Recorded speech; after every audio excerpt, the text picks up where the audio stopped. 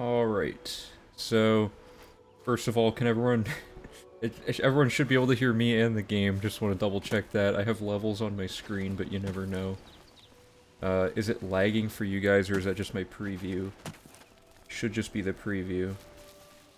Okay, cool. How's it going, everybody? Yeah, I am, finally available to do another stream of this, so, uh, let's get into it. So, we left off on, if you recall, let me pull up dock mode. We left off on the end of the Nirn route. We had just gotten the final Nirn route of the route. I should say of the Nirn route, not the actual full run. There's a bunch of indoor ones, but we have every single outdoor Nirn route ending on this one, right? So, the next step of this is, now that we've explored the whole map, and we've gotten everything, basically the whole point of doing the Nirn route right before gates is because we ran around the whole map, we've incidentally spawned some Oblivion gates around the map. Now, we haven't discovered them, we've only spawned them. That's an important thing to note, because the sequence we're going to do today is going to... It's a thing we tested several streams back, and it totally works. It just basically forces you to spawn at each Oblivion gate without having to actually walk over and discover it, which saves a ton of time. And then at the end, we just pick up a few more that didn't spawn. So we tried to take as much time as possible to walk around the map and do all the objectives that spawn potential Oblivion gates everywhere. And now we're moving on to the next thing. So, let's do... Let's start with... Well, first of all, just quick recap on how far we are into the whole guide and everything. We have this much. It's like 47 pages long so far, which is pretty good. And it'll shorten up a little bit when we move it over to the website, because the website has a lot of ways that it can condense the info and make the UI a lot cleaner, so that'll be nice. So let's just take this next thing here and just throw it here and do, come on, there we go. This is the Oblivion Gate split at long last.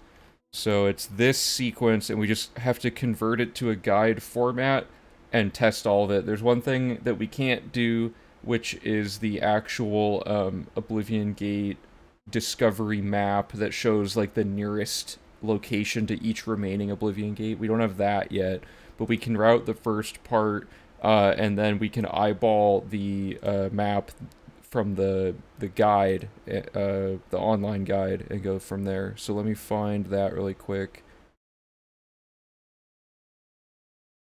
Because we have all the data, we just haven't flagged the ones that will be, like, easy to discover other stuff with.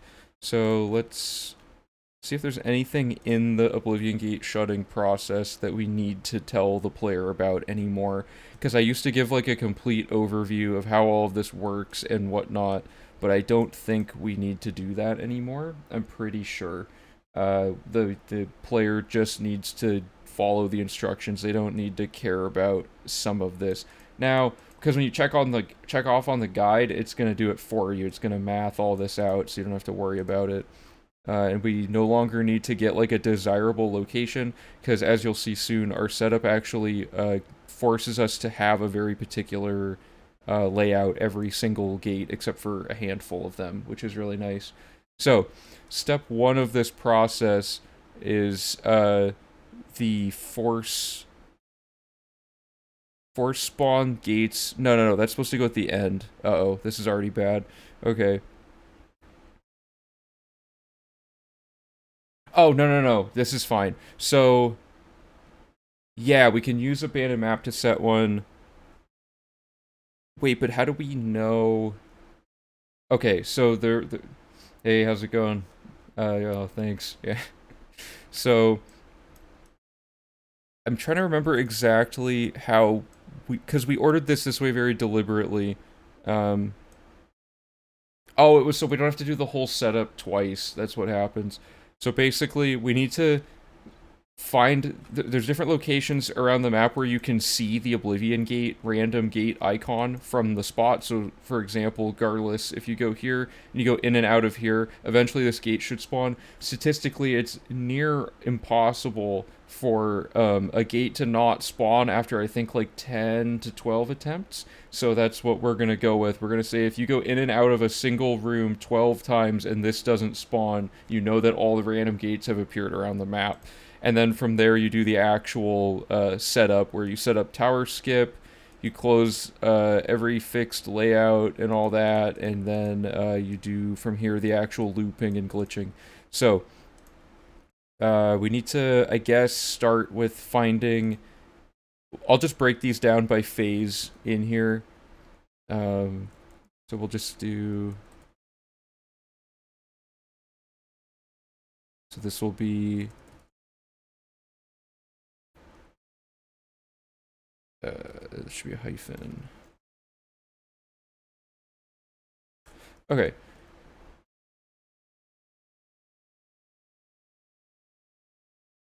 So phase 1 of this is force spawn gates using the map, and we can set the abandoned mine save. Now, we set the abandoned mine save somewhere around here earlier in the run. Let me double check that, and then I'm just going to move that instruction.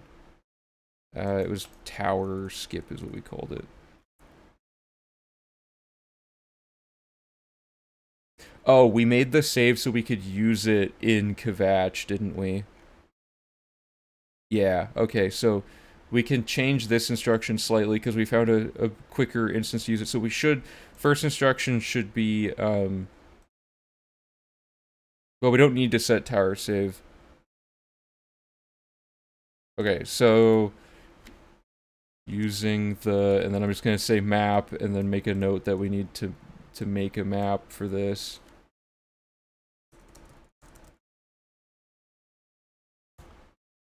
Using the map provided fast travel to each of the nearby locations to each potential randomly spawning Oblivion gate.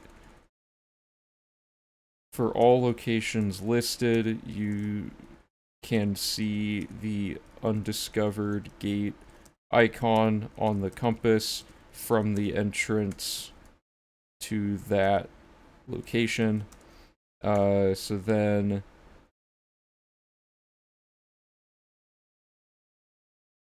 I guess we'll say, well, okay, this doesn't need to be numbered steps for this first part.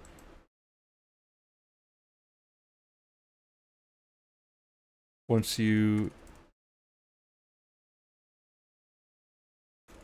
and then, alright, so I should say, like, if you have encountered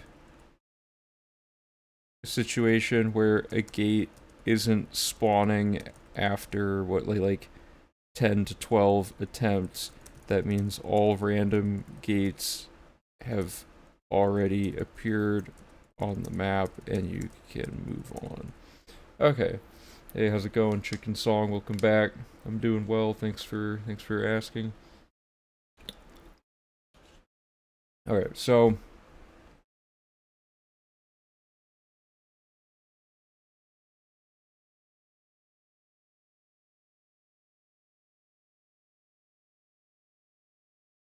let's make these bullet points. Using the map provided, fast travel to each of the nearby locations.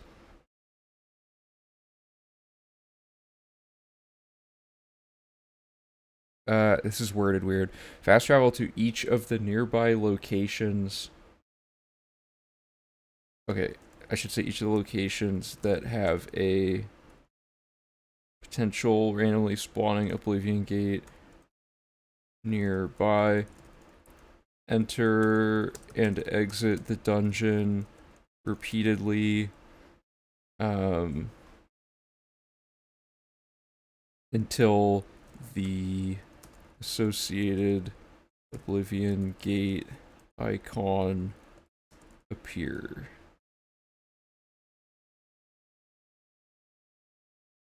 I don't know if that's grammatically correct, but whatever. Okay, for all locations listed, you can see the undiscovered gate icon on the compass from the entrance to that location. If you encounter a situation where a gate isn't spawning after 10 to 12 attempts. That means all the random gates. Okay, so this should be all we need for this.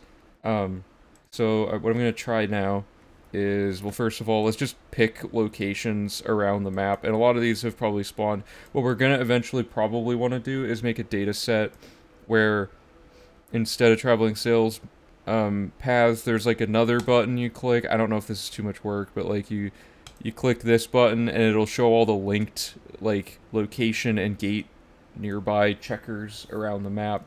So like I'm gonna eyeball it for now, because all the fixed gates will be there. But like for example, this is a random gate and it's by that Garless one. So if I go to Garless and I look up to the left, so there's no gate here yet.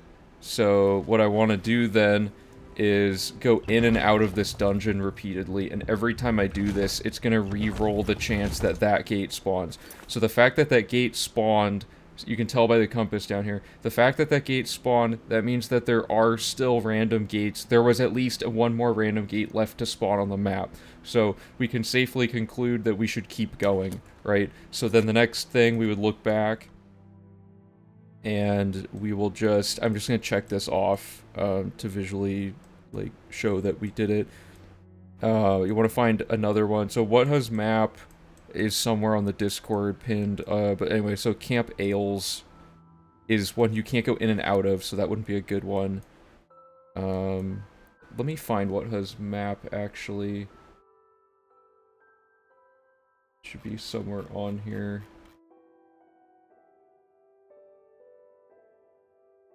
Yeah, here we go.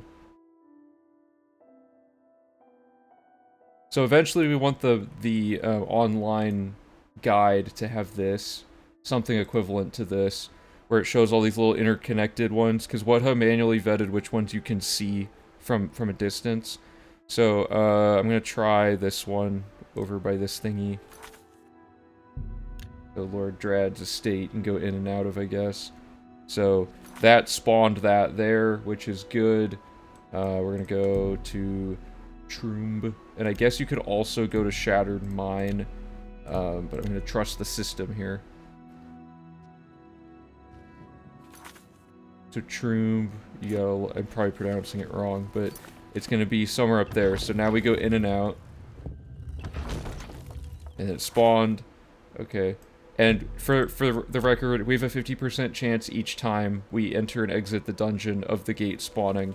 So the reason we're picking 12 times in a row before confirming that a gate, or that we found all the random gates, is that'd be like flipping a coin and getting heads 12 times in a row. It's like extremely unlikely. So let me go in here. So according to this, it should be right there. Oh, it spawned. Okay. Was I like right on the edge of the loading zone there? I don't know. Fort Ontis has 2 of them. So there's 1, there's 2. Okay, so both of those already spawned. I do see one small problem with this one, which is that the gates that have already spawned, we don't know that they've already spawned, right? So you could waste a lot of time on that. So there's that one, and then there should be another one down here. So we're going to actually go in and out of Fort Deerich now, until we see 2 icons on the screen. That's 2. That's 3. That's 4. Hey, how's it going? That's fine. this is a very, very short opening message this time. Okay, so this is leading me to believe that this has already reached its end, that there was only like 1 or 2 more gates to spawn, because this one should be spawning. But just to double check, I'm gonna pick one that has a lot more of a 1-to-1 correlation here. So like, for example, Cursed Mine, and we'll see about that. The Cursed Mine one's already there, so I gotta find one that hasn't already appeared to double check this. Oh, that's that one. That one has appeared. Let's do this house, because I don't think any Nirnroot are near this house.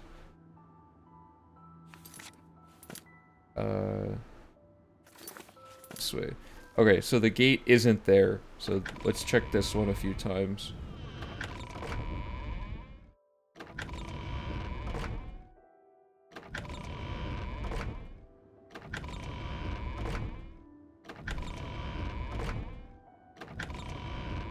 So we're at 6. This is looking good. 7, 8, 9, 10, 11, 12. Okay, so if this gate isn't right back here, which it's looking like it isn't, because it would be, I think it'd be like right down here. Okay, so this means it is statistically unlikely, not impossible because of, you know, math, but there is like less than like a 0.1% chance that we haven't found all the random gates, and it is just worth that risk at this point, because there's like almost no chance we'd be wrong on this assumption, and the odds are like exponentially more slim as I keep going in and out of this thing to check. So I think we're good to move on. The only way this wouldn't work is if this was improperly vetted, but we are gonna double check all that stuff later. So step 1 of the setup phase is correct. It is done. That worked. The next step is to do the preliminary phase of this. So step 1, I'm just gonna make it be that we load the old save and move it back to the top. So let me make a phase 2 here, and this will be gate closing setup. So now we're gonna do numbered instructions. Move this over for consistency's sake. Okay, so for the closing gate setup, instead of going to abandoned mine, we've already done that. So we're gonna do quick save, and then we're gonna do load the. How disastrous in a run would it be if one was not loaded due to the bad luck? We can fix it easily. So basically, all we'd have to do. Hey, Dane, how's it going? So all we'd have to do, likes, is we would just go back to what has map, find, like, force spawn another one that was being problematic, and then we would it wouldn't be worth setting up the whole glitching process again. The ones we missed, we would just go and do the regular system of closing. We would just go back and quick save, quick load outside of a gate until we get a random layout that's short, and then we would close it normally. It would be a very small time loss, but there's no way we're risking, you know, like locking ourselves out of the run or anything like that. As far as we know. I mean, there's always a possibility something can go wrong in this game. So this was called Tower Skip Save.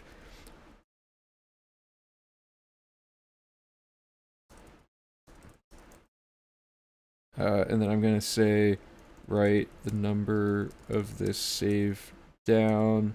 It will be referred to as the Tower Skip to save. Later. Okay, so that's all we need to do there. That step is done.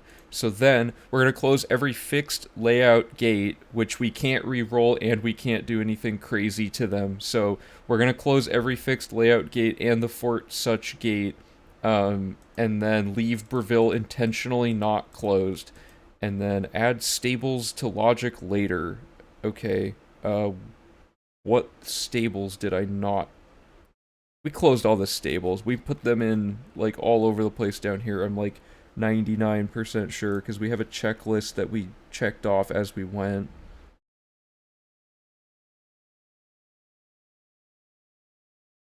Yeah, we had all the horses. The only things we didn't have checked off were, oh, I never checked off the skill grind skills.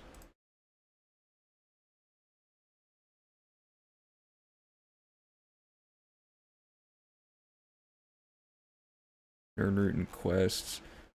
Oh, yeah, and then finishing the run. It's really, I don't need to be changing these. I almost used the numpad.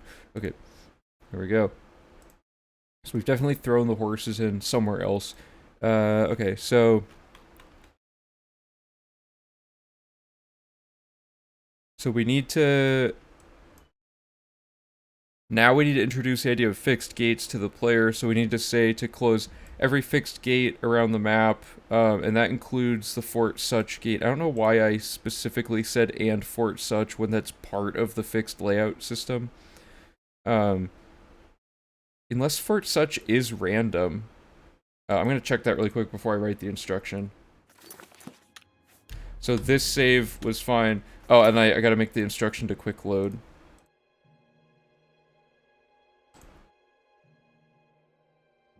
Okay, so we're going to quick save. We're going to load the tower skip save, which it's going to take a hot minute to find it on here because we're not writing the save file numbers down on this version of the run.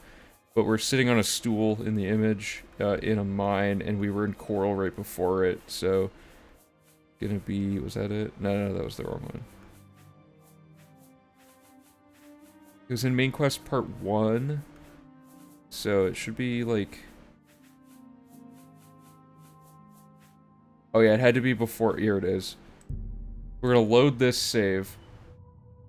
We're just gonna save again to bump it to the top of the save file list.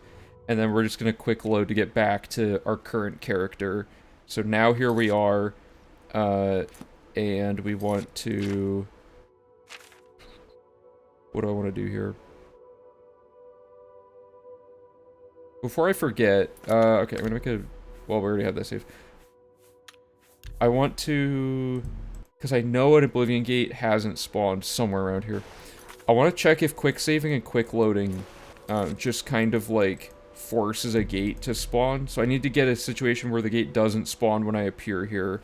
So I'm just going to keep doing this really quick. Because if we can just spam quick load and that counts as re-entering an area, we could make it even easier to spawn gates because we could just walk to exactly where they are and do them.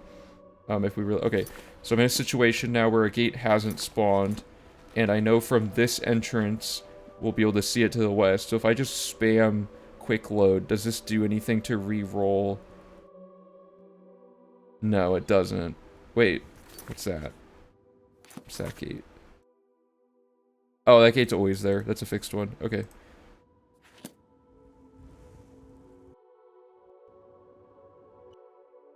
Yeah, okay, so this doesn't do anything. I just wanted to check that for fun. So we're going to check Fort Such really quick. So we have the Fort Such here, and the gate's going to be the right. We need to see if this layout's random. I think it's from a small pool of possible layouts is how this one works. I could be misremembering, though. I'm going to quick save outside of this gate. Okay, so we got the horse layout.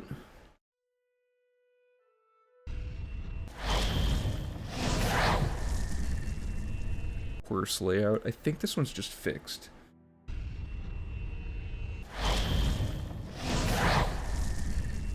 No, it isn't. Okay.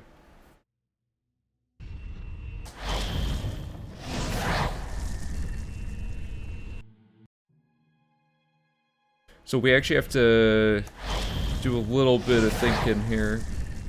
Because there's 2 possible gates, it looks like, so far. I think Fort Such has, like, 3 according to the wiki. I can't quite remember. Oh, no. Okay, well.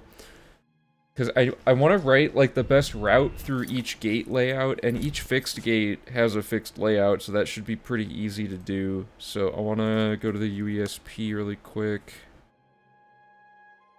And we're going to do Oblivion gates.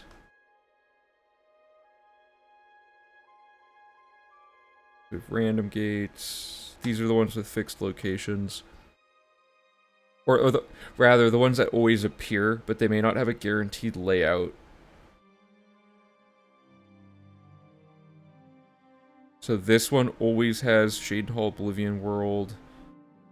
Oh, well, I mean, we have... Sorry, I'm misremembering our system here.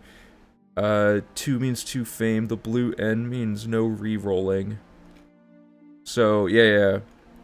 The only ones I need to specify are...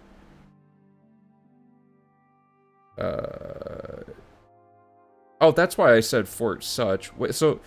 Because Fort Such is a random layout, but it can't be the one layout we can get in Breville, so it breaks the chain. So we need to write an instruction that we close. Let me just make a list here of all the ones with the blue on them. I think they're on the checklist actually, just to.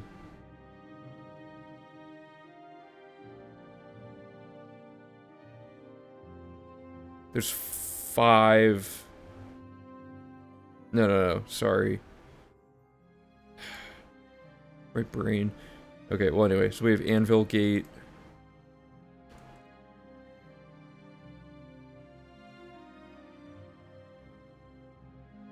We're gonna unofficially have Fort Such, because it'll break the sequence we're about to do.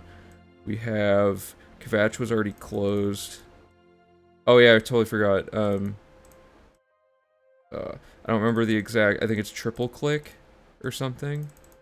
Yeah. Triple click, like, shuts a gate. So we haven't shut that one yet, so I'm gonna turn that off. Have we closed any other gates? I don't think so. So, Anvil, Fort Such, where's another blue one? We have Skingrad Gate.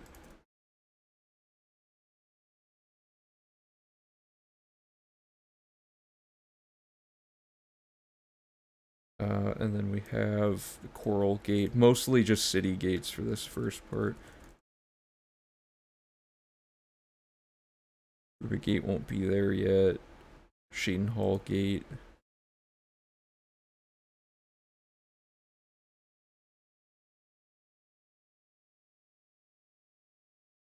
And then we have Breville, and, we have Leowen and then Breville. We want to end on that.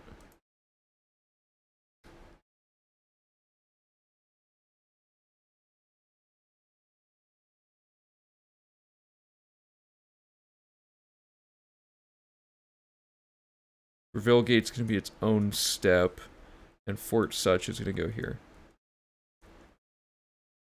Oh, sorry, I didn't put on dock mode. My bad. Okay, so here's our sequence. We're gonna go Anvil, Fort Such, Skingrad, Coral, Shaden Hall, Leowen, and I think that's all of the blue gates on the map. So let me see here.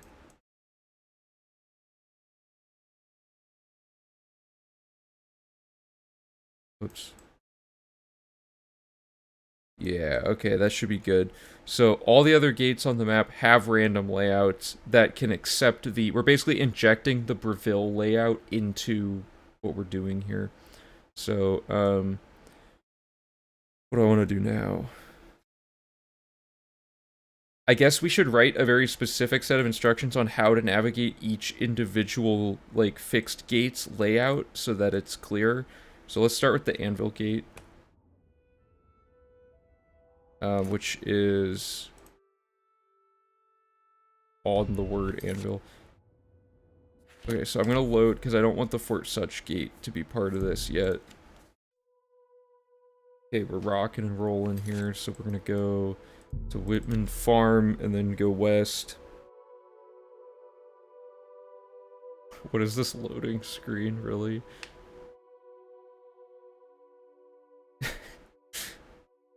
What is it loading? Okay, anyway. This is the gate in question.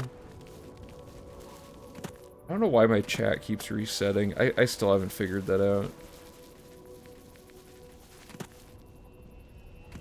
Okay, so this gate will always be here, right? What we want to do is... well, okay, it's... The layout never changes, so let's just see what layout Anvil Gate is. Oh god, it's this one. So in this case, it would actually be ideal to try to find a saddle location. So I'm gonna see if there's one that puts us here, because this layout is like the most painful part of Oblivion Gate closing, normally. So we need something at these coordinates. So I'm going to pull up our chair lookup chart. So we have -4, whoops, yeah, -4851, -2477, and 7149. Hey, that ain't far away. Oh, the Z, though. The Z is the problem. We need it to be the right height, mostly. These are all test cells and stuff. Deep Bramble Point Cave. So that puts us at negative... So that's like the right X, 2000 Y off, and a little bit lower. So I'm going to try to find that on here. So what we need is...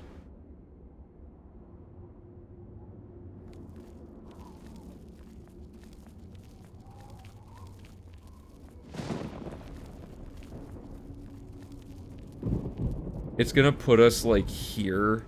So let's see what happens if we do this. That puts us... That void warps us up. Wait a minute. That could be sick. Let me go find that then. Bramble Point Cave.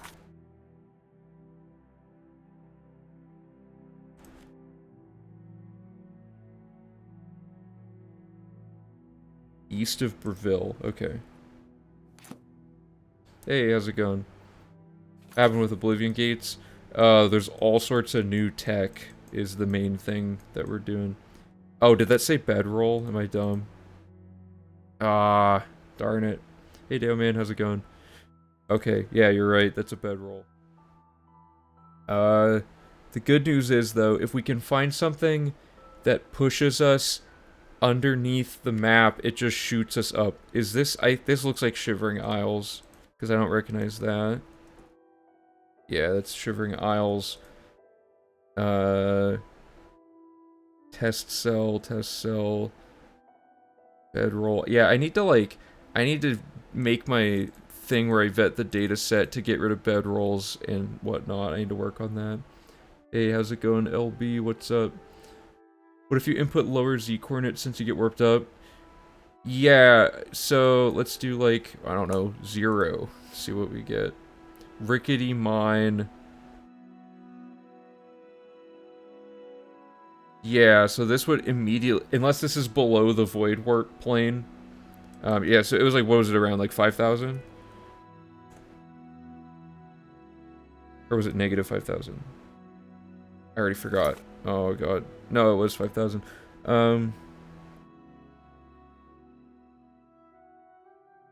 A stool. Okay, so we already have to go to this cave, so that could be good. Although the X is a little far off. Stool number 2 in Vrata Cave. I'm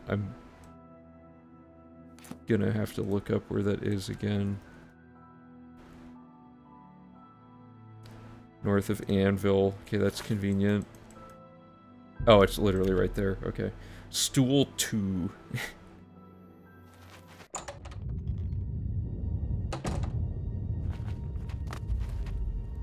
So we're on the lookout for a good chair.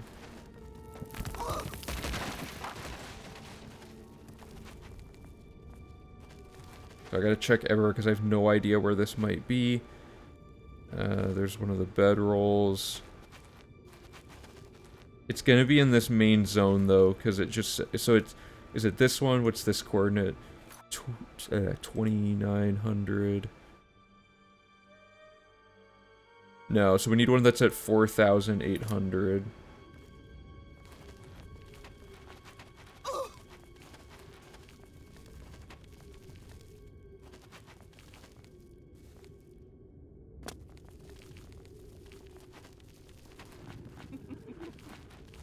I didn't know that those laughed. That's creepy.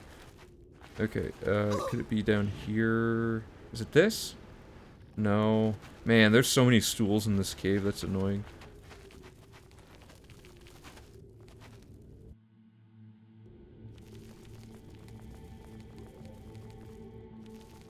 I don't understand. How is there a stool at 4,000? Unless I'm misreading the thing. Oh, I'm reading the distance. I'm so dumb. Negative 2978. Okay.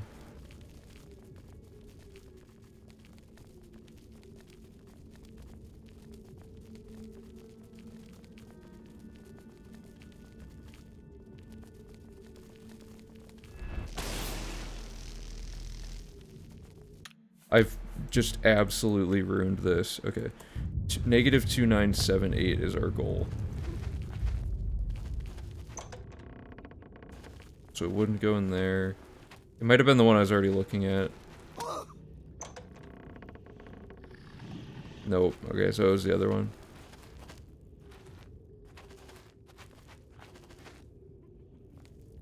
There we go. Okay. So if we sit here, make a save, load this. I should have just made a save in front of Anvil Gate.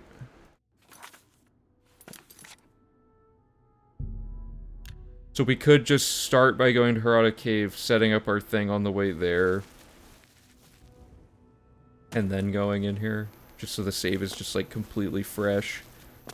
That would be pretty nice routing. And I'm going to turn this off for now. Okay, so I'm going to make a save in front of this gate. This isn't part of it, but it's just for testing all these saddle locations. So this is the one of us sitting in Harada Cave. So theoretically, this should put us underground in a way that it void warps us to the top of the map. No guarantees. Uh-oh. That soft locked everything. Why did that do that time?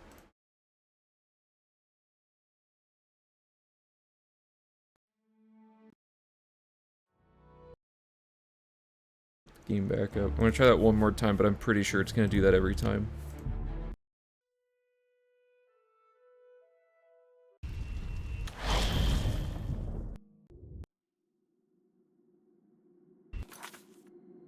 So where am I? Yeah, okay, so that just doesn't work. Let's try a different chair. I'll show the list of chairs while I get this going.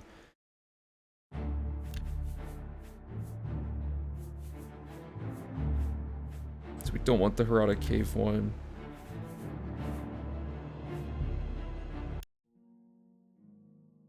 So at what point in this game do you become Elden Lord? At the end of the run, we've done everything, so I guess that would be the point that happens. We're just... Is that... I don't know. I don't know the lore. What does the Elden Lord mean?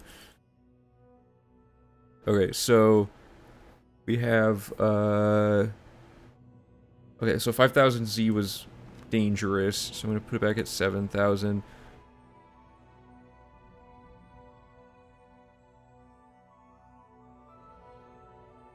Infested mine, that's a bedroll, but this bench is way off.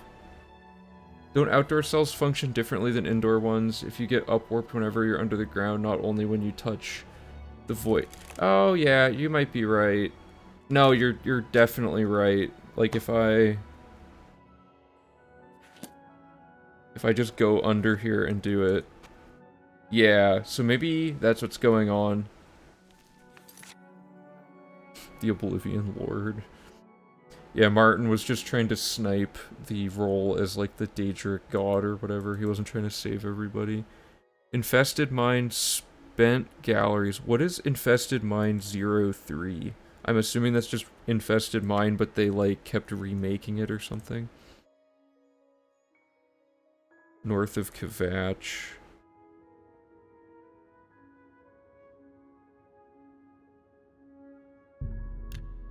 Oh, it just means the third zone of Infested Mine, I bet.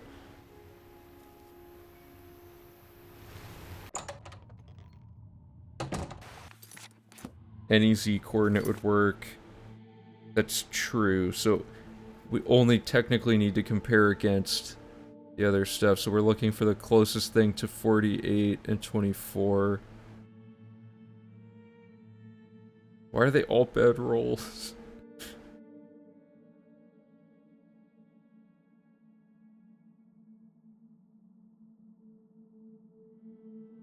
I mean, shouldn't I put something like 3,000 or... Sorry, use the numpad. Like 3,000 or something kind of central. That might make it better.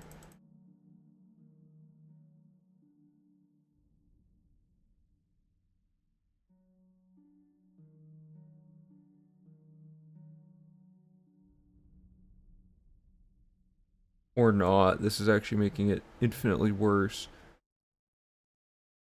Because these are all like positive, or sorry, I'm reading the wrong column again. Wait, some of these look good. Rickety Mine. Here we go. If this one doesn't work, I don't think any of them will work, because this is very, very centered, but at 148, so that should snap us all the way up to the top. So, east of Shaden Hall, and the chair is called Bench 1 in the second zone. Oh, duh.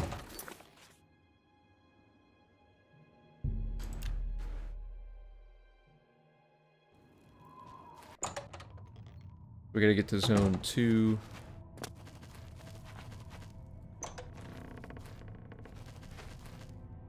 Because I'm assuming this isn't Rickety Mine 2. Yeah, okay. Making sure they named it all correct.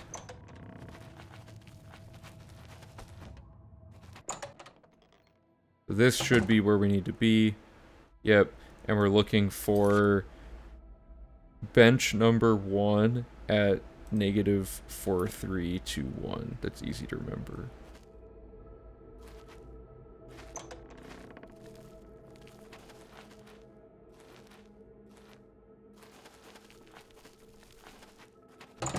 Whoops. Am I going insane? Was there anywhere else to even go in here?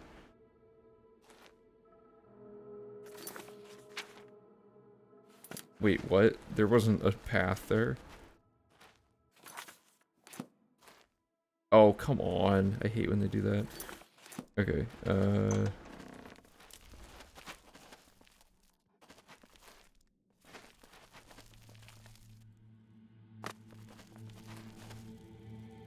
it's looking good. Okay, we're in the bench. Let's load our anvil gate and load warp, or saddle, sorry, saddle that outdoors. If this breaks, then there's just something weird. Yeah, okay.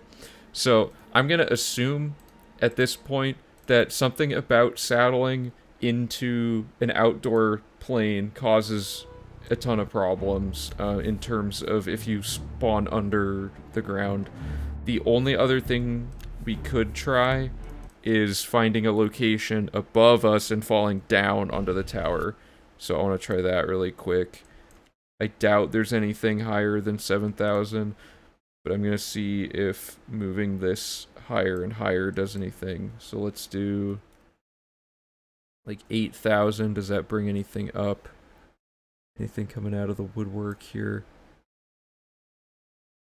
Everything's in Shivering Isles. It's annoying.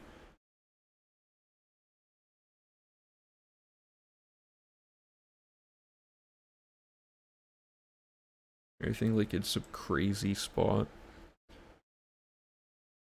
Why is Derloth's basement 9,000x in the sky? That's wild.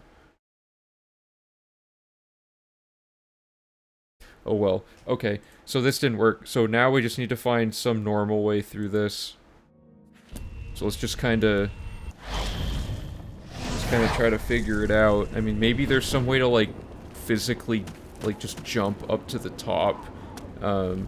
Bosch had like crazy potion spell stacking stuff, but I don't know if that we'd have to build a lot of custom spells, and that would probably take more time than just finding a way up to the top of this normally. But basically, for those of you who are unfamiliar, this whole mountain is just like a painful mess of cave systems. But we haven't looked super closely at like the best way to get to the top of it in like a while. But you'll notice it's like impossible to even get up here with just jumping. Like it's just so steep.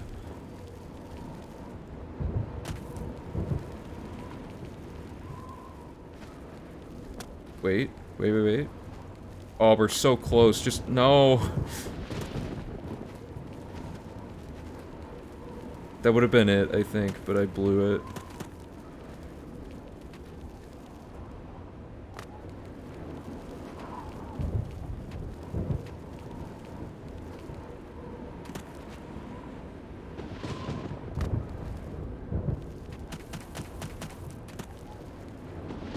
Okay, there is a way up. Is that easily repeatable, though, or, like, explainable in any way? That's the next step. Because getting up this side is, like, impossible. So let's try that again. Oblivion gates, I don't know, I never spent much time in the actual Oblivion realm area. Okay, so I guess we would just write to jump over this barrier and get over here first. So then once you're here, what did I do? I don't remember exactly.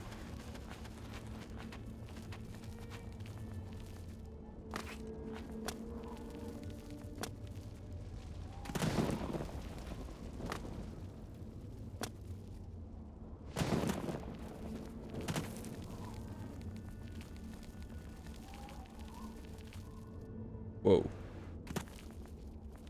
How did I go up and backwards, like, at the same time there? It's so close, yet so far here. Look at that. You can, like, jump backwards and up, but then get stuck, not... Come on, just let me in. Maybe that wasn't where I went. Oh no, then it was around here.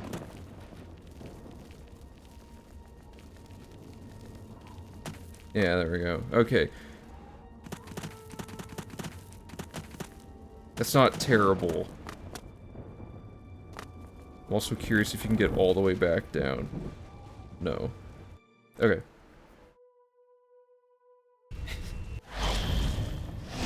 Okay, so the challenge here is how do we explain this to people that are running it? You'd have to come up here and do that to get over. I just want to double check everything one more time. Whoa, okay, that wouldn't be part of it. You'd have to get up past this gate thing. Did I go up past the route? Yeah, up past the route. You get to the big fire thing. We have to use just a bunch of landmarks, I guess.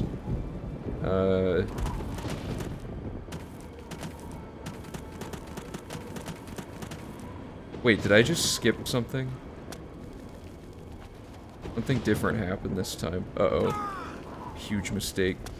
We could just say to generally go counterclockwise, whoops, around the map. That could be a good way to do it. Like, just say, like, jump through this barrier and then hit counterclockwise.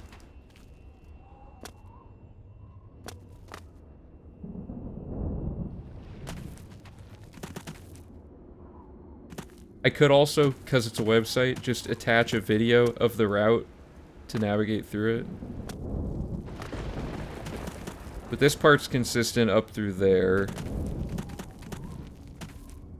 And then this might just be a matter of just finding the right hitbox to jump up.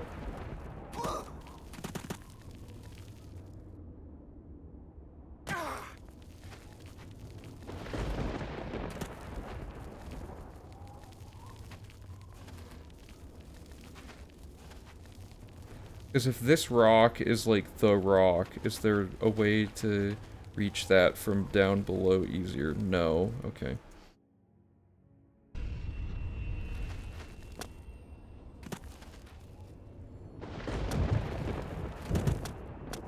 Yeah, I'm sure Oblivion Gates have good loot. Apparently there's like some unique items that are only in Oblivion Gates, but I just never found them when I would do it. So... Sorry, I'm just doing this a few times in a row just to make sure I'm like 100% on it, because the ending of this keeps getting messed up slightly.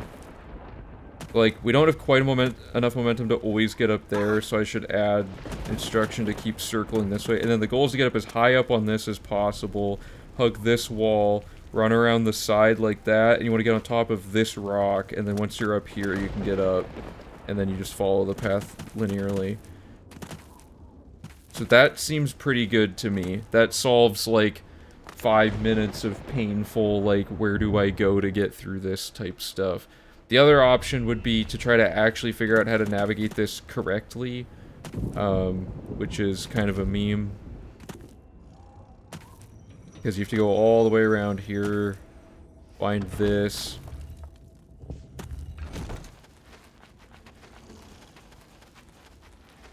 And, like, generally, I think you want to be moving up. I don't know. But it's just like an endless string of cave systems, and I don't actually know what they expect you to do here. Like, I guess I'm moving down, so I'm going, like, the complete wrong way.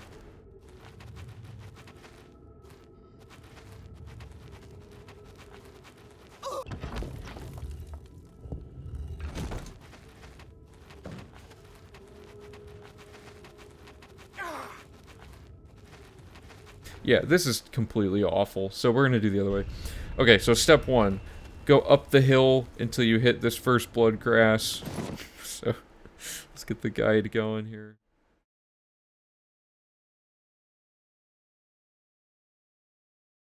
So, fast travel to Whitman Farm, north of Anvil, and head... where's the thing? Head west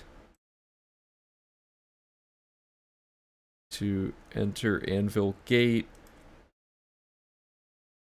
The instructions for closing Anvil Gate are gonna be weird. Okay.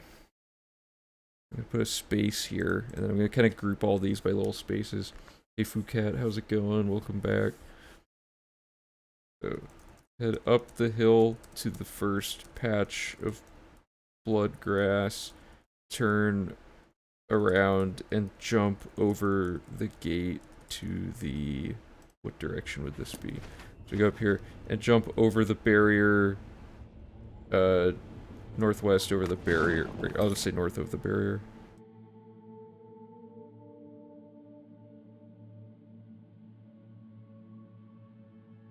Okay, so we jump over the barrier, and then head... I don't know how to word this. Head west and jump and hug the left wall till you're back on the main path. I guess you could word it that way.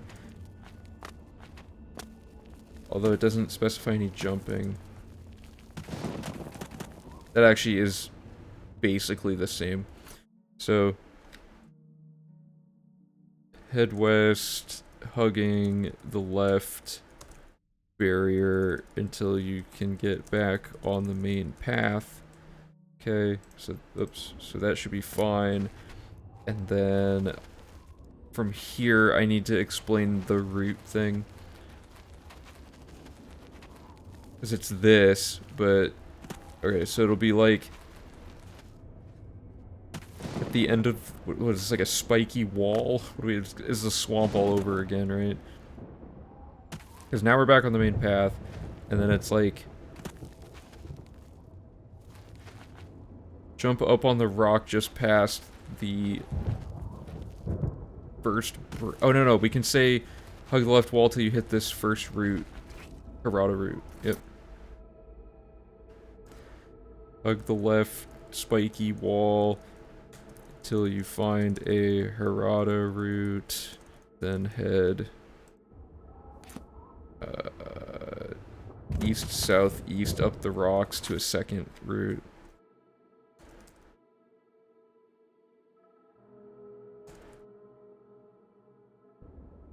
Okay, and then it's gonna be jump southwest up past the big fire.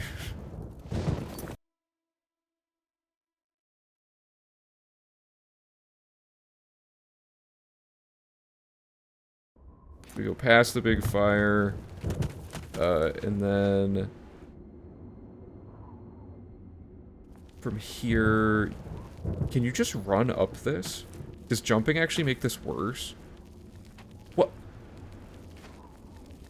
In what world is jumping a worse option to move upward? What kind of game is this? Who made this? Because you could... Oh no, that's not the right way. Okay. Let's test the instructions we have so far. So, head up the hill to the first patch of blood grass. Turn around and jump north over the barrier. I blew it, but that's just my fault for pressing jump badly. There, like that. Head west, hugging the left wall. I should say, like, west-northwest.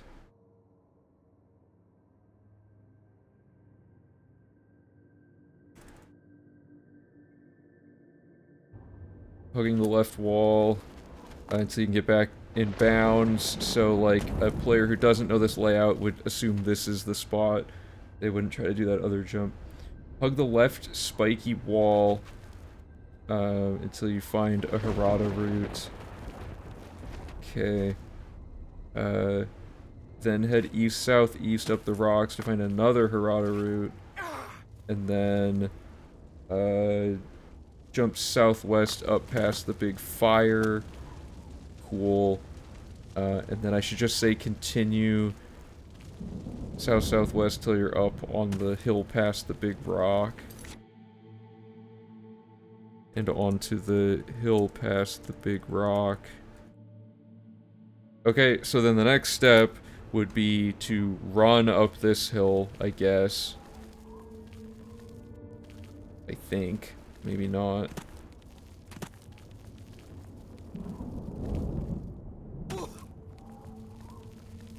Okay, so that was just a fluke that worked. Well... I want to believe... Do I even gain anything by getting up there? Probably not. So then I would just say hug the left spiky rock wall for a while. Staying as high as you can until you land on a big rock above a big fire, I guess. Hug the left rock wall. Staying as high up as possible until you land on a big rock above a large fire.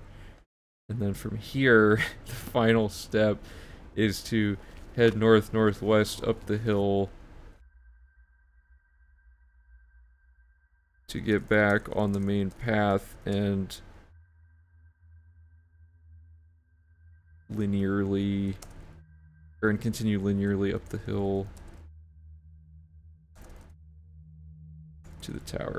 Okay, that's a lot of instruction, but it works. So then the next step is we need to see if this has the random tower layout, or if we're going to get the same one every time, because this is important. So that was the Gore Steeple. Do we always get Gore Steeple here? No. Okay. So we need the, this is where a bit of our tech comes in slightly early, because we can close these gates using the tower skip save, as long as it's not the dreaded refuge. So we're to pillage some instructions from here. Quick save outside the tower.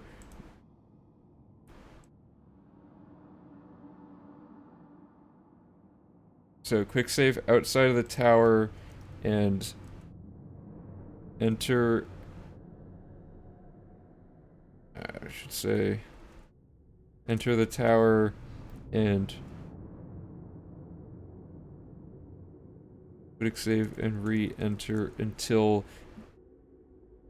you get any tower layout except for the dreaded refuge.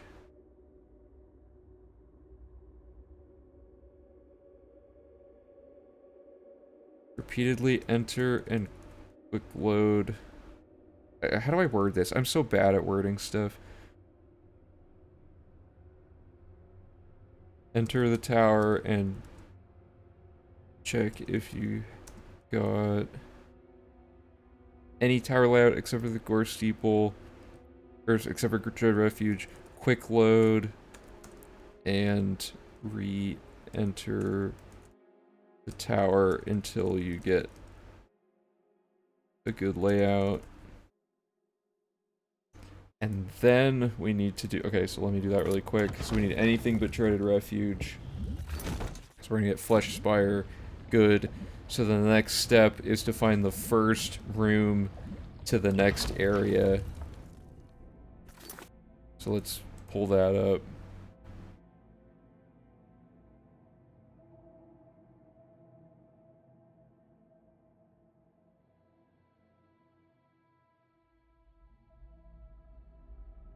Run into the tower and find the nearest door besides the entrance. Enter the door, quick save, then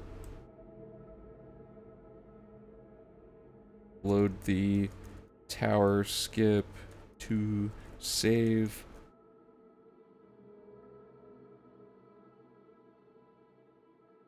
Load warp. Wait, what? Have we not saddled yet in the run? How did I word this before?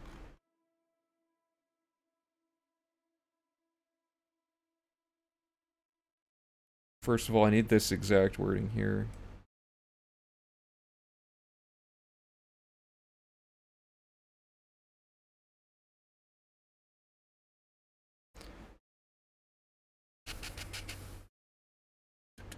Okay, so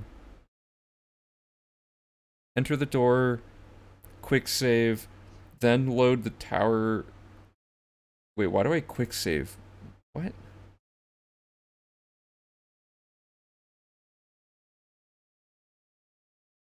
Then load warp through the door, selecting the tower skip save. Okay.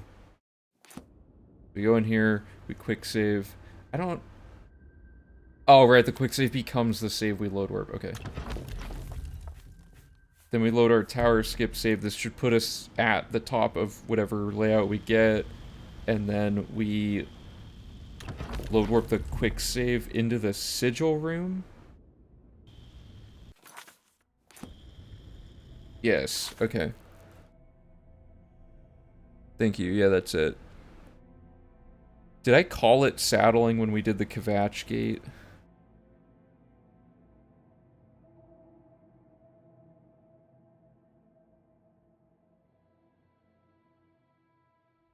Or have we not used saddling? We've used saddling. It was in the tutorial, wasn't it?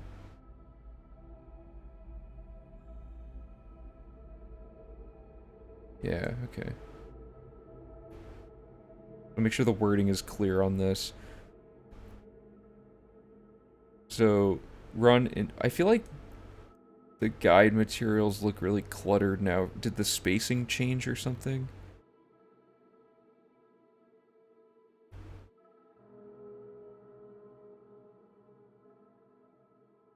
Yeah, that was weird. The spacing got all messed up. Okay.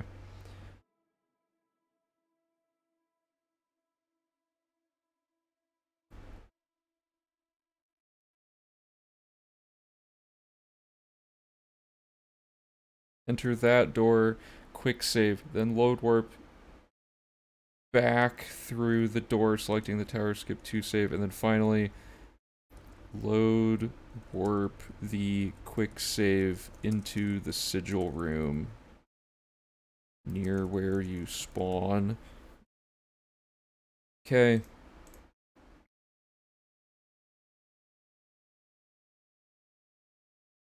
And then the room should have dark red lighting if this was set up correctly.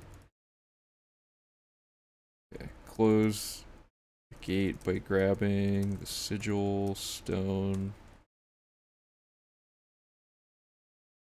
Fall down without taking damage after grabbing the stone to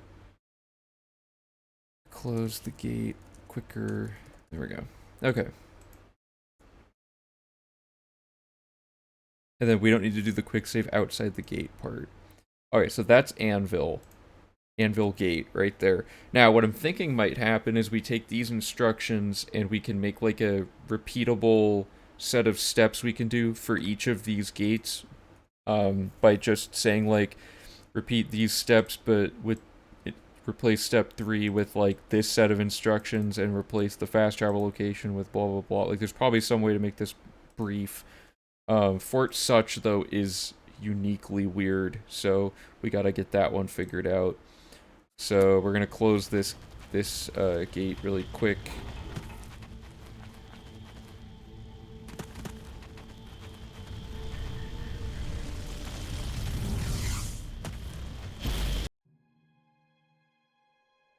Okay. There we go.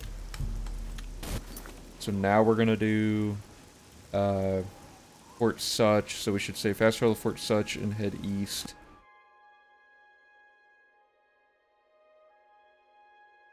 And, you know, I could probably...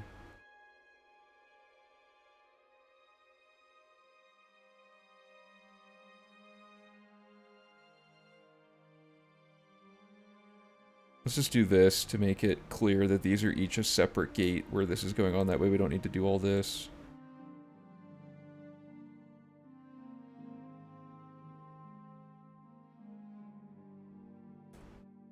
Because then we can have, you know... Why have you done this to me? Fast travel to Fort Such, north of Anvil, and head east to enter, or to approach the Fort Such. Come on. Oblivion Gate. And we're gonna say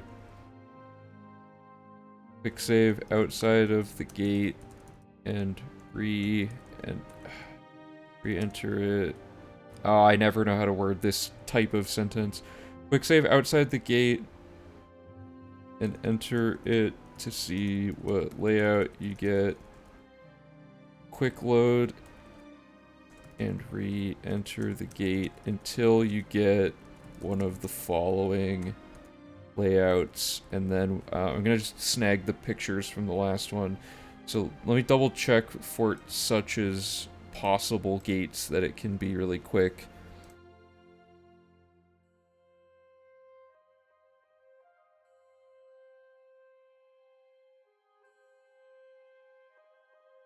Leads to one of 4 random worlds, 2, 3, 4, or 7.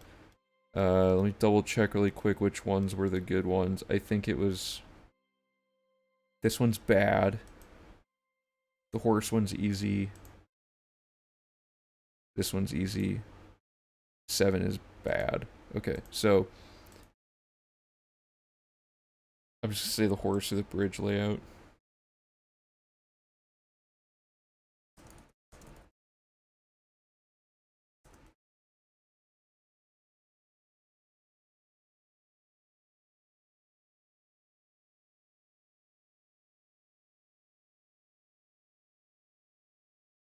Okay. So, let's get this knocked out. We're gonna go to Fort Such. We're gonna head east.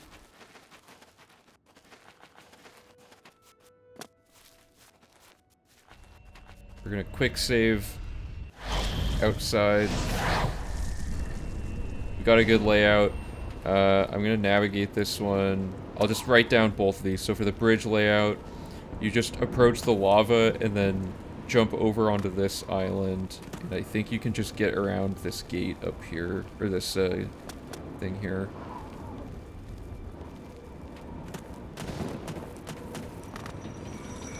Yeah, so you can just do that. Let me double check that there's not an easier way.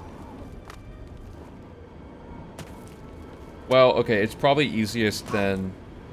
So we could just say, head straight until you're near the lava. Like, head straight and then jump across the lava onto the next island. And then follow left along the lava till you get to the bridge and then follow the path. That's probably the easiest way to explain this.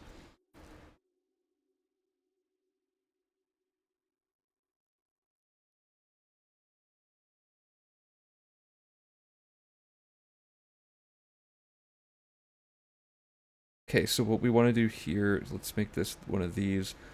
And then we'll say, if you get the bridge layout, head straight and jump across the lava to get onto the next island. Then run to... what direction is this?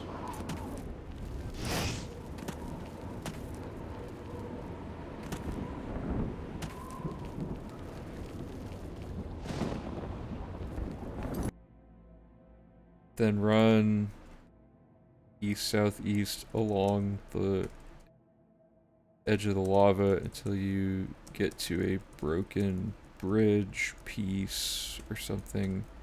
To get to a broken bridge, get let's say follow the path uphill at this point linearly to get to the tower.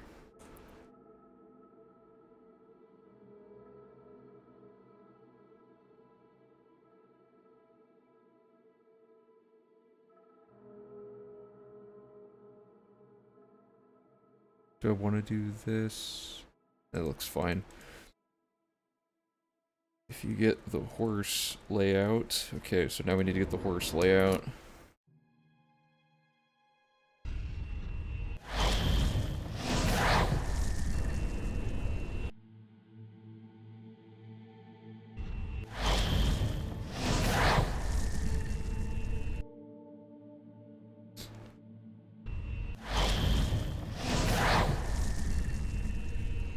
So hopefully this is clearly not the single large bridge layout to people. I think that should be pretty obvious. But I can include pictures as well. Because that layout sucks. There we go. Or no, that's the one we already had.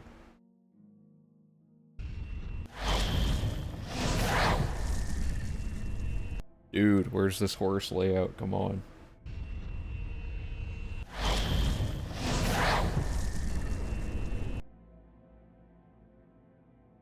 Just ain't happening today. Okay, so we just gotta keep doing this till we get RNG, please.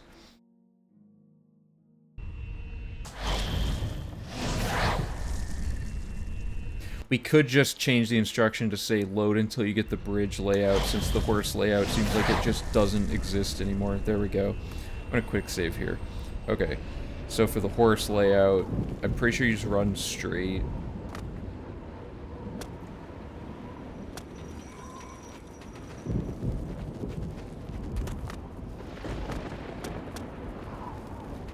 And this one actually takes quite a while.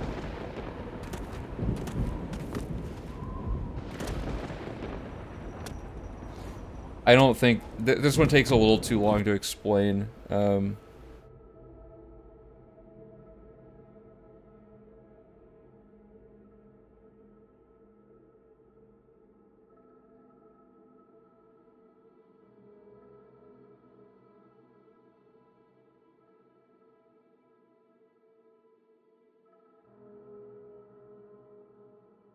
Okay, so at this point...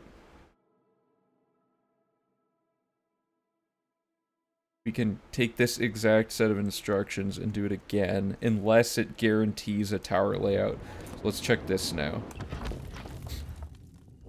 It was called the horse layout because it had the dead horse at the beginning. So that was Lust Keep.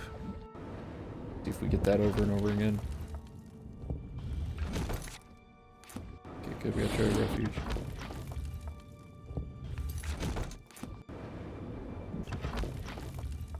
Yeah. Okay, so we're in Lust Keep. So we're going to do the same set of instructions. We're going to find the nearest door to another area. We're going to turn around, quick save, load the abandoned mine save here. That's going to pop us out near where we are for the sigil. We're going to put our quick save through the sigil room. It's dark red, which means we did it right. And then we just do this.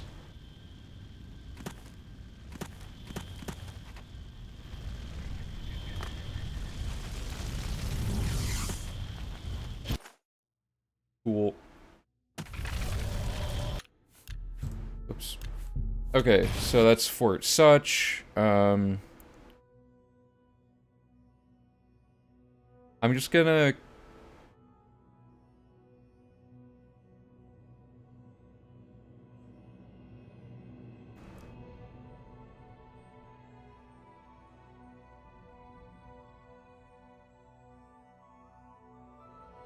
repeat steps 2 through 5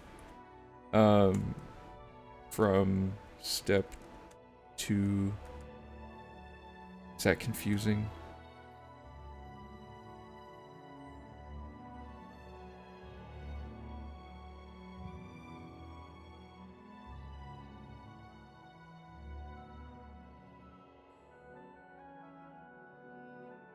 Repeat steps 2 through 5 from the previous gate instructions for the same tower closing steps.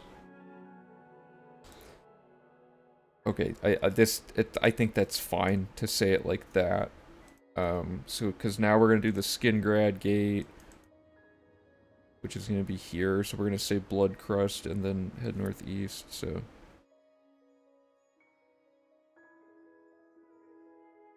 Fast travel to Blood Crust Cave.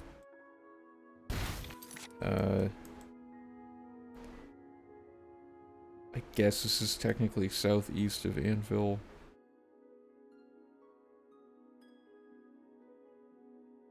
Or of Skingrad.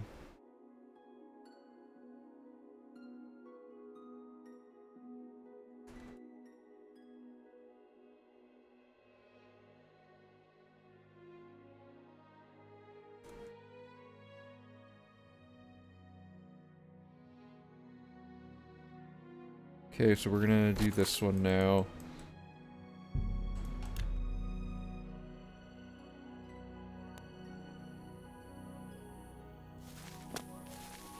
Okay, so for this one, now, the Fort Such one was the only one where we had to roll a specific thing. However, uh-oh, come on, don't die, don't die. This has the Way Shrine of Kinareth on it, guaranteed, which I think this is where we should put the instruction to finish the Way Shrine system here. So I'm gonna make a save here anyway, just to test something. Because if you do that, that counts as Kinareth without, I think you can still get the buff from this.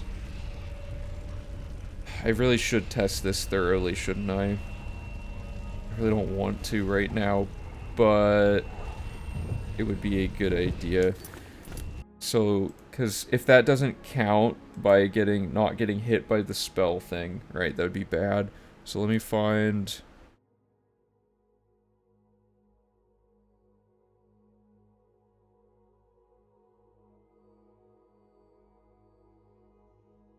I'm gonna pick up these Way Shrines all really quick-like. For the sake of consistency here. There's gonna be one northeast.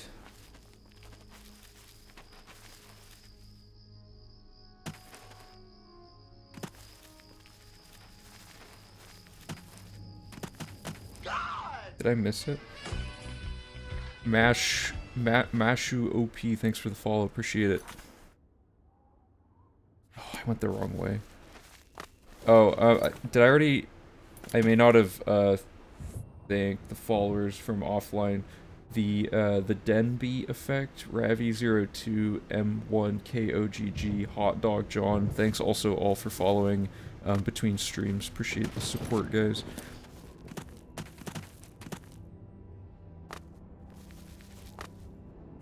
Why am I so bad at finding Way Shrines? There we go. Okay.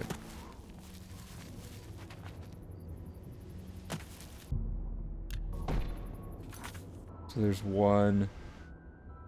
Then we have Cursed Mine.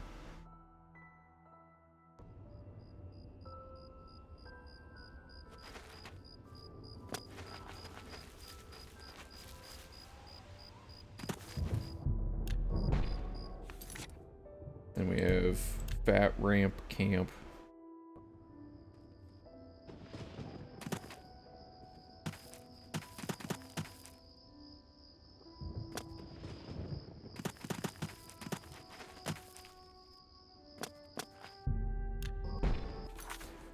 Okay, we have Kinareth, which we're gonna skip, because the whole point of this is to test that. We're gonna go here and go south.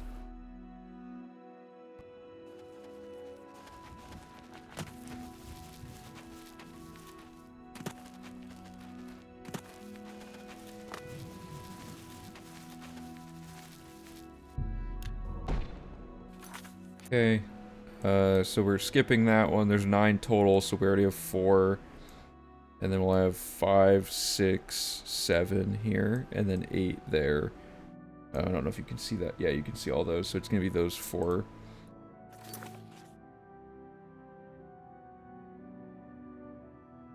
Let's just get this one out of the way.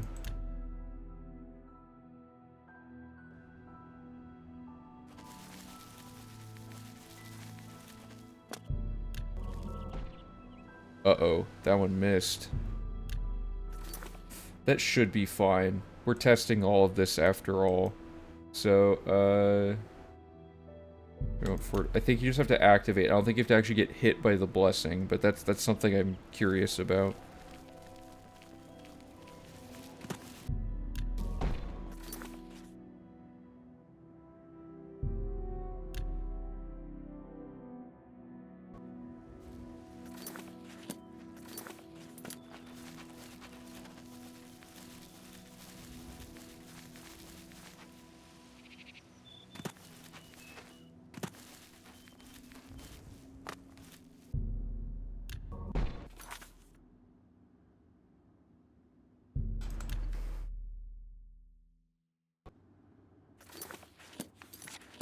Okay, so this will be the last one, before the Kinareth one.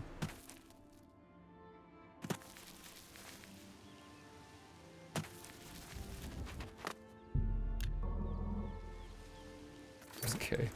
Alright, so the thing I want to test then is at the Skingrad Oblivion Gate. Does this Kinareth one still work? Because if so, we can just skip Kinareth during the Nirn route and just do it here when we're already at this gate, right? Yeah, okay, good. So, let's add that instruction to this one. And for the Nirn route...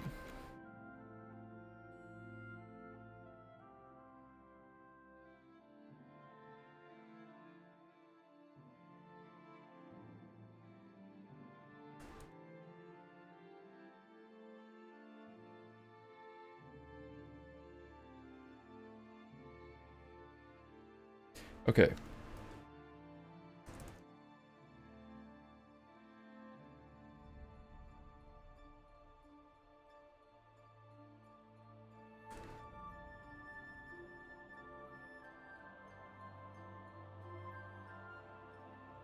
So we're going to activate the Kinareth Way Shrine below the gate to get the Pilgrim's Grace greater power. So that's cool. And then we want to do... then we're just going to do the entering the gate thing. So this one also has a fixed layout. Let's see what it is. Oh good, we got the bridge again. So this one we can double down and have it just be repeat the entire thing from last time, including the bridge layout aspect of it. So... repeat...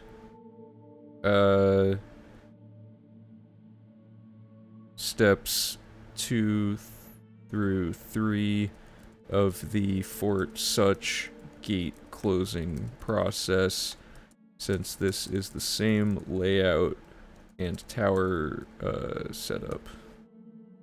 Okay, that should be good enough, even though it's kind of confusing because steps 2 through 3 on that one say to go back, so you keep, like, referencing back. I don't think that's too confusing for people, though. Okay, so we're gonna get across this lava, and then we're gonna follow the lava east, southeast until we get to a broken bridge, and then we're gonna follow the path linearly from there. We're gonna quick save before entering. We did not get the dreaded refuge, which is what we want. Then we leave using the nearest exit, quick save facing the door, quick load, take our abandoned mine save, move it to here. We're at the top of the gate.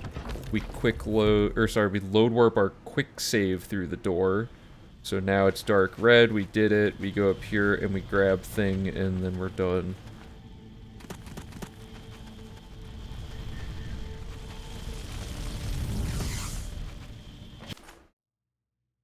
Okay, pretty cool.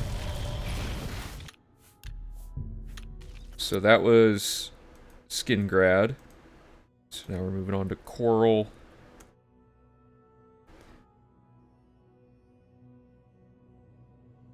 I'm just gonna...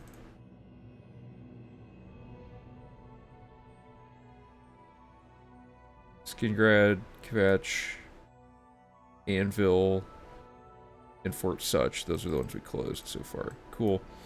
And then we have, yeah, so Coral Gate. We'll just say travel to this stable and head south, I guess.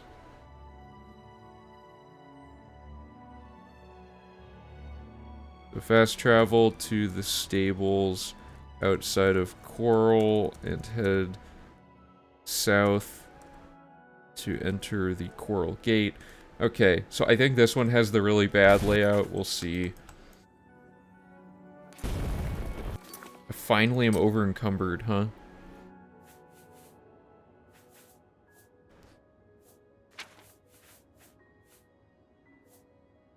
Okay, what buys us the most time? What is the longsword of storms? Full and Drung weighs 60. That probably buys us a lot of time. So let me add...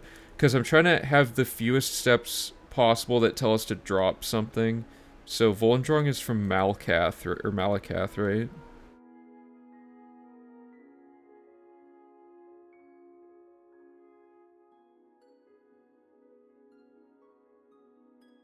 Double check that.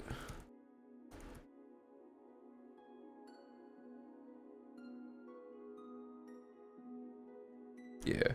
Okay, cool. That's travel to Malkath Shrine. Okay, so drop the Volendrog quest rewards. Yeah, so that just guarantees that we'll have 60 more carry weight. I'm just going to kind of sprinkle those in throughout. And hopefully we'll only have a handful, because, like, in V3, every time we earned any quest reward, even if it weighed like a pound, we got rid of it. So it's going to be better to have as few of those as possible this time. And, like, obviously that one weighs the most of, like, I think any item in our entire inventory by almost double. So we actually checked that. So that was, it was like 60. So yeah, the second most is Longsword of Storms, which I don't even know where that's from.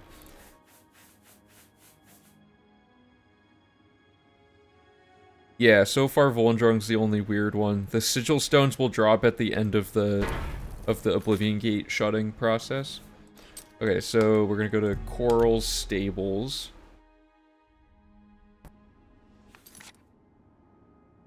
Yeah, that's true. I might actually at some point add an instruction to get rid of all these stupid furnishings once we have them all, because man, those get in the way. But it takes so long to drop everything. That might actually, yeah, that might actually improve load times. I didn't even think about that. Yeah, optimizing load times is kind of a funny thing. Okay, so let's see what layout. I think this is the one with, like, the 5 things. Yeah, so we need to finally, like, actually figure out a good way to do this part, because we've always just kind of, we just kind of wing it. It's super annoying, though, this whole layout. I'm thinking we could use a saddle of some sort. That might be kind of a meme, but it could be really bad. So and saddling runs the risk, I guess, of decoupling the Oblivion realm and a bunch of annoying garbage. So let's start by, I remember that the first thing that we would always do is just jump through here, and that would get us in through the first section. The goal is to, like, you have to, like, get up to one of these pathways, and then you're in, or something annoying. Although, wait a minute, we have the tower skip save. So you know what we can do? We can get into the tower any way we can, and then just load warp in using the tower skip save, and hopefully that actually just does what we need. So, like, what if we just go in here, ride this up to the top? It's so painfully slow.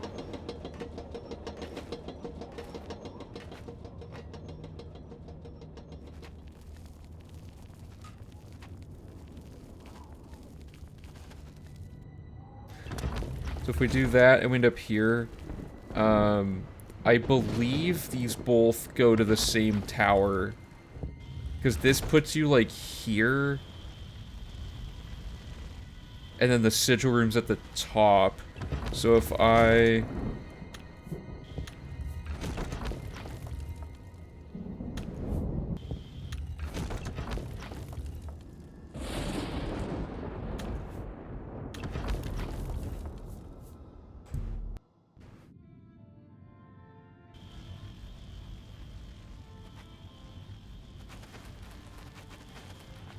Okay. So this actually makes this way better.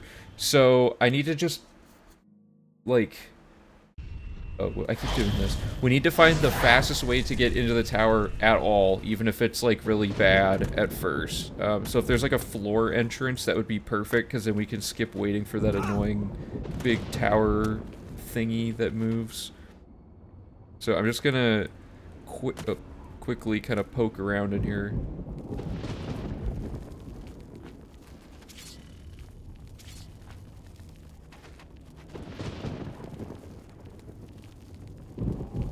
The other possibility is that one of these towers doesn't have the little lift system. That would be nice.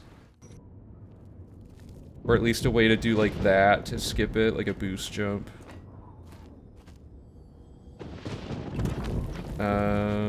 That one wouldn't be great.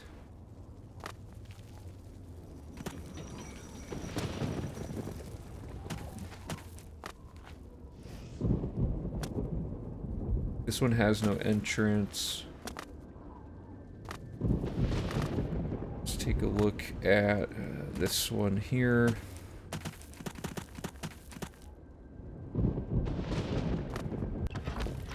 Tornado. Ah.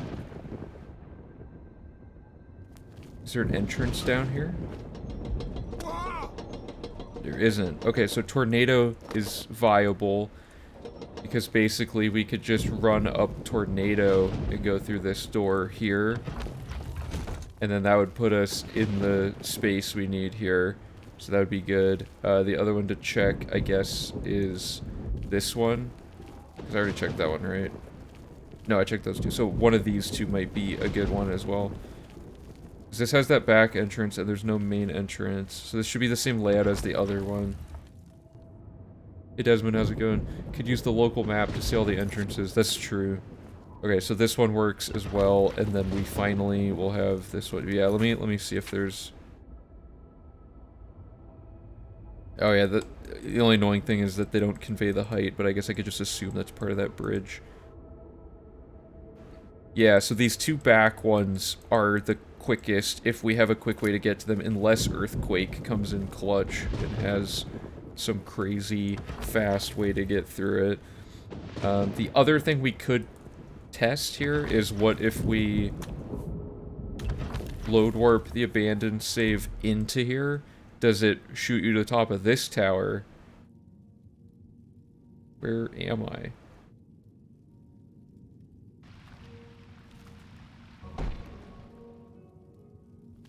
Oh, I'm in the oh, I am at the top of the tower. Okay, where's the door? That's kind of interesting. Does that break anything? Yes, it does.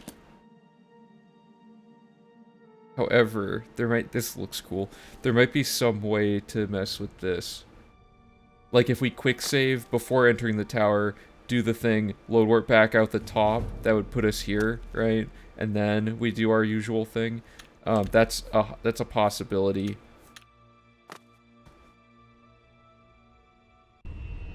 So the quickest tower to get to is that, and then you waste like a few seconds waiting for that tower to go up. I want to see how long it takes to get to the back entrance. Oops. This isn't part of the time. Okay.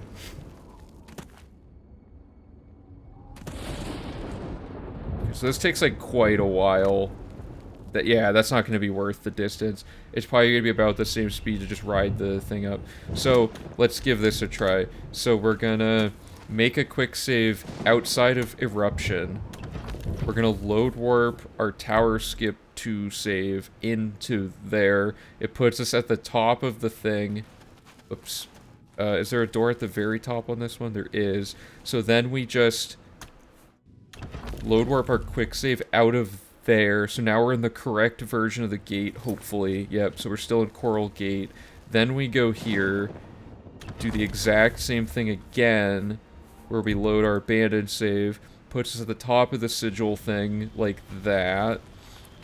And then I forgot to quick save again, but we could piggyback off the exact same quick save, I think. Because now we're in the sigil room of the coral one.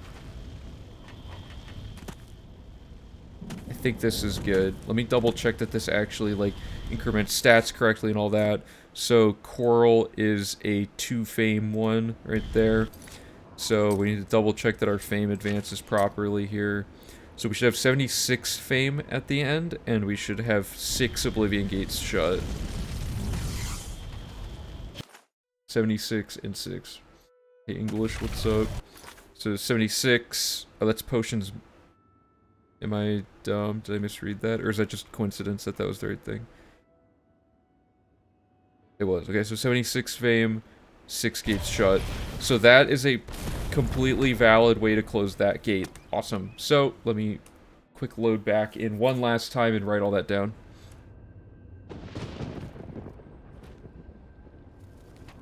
Okay, so we're gonna enter the gate. Oops. It's actually a really clean way to do that gate. That's pretty fast now. Is that faster than the bridge? No, there's no way. Okay, so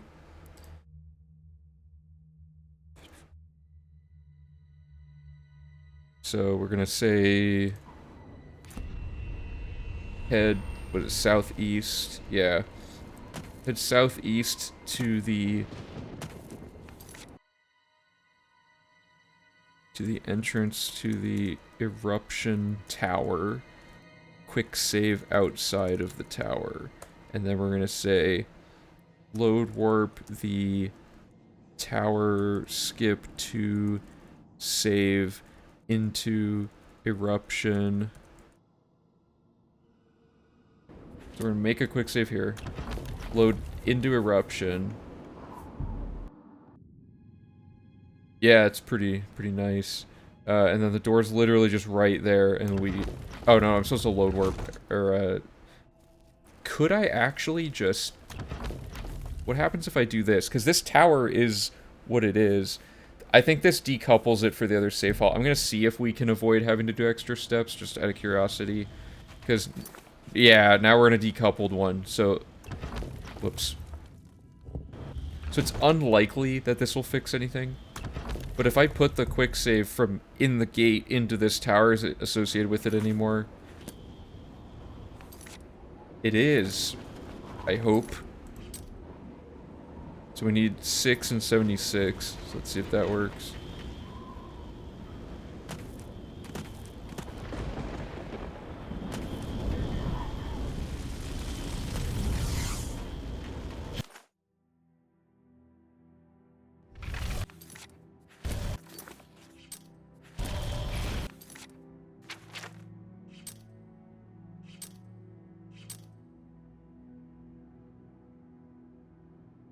Six gates shut. 76 fame. That does what it needs to do. Yeah, that just straight up works. So that's nice. So let me just write all that down. So load up the tower skip, save 2 into eruption, go through the door to exit the tower, then run across the bridge, and load warp the tower skip to save into the main... What is this called? Portals of Natural Disaster. Let me double check this again. I think it's just called Portals of Natural Disaster, but I wanna...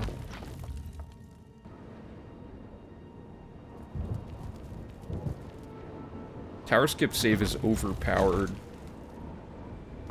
Okay, so yeah, Portals of Natural Disaster.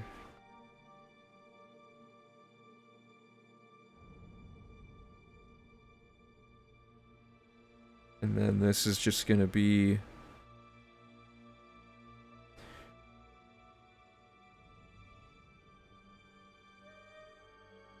Repeat steps 2 through 5 from the Anvil Gate instructions.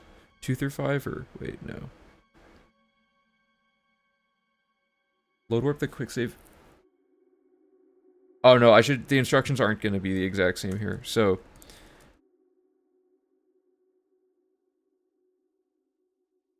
I need to be capitalizing the word load warp so that I can flag it as a glitch thing on the guide. Okay. So we want to say load warp the quick save into the sigil room near where you spawn. The dark red effect won't be there this time.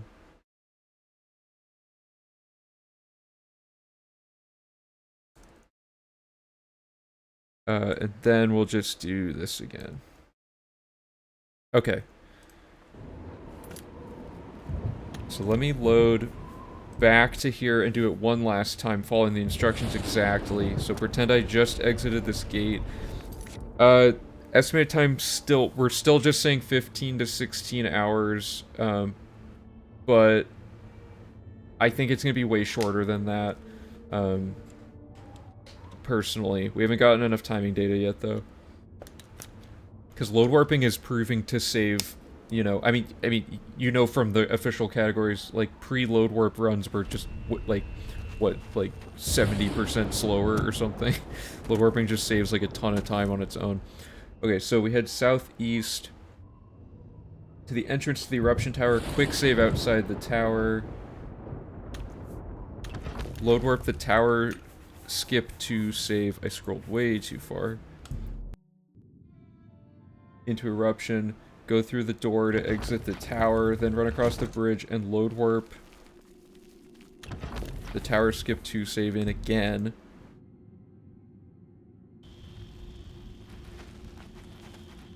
Then load warp the quick save into the sigil room.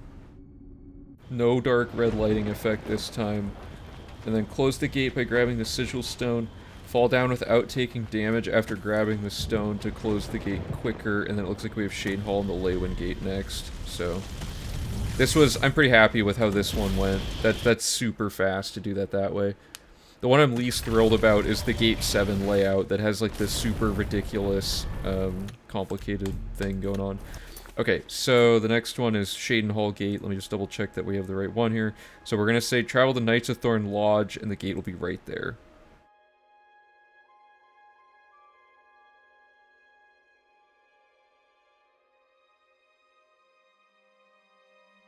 And enter the Shaden Hall Gate right next to it.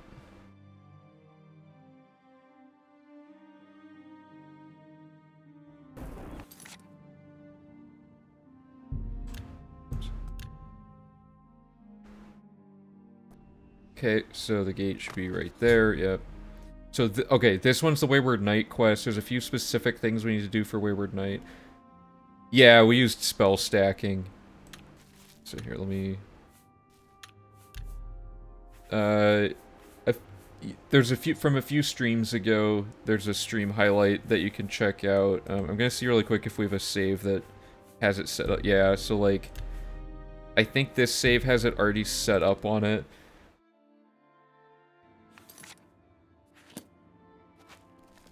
Oh, it doesn't. But the pattern is like...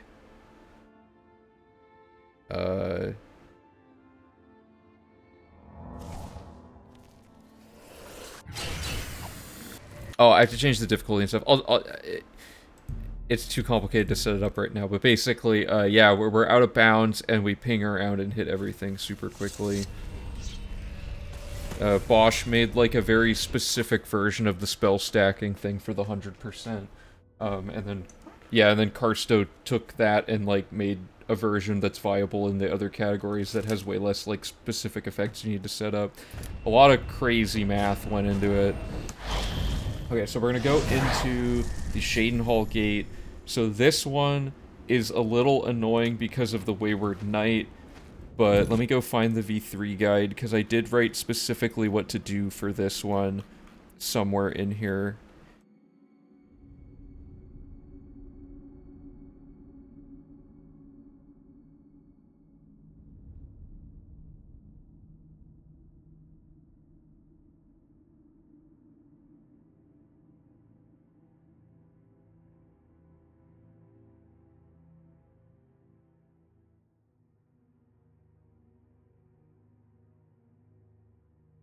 So we're going to use Scarlamage's very good strat here. We're jumping off the rocks to get to the lava, and then we can just skip through all the gates. So let me make sure these instructions still make sense. Jump east, northeast off the rocks, so it's like right here. And you get to the lava. Wow, we move crazy fast. And then you have to get out of the lava. And then from here it says, after that, make your way around the right side of the bridge where you can jump across lava to skip opening the thing. Yeah, this. Okay. I totally forgot because... Oh my god, I'm an idiot. Okay, so let me try this again. I can't believe... You get, like, stuck on those things. Okay, so I should try seeing if I can clear it to the... Did I get, like, some crazy epic jump somehow by accident? That might be what happened.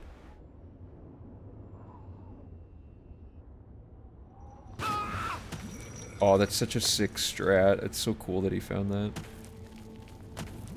But basically, you just follow this till you get over here, and then you're at the end of the section, and you didn't have to talk to Farwill, so the quest isn't compromised. So, now we can... The Chaos Strong... Yeah, so this one has a guaranteed tower layout, I'm pretty sure. So let me... Yeah, it's gonna always just be that. However, I'm pretty sure this works here. Oh wait, no, I don't want to do this per se. Well, wait a minute, this... How is that not did I not discover the gate? Wait a minute. Oh no, sorry, it's because of the... Yeah. So this particular tower doesn't seem to work with this setup. Because basically the setup normally is you go in, hello, and you find this, and then you quick save and do some business. Where you load this save and it puts you at the top. I don't think it's gonna work in here because it's putting us at the bottom. So we actually have to close this gate, like, somewhat correctly, unfortunately. However, the actual navigation of this gate isn't too bad. It's a pretty straightforward gate. So I'm going to change the instruction here to just say, go through the tower. I forgot I had, that's funny. I have, the TCL thing on, and I ran down and hit lava. Okay, so let's try this. This is, I believe, the only gate that doesn't work, to close it the other way. However, I think it's, sorry, I thought that was the end of the gate. I was like, that's way shorter than I thought, but...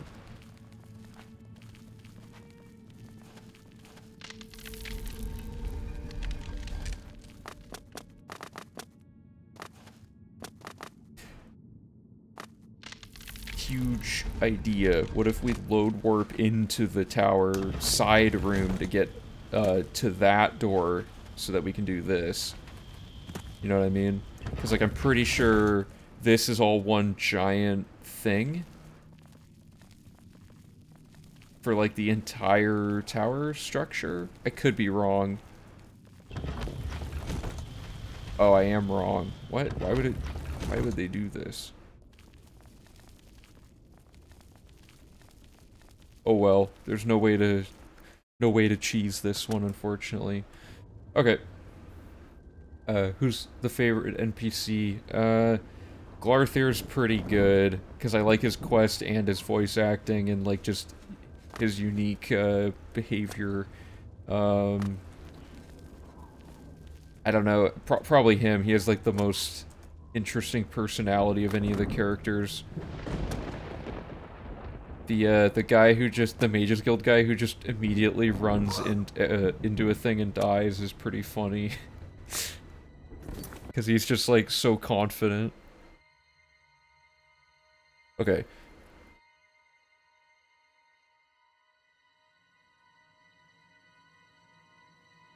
Close this tower, or navigate this tower normally, since the saddle save will not work for this part. Make your way to the sigil stone to close the gate, then wait for the quest to update. Talk to him outside. Okay, cool. So, let's just close this normally now.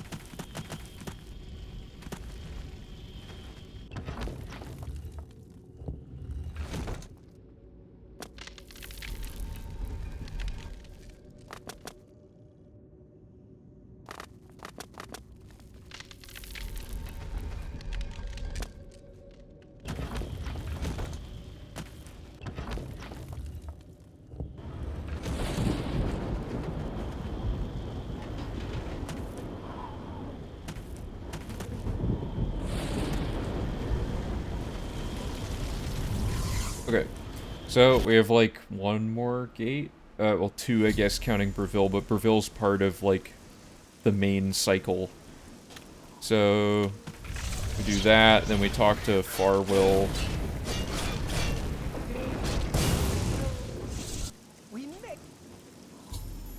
Okay.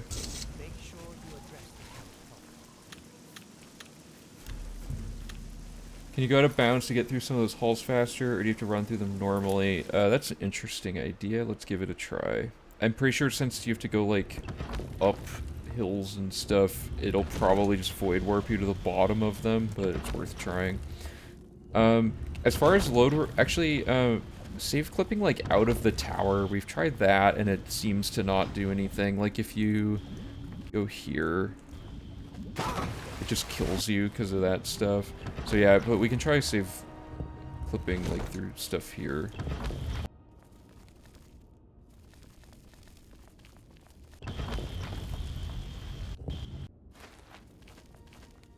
It also seems like Oblivion... Oh, because you're saying like we could do that. I mean, that one's not the problematic one, I guess. The problematic one's going to be the next room. So save clipping through like here would be the real goal. The problem is it seems hard to clip through a lot of gates, or like areas of Oblivion realms. It's like, what is where does this put us?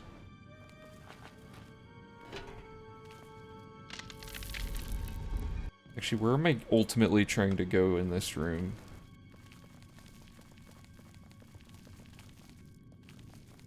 So ideally I would go west, I guess. I'd clip through the wall and go west as far as I can go, right? It seems to be the idea here.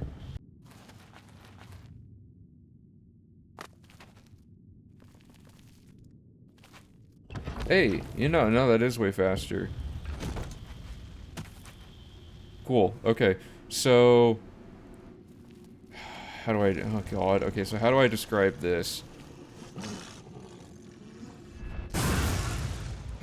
So it is...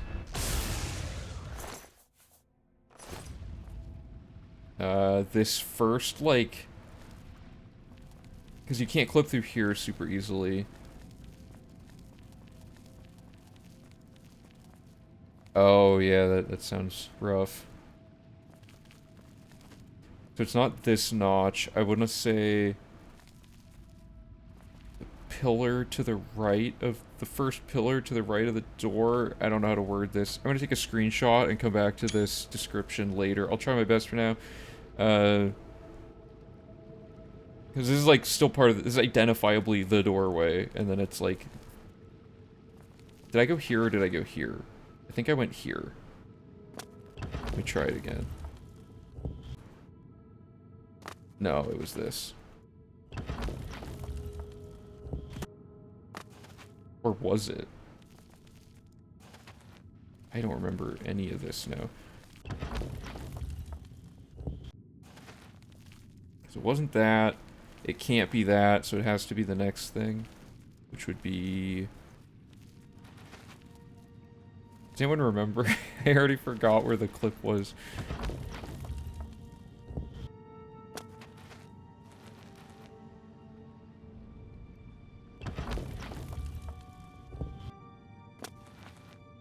going insane?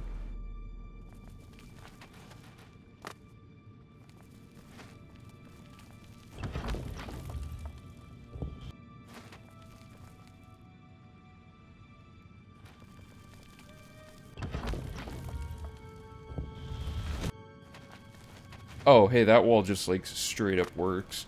Okay. You can quick save again to give you an extra boost. That's true. Okay, so I'm gonna say between the two... So I'll say the save clip through the wall directly underneath the big spike to the right of the doorway.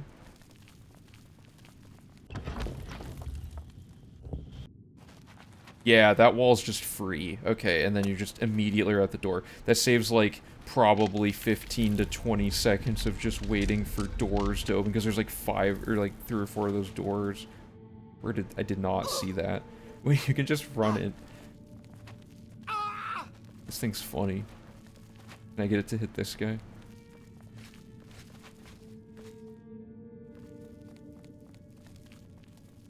Let's see if I can line this up.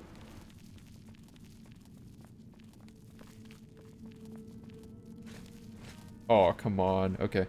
Anyway, let me write down this clip.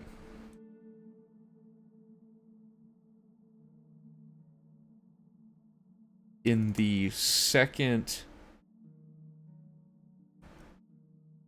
rending halls area. Is it the second or third one? Okay, so let me back out of this whole thing.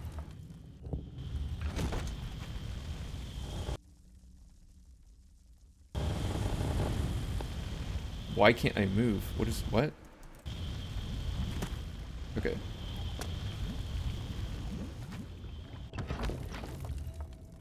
Yeah, for sure. The main issue, is that... So that was the first running hall, this is the second one. Was the other one called? So that was... Okay, so we want to say in the corridors of dark salvation. Flip here.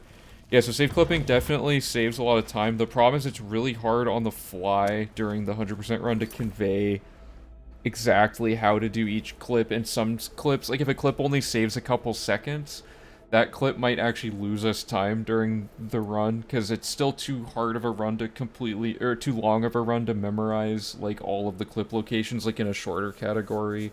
So there's small considerations like that where we're trying to keep the route relatively simple to navigate the instructions on top of saving time. This particular time save is way fast, though, because that clip is always, it seems to always work and stuff like that.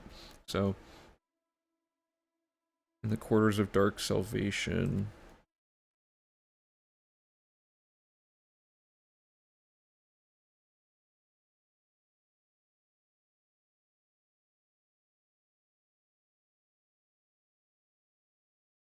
Save clip through the wall, the wall directly below the big spike to the right of the doorway when you enter. Run west to void warp to the end of this zone.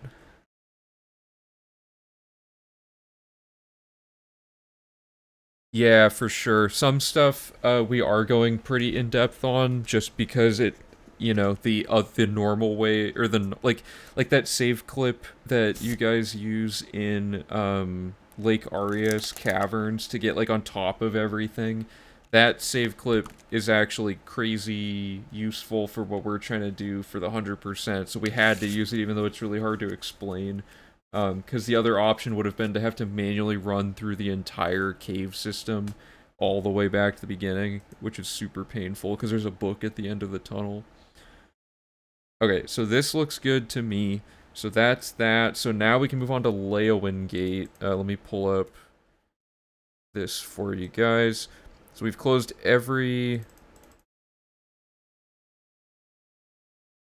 We've closed every one of these except for Leowin and Breville, and Breville's very important for what we're about to do, which is why we're leaving it for last. That's on purpose. So, we've done this and this. We're not probably needing to do stables. I think we added that all in.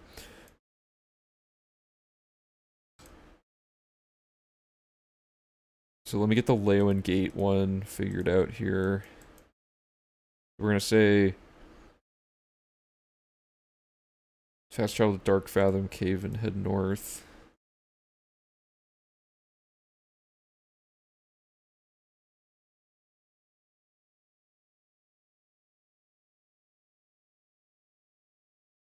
Why would it, like, auto complete to have no space?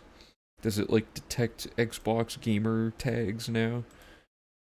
Okay. Wait, how did it know? That is all one word. Does it, like, read what I've typed before in other documents to tell me that? Or is that like a word? That can't be right. I don't know what's going on. Okay, so we're gonna go to, where's the save where we already closed this?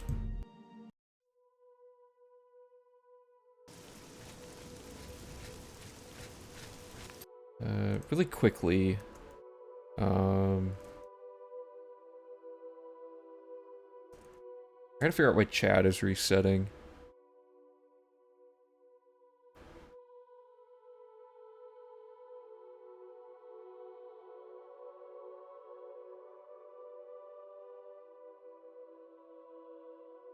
Yeah, true. I don't know. I never can figure out.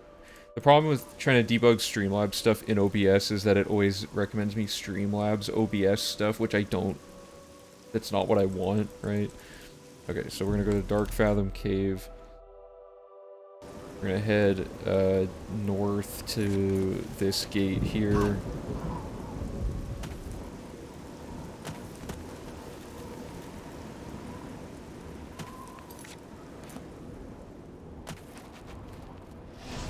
Okay, so I don't remember what layout this is. Oh, good. Okay, so this is just an easy horse layout. I'm gonna die. Okay, so.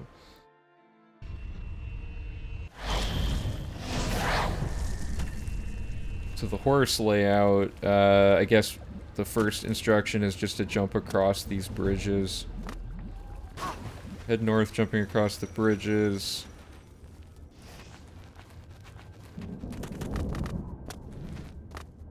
Oh, I hate trying to explain all this stuff. This isn't actually too bad. I can just have it say to, so we'll say, like, head north across. I cannot avoid... Why am I so bad at this game today?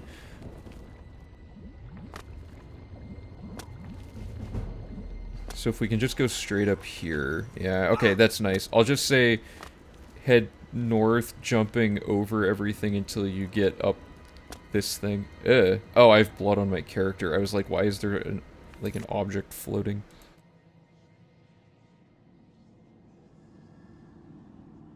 Head north, jumping over lava and uphill until you get on top of a castle wall piece. I don't know how to pronounce that, but thank you for following. Appreciate it. Okay, so let's see. If you go up, so we gotta say till we get up on this castle piece. I don't know, is that what you guys would call it? A castle piece? I don't know what else to say. And then we'll say, like, head northeast, around this uphill around the back of the right tower. Yeah, okay, let's just do that. It's like, head northeast along a path around the back of the side tower to get up on the main bridge, jump around the bridge, the side of the gate on the bridge to get to the main tower entrance. Okay. There we go. So, let's see if that all works. So, head north, jumping over lava and uphill until you get on top of a castle wall piece.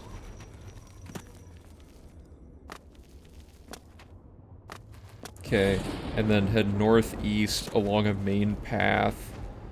Oops, around the back of the tower. So you get up onto the main bridge, and then jump around this, and you're in. Okay, so then we're going to do the quick save business. So this can be any layout. Let's make sure it's not dreaded refuge. Okay, we got gore steeple. That's fine. I hope. Okay, so where's our instructions from before? I'm just gonna re-paste them now. Because we're gonna... I don't want people to have to go too far back now, since these instructions are no longer identical. Okay, so quick save to get one that isn't the gore steeple. Find the quickest, oops, door entrance somewhere in the tower. Quick save.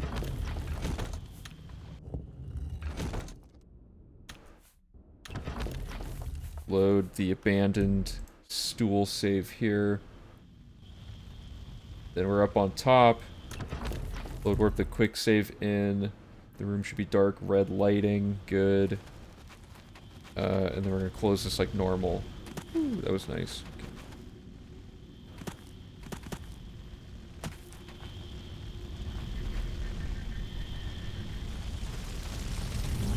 Alrighty.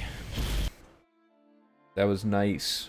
Did it. So, now we're gonna save. So that is just getting all of the other gates out of the way that mess up the system we're about to implement. The next step is the actual system, which is going to involve Breville Gate. So the next phase here, so that phase was the, I guess we'll call this like closing like non-random layout gates. Fixed layout gates or something. And then phase 3 will be the actual thing here. So phase 3, gate closing setup. So that's going to be this stuff here, and then the final step is the gameplay loop. Yeah. Okay, so what we want to do here, hard save outside of Breville Gate. So let's start by adding an instruction to do that. Quick save outside the tower, re-roll until anything but refuge, run into the tower, do all the normal closing stuff, and then quick save outside the gate. Yep, okay, so here's gonna be the... This is where it's gonna get wild, so... Need to add instruction to fast travel to... Is flooded mine the closest thing here? Oops, also let me mark that we closed this. No, so we're gonna go to the stable and head east.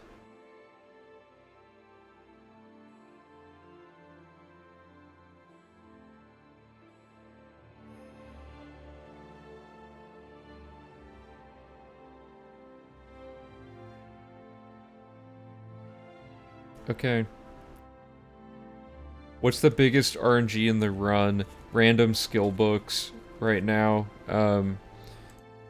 They are towards the end of the run, but basically we have like a 20% chance of a skill book appearing every time we re-enter this room over and over again. We found a ton of optimizations. There's actually an article about it. I don't know if we've updated it in a while though. Let me see.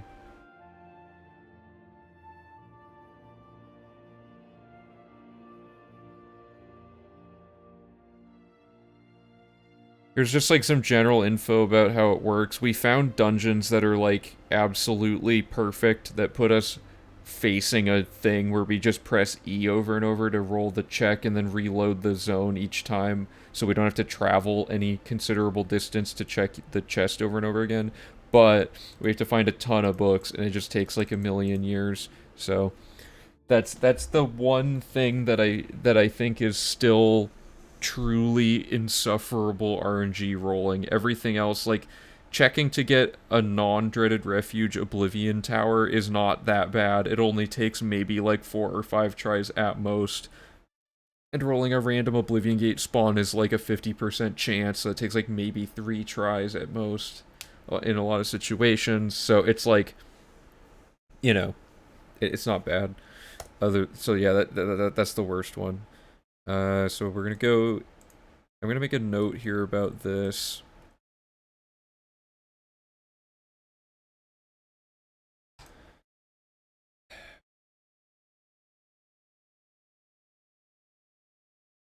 So whatever we're doing with the Breville gate, we're actually doing with several gates. So the Phoebus loop is the exact same thing as this, but just using this concept of a temporary gate.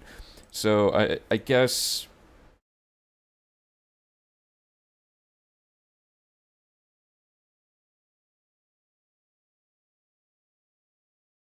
Trying to think of like the most concise way. I'll just write it out normally and then we'll go from here. Also, the numbering should reset.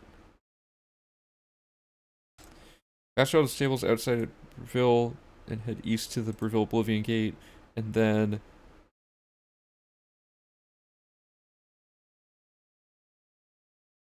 so repeat the following process over and over until you have 58. I think it's 58 because there's no Great Gate yet, and we haven't done. No, wait, did we close Breville Gate? Oh yeah, we already did Breville Gate. Let me just double check that. Yeah. Okay, so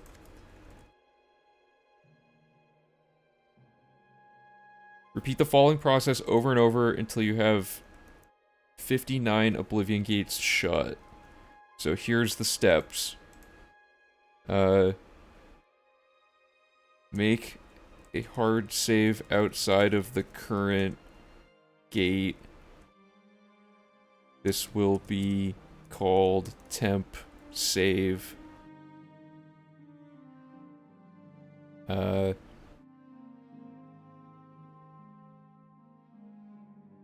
Run straight.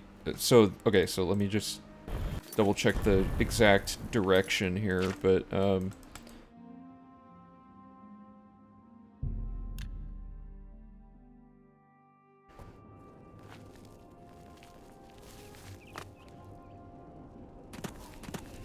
so it tells us to get here, and then we're ready to start. So step 1, make a hard save outside of the current gate, enter the gate, and run north to enter the tower, or so, enter the gate and run north to approach the tower, quick save outside, and then this will just be the instruction to re-roll until you get the dreaded refuge.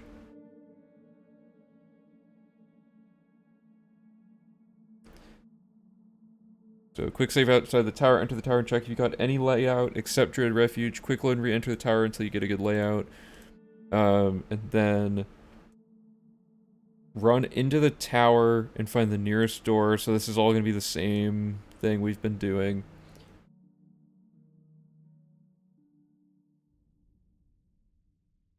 Like that.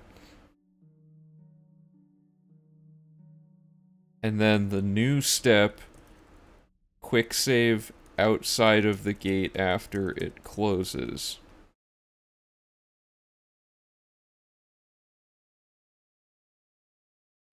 And then every time after this is going to be load the temp gate save, load warp the quick save into the gate, exit the gate, new temp gate save, and then re-enter the gate. So the looping point is going to happen here.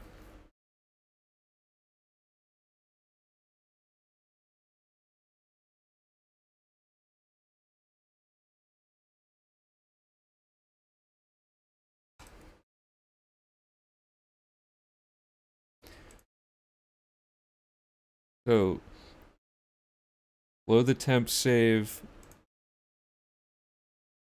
then load warp the quick save into the current, or into the gate.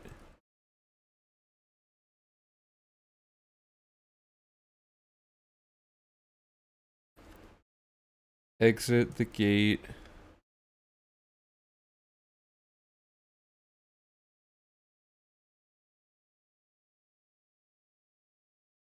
Then exit the gate. Okay. And then it would be repeat this entire process with the new gate. Because then the next step is to make a new temp gate save, go back in the gate, and do all this stuff. So this is the entire process. It's going to be a little wonky wording-wise at first, because the Breville one doesn't have that very first step of how to spawn the next gate. Check if you have... So I'll just put a condition here. If you have 59 Oblivion gates shut, skip the remaining steps below and move on to the next section.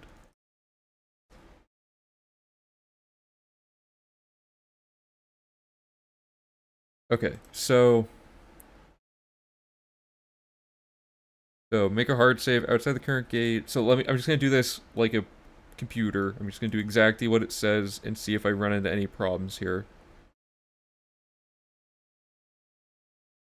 Yeah, okay, so let me load the save I made. So step 1 was to get outside Breville, so we made a hard save outside the current gate, which is called the temp save here.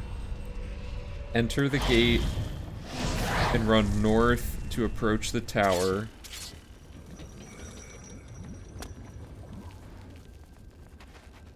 Which is good. And for those of you who don't know what this is doing, I'll explain. But basically, this is the shortest gate layout to get to this door of any of the possible random layouts. Breville's layout happens to always be this layout. And what we're doing is forcing all the random gates to copy the Oblivion realm from Breville over to them each time. So we're identifying every gate as the Breville gate layout, but they're all, like, it's really weird. So, exclamation gates, if you want to read more about exactly what's going on with those. But I'll try my best to explain it on the fly here. So, quick save outside the tower, because it says the tower portal, which means it doesn't have a set thing yet. So... there we go. We are in the Claw Monolith. So then it says, run into the tower and find the nearest door. I shouldn't say run into the tower. I should just say in the tower.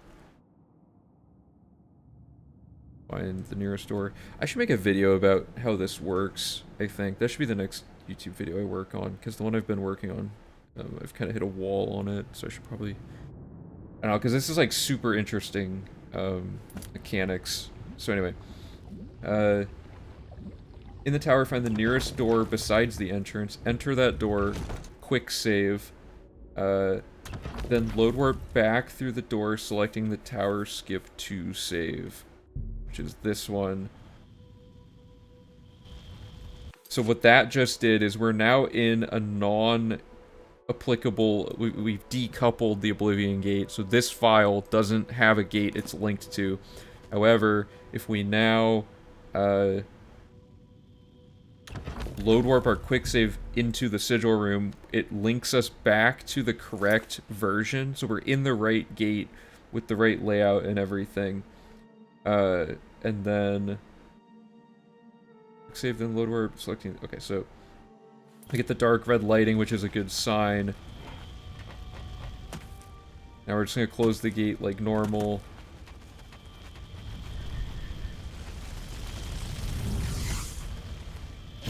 Like that. It'll boot us outside.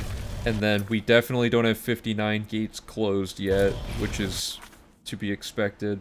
So, quick save outside the gate after it closes. So all we've really done here is just close an Oblivion gate in a little bit of a weird way. Nothing crazy has happened yet. Now here's the cool part. So let me bold this.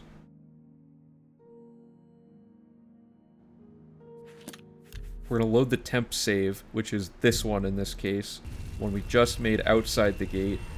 And then we're going to load warp the version of us that just closed the gate back into the gate that we've already closed. Does that make sense? So now the game's like, well, we're not in the Breville gate because we already closed it. Where are we? We're in nowhere. We're just in a random, like, decoupled Oblivion realm, right? So then when you exit the gate, the game goes, well, you're not in a real gate, so we need to pick a gate for you to be in, which is this one. It just picks a random, or there's some structure, I think it's like the memory order of it or something, but it assigns this Oblivion realm to this gate. Does that make sense? So this gate's random layout is now copying the previous gate, which was Breville, which had the shortest layout possible. So now this layout has a ridiculously short travel time. So now we've done the first thing, so now we make a hard save outside our current gate, and we're back into it. So this is the new temp save. We enter this gate, we're going to get the really short layout, which is perfect, and then we run north through this whole thing again to get to this tower. It will be a random tower again, because it's a new world, so now we're going to go in it, check that it's not Dreaded Refuge, reload if it is. In that case, it was. So we got the Gore Steeple this time. So now we're gonna find a door, and we're gonna quick save, and then we're gonna load warp our abandoned save here.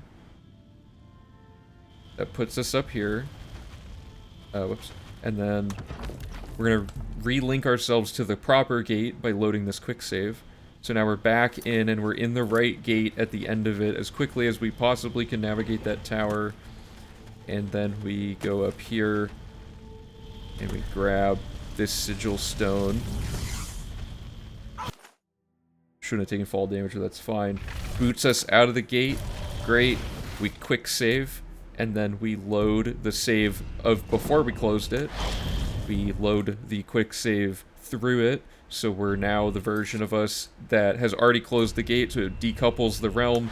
We leave, it assigns this gate to an existing gate somewhere on the map. It counts as discovering it without having to actually physically go run over to it, turn around, make a new save. So that's the process. I just did it twice in a row. So we can now basically close Oblivion gates, like without hardly any possible variance.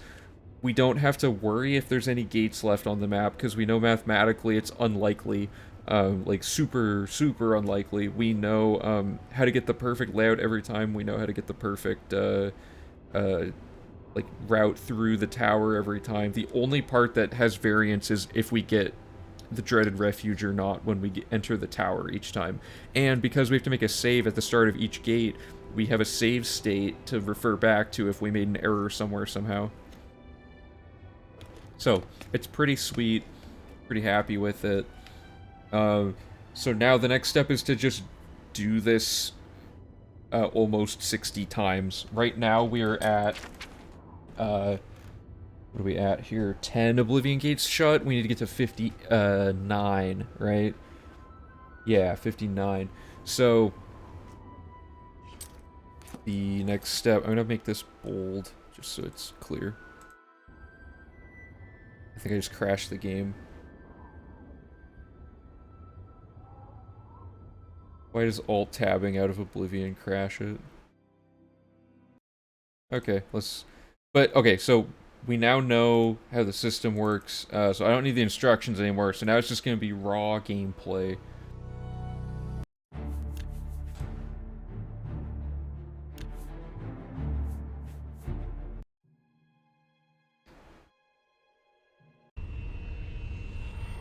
Okay, so I know how this whole pattern works, so here we go.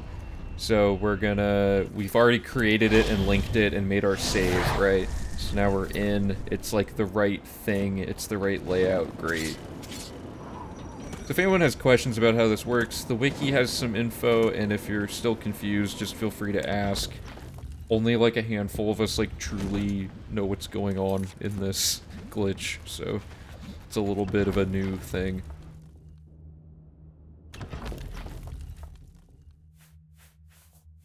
And the most annoying part is just finding this save at the bottom of your save files every time. That's the only, like, sort of annoying thing.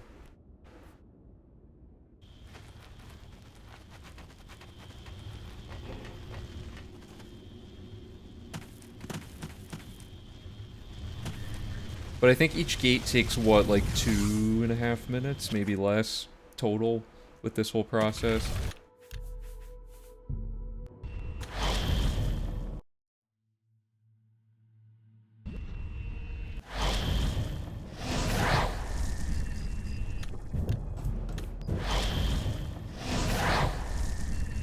Like, that's all the inputs to set that up each time, and each one of those is probably about as fast, or is faster than the process of traveling to each of these gates. So the map itself is actually shorter, like, or the map exploration phase is now that much shorter as well.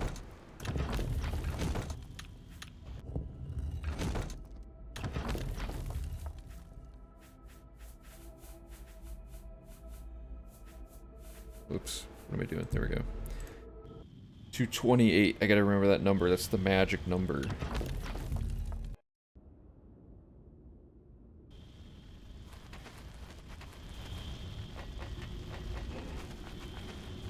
Excuse me? How? What is that?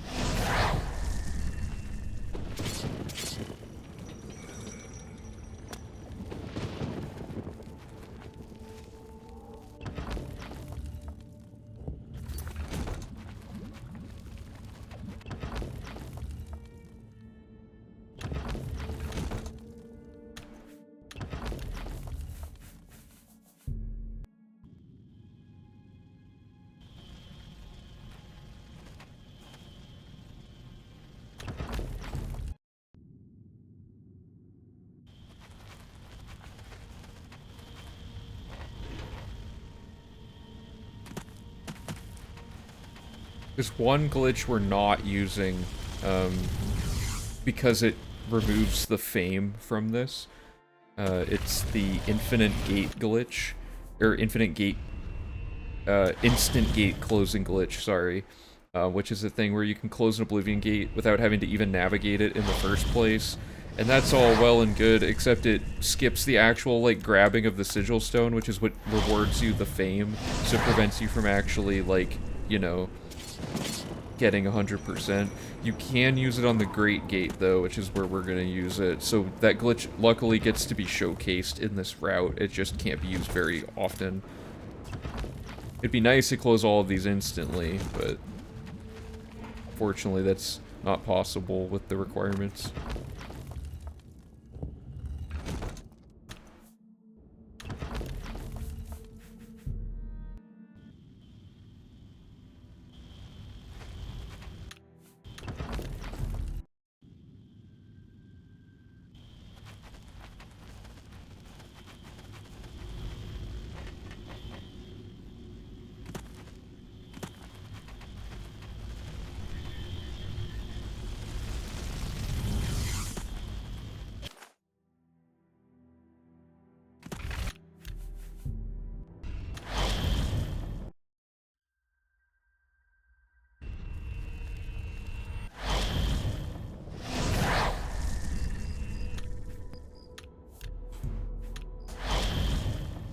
Alright, so it's gonna be this process for a while, is the thing, so.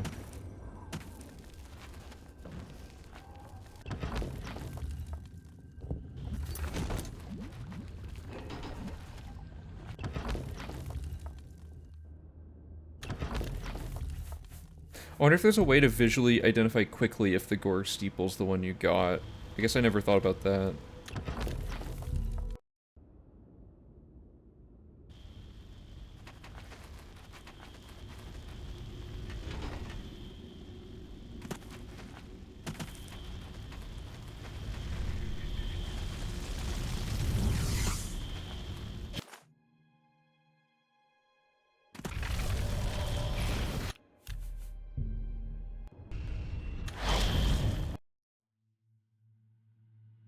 Do I have my weapon out? Yeah. Okay, I'm gonna put the weapon away so that I move just that much faster.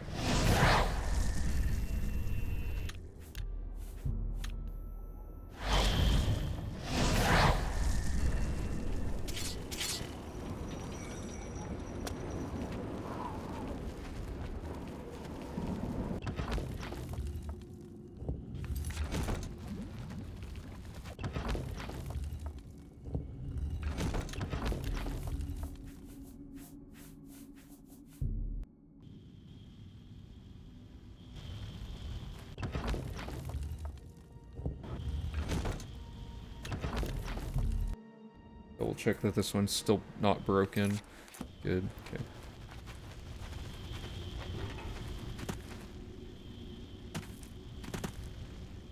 Whoops, there we go.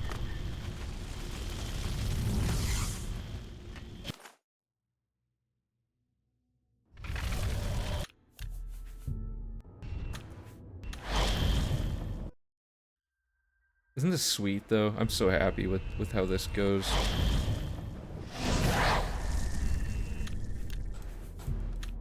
Like, it's a lot of menuing, but it's way better than closing the gates normally.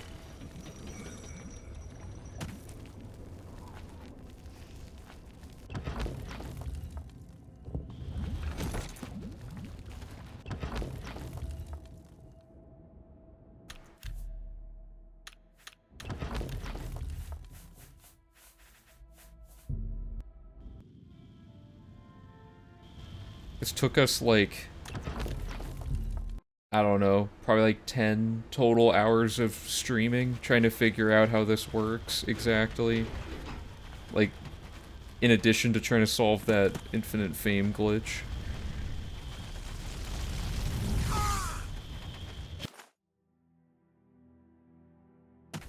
Oh, it's definitely confusing, yeah.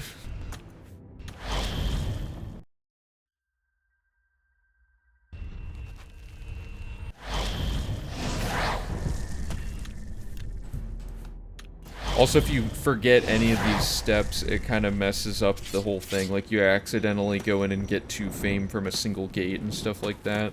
So it's really hard to execute it without accidentally stepping on your own toes. Like, if I don't make that save and I go back into a gate I already closed again, it, like, breaks everything. And you won't know until, like, 2 gates from now. What am I doing? I did the wrong thing.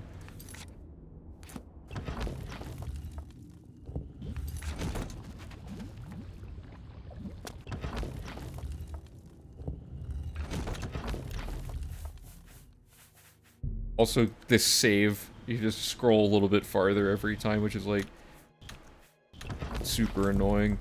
I hope the day of the run, the travel distance of an actual keyboard versus this laptop keyboard doesn't throw off my muscle memory. I might have to, like, do practice runs, like, on the keyboard we're going to be using the day of, because inputting this thing is kind of, the thing is kind of tricky. Anything you do, that would disqualify you, our rule is that because the run is so long, it's not that much of a time loss to just load a save that up to that point was legitimate.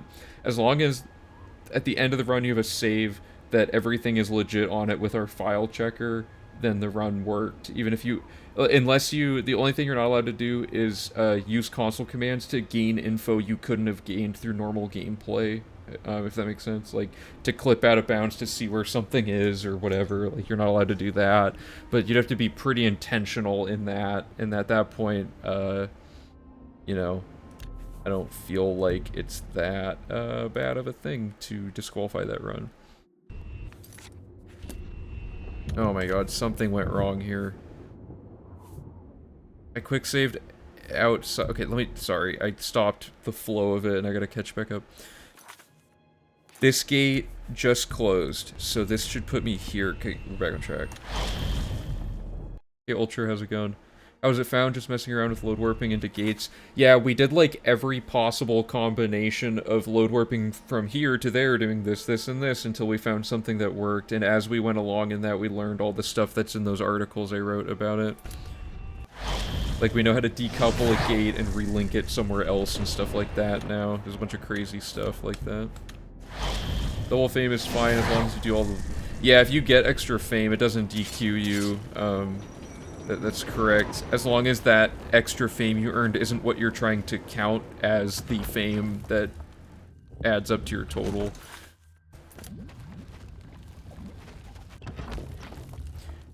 Did you get a chance, Ultra, to check out the UI ideas? Because I remember you were asking if I had any ideas for UI things. For the Nern route.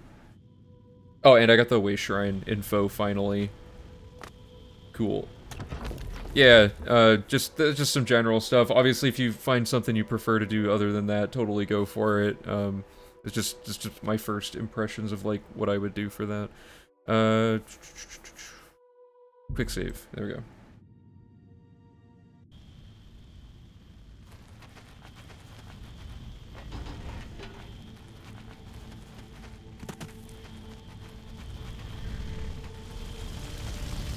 Oh, I don't want to die. Okay, there we go. Okay, so quick save, load previous save. Oops.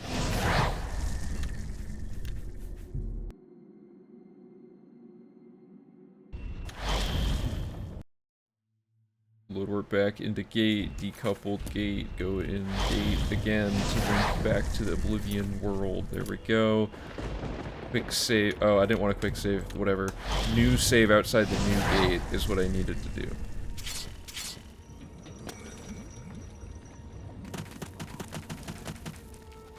One thing Bosch mentioned was the idea of doing skooma abuse during this section of the run because of how little gameplay there is.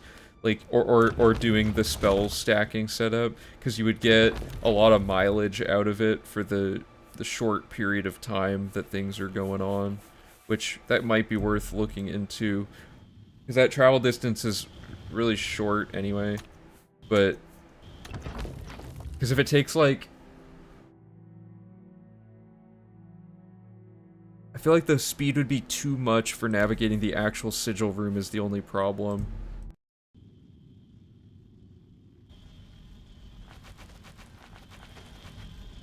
Like, trying to get up these stairs and stuff with like 1,000,000 speed would be pretty rough.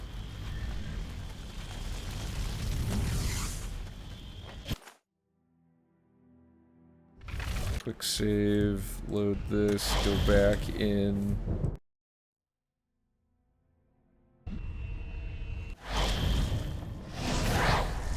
Here we are.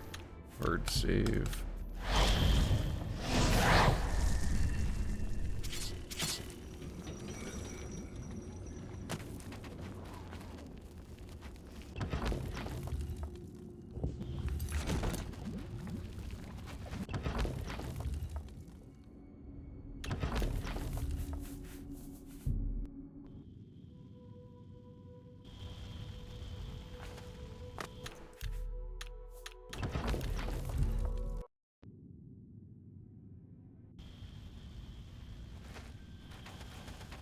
Okay. Whoops.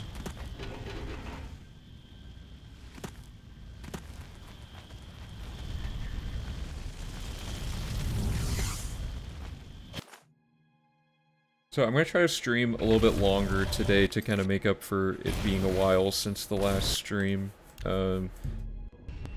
After Oblivion, because this is pretty much solved, all that's left after this is to add an instruction to drop sigil stones and stuff like that, like just little cleanup instructions like that, nothing crazy. So, why am I the version of me with... Oh, I put this back on because of the TOS, that's right. I was like, we don't have the drip.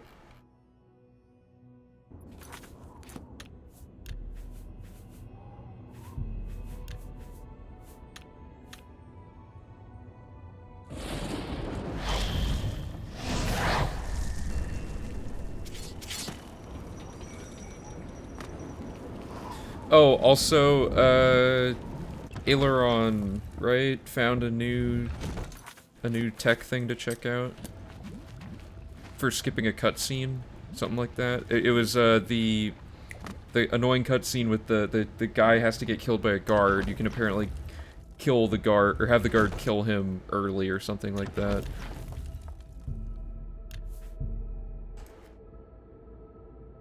Uh-oh. Oh, I'm supposed to saddle. There we go.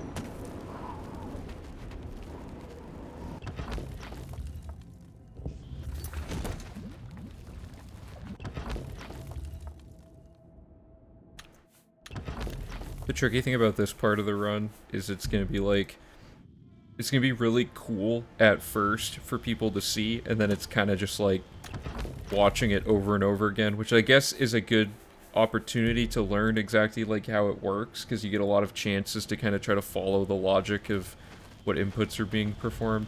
However, it's also not, oh god, it's also not exactly a good time to do like, you know, a bunch of wheel spins and stuff, because person playing has to be pretty like attentive to their inputs. If they do something and even slightly like out of order, it kind of derails a lot of it.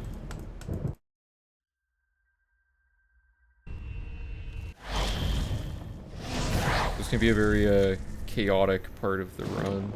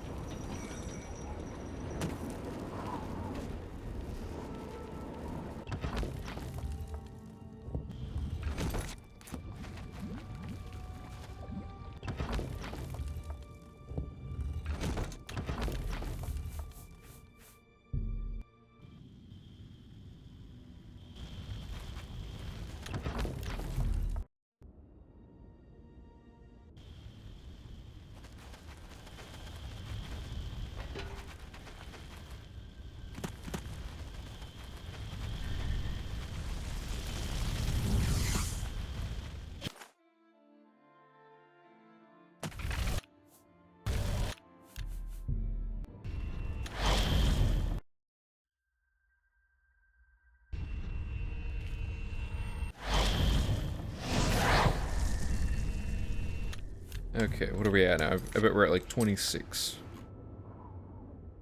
25. Ah.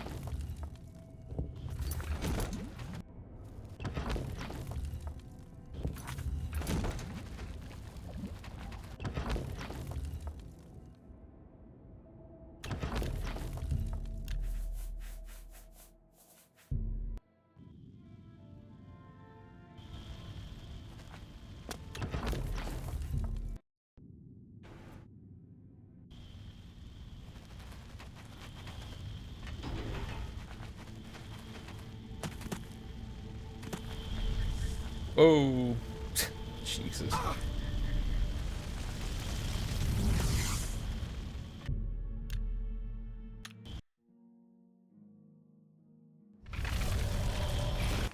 Hopefully that didn't do anything weird.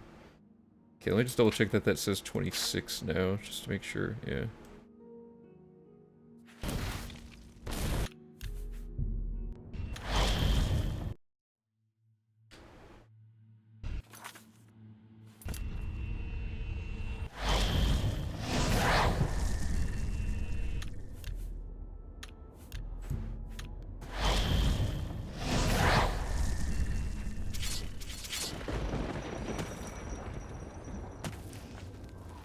I bet this split will end up being like under, or close to an hour. Well, no, there's 60 of them and each one takes like 2 minutes. Doesn't that mean this probably takes like 2 hours then, right?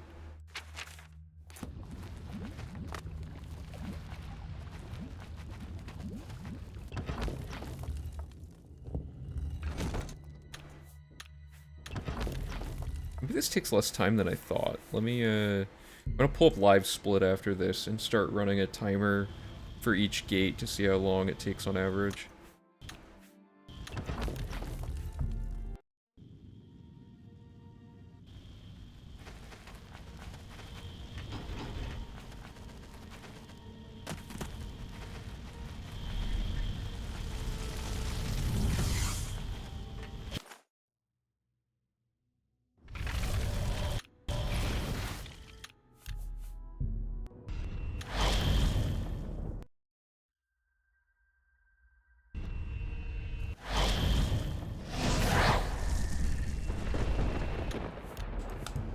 Okay, let me pull up live split.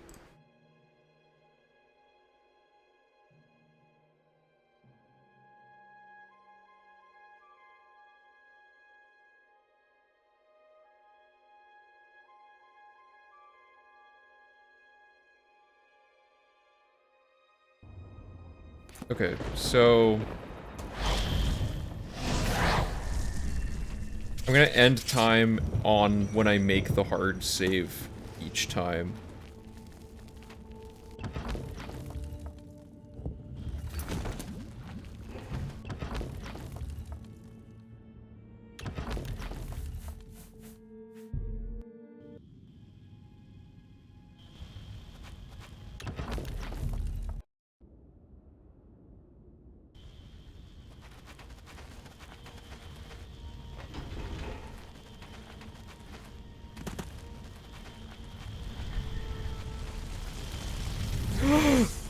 Whoa, how did I take no fall damage? That was crazy.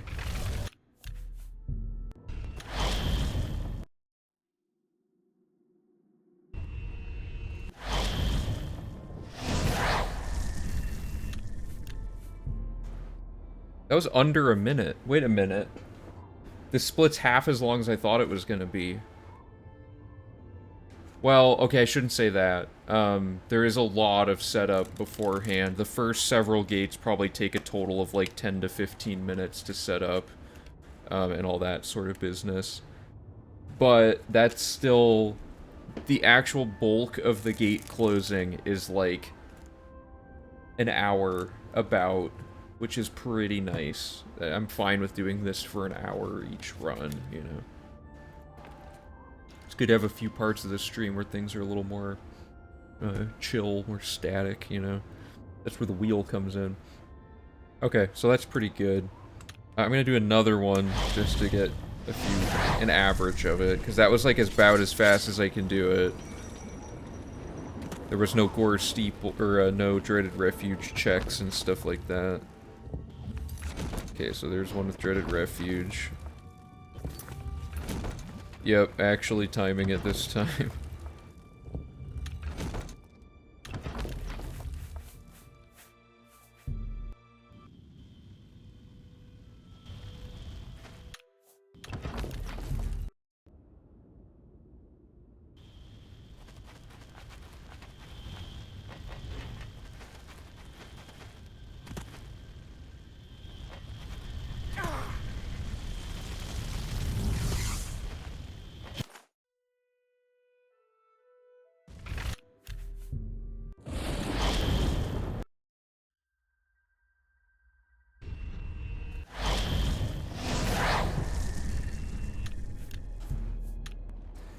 Yeah, okay, I'd say that's gonna be about a minute per gate on average. Because some are gonna go a little bit quicker, some are gonna have the Dreaded Refuge check, etc.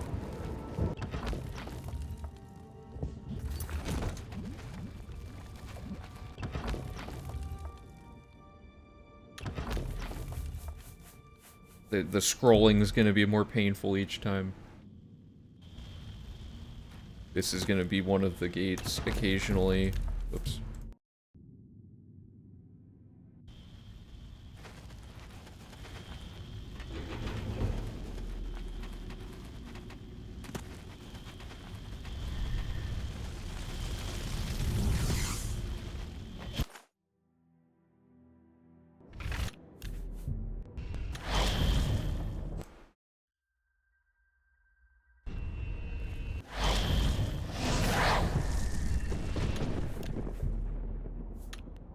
That was under a minute that time.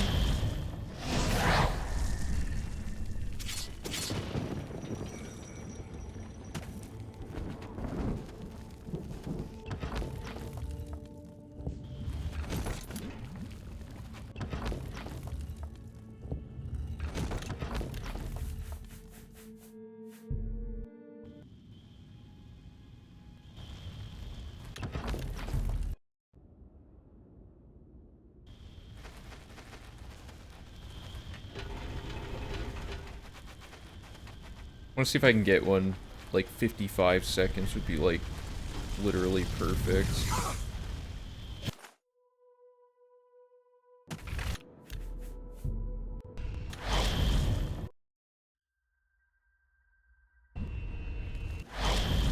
It's also slightly load screen dependent, I suppose.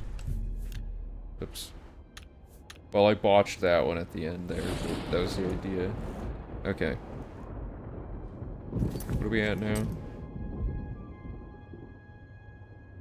31. This is going pretty fast. Getting timing data actually adds a little bit of suspense to it, which is nice.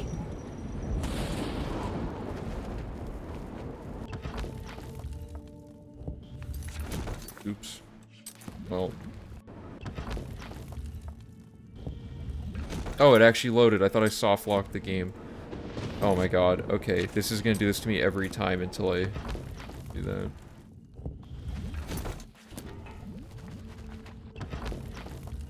This is a bad one.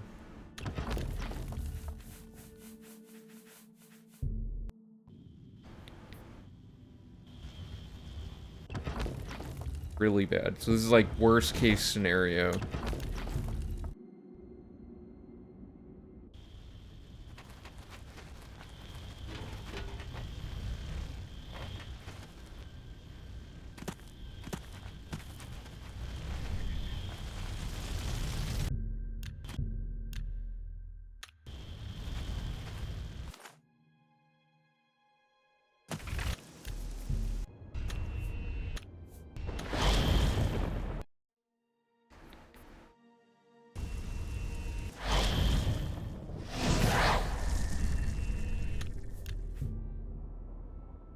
I pressed backspace, but you get the idea.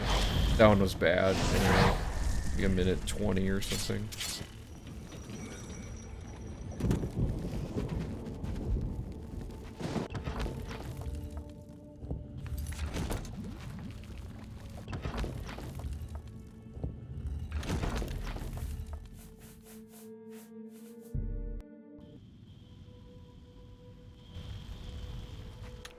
No!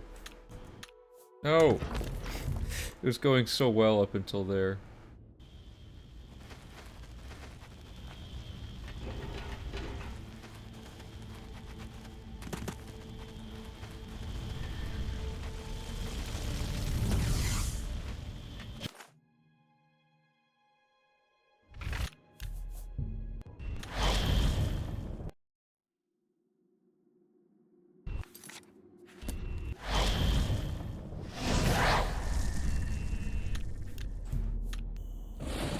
Minute 2 on that one.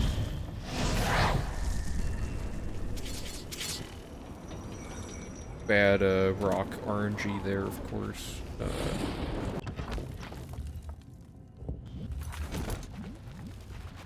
Oh, bad gore steeple RNG.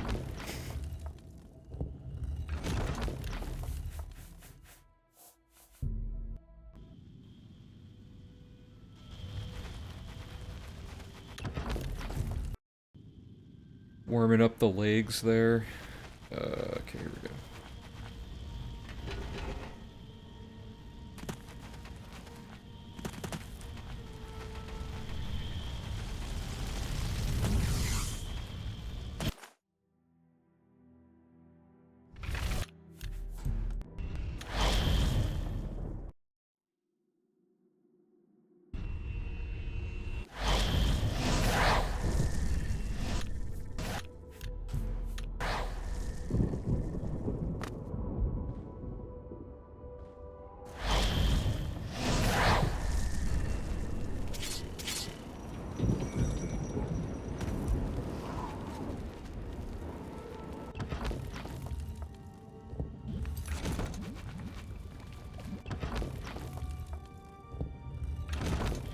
No.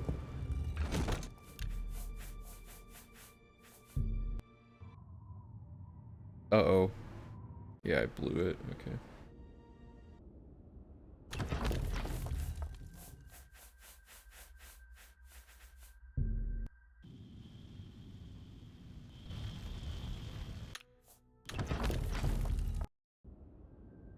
Let's double check that this one actually is good. Yeah, okay.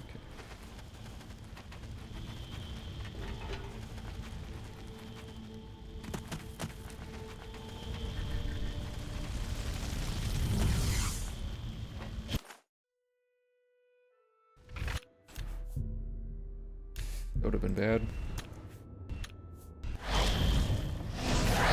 This is bad.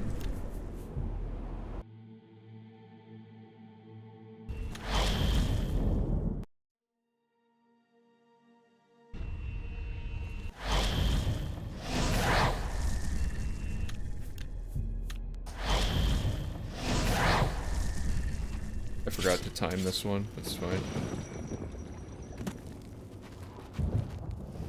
We have enough timing data now, we get it. It's about a minute.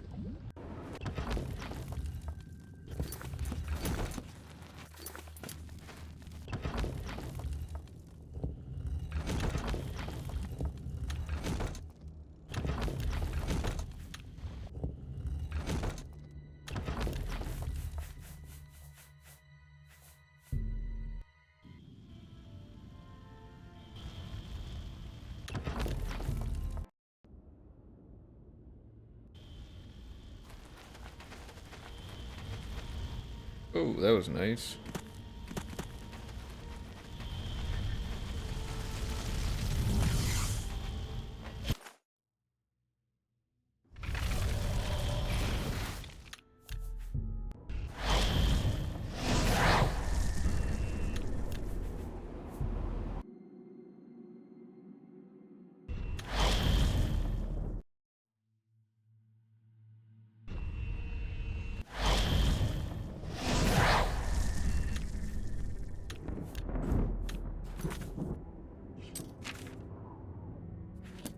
Okay, we're at 37.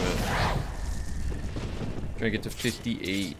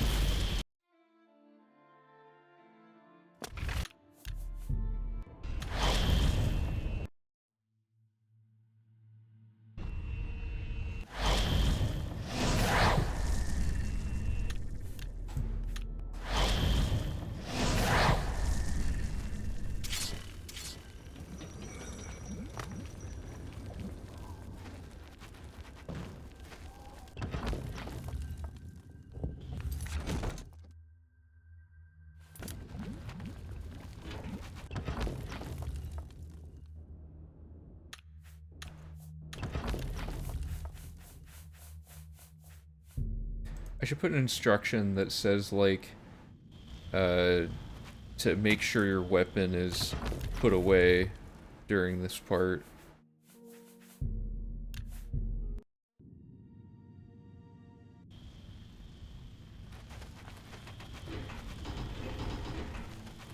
That guarantees you move 10% faster.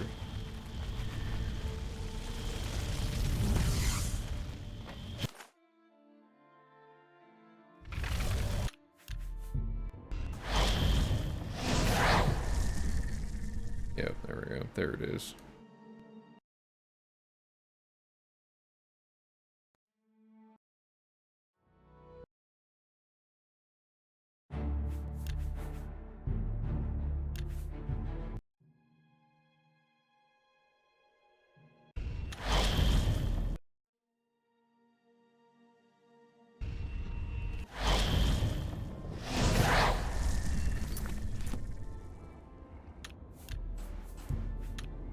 Okay, so I'm gonna add a thing.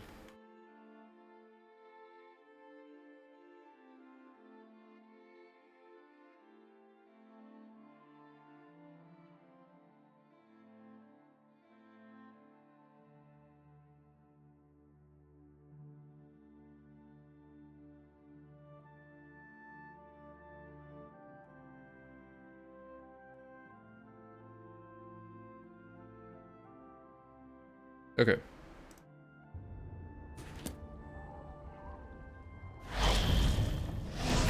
Just keep it going.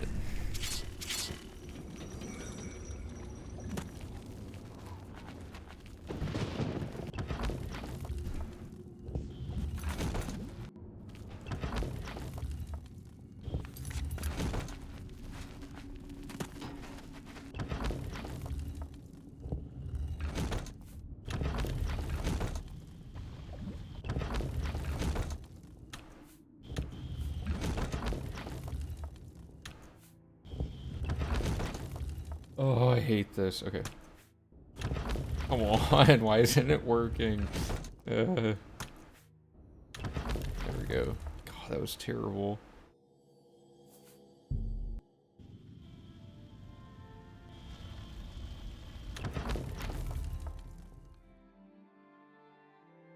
I quick saved, right? That's the right quick save? Yeah.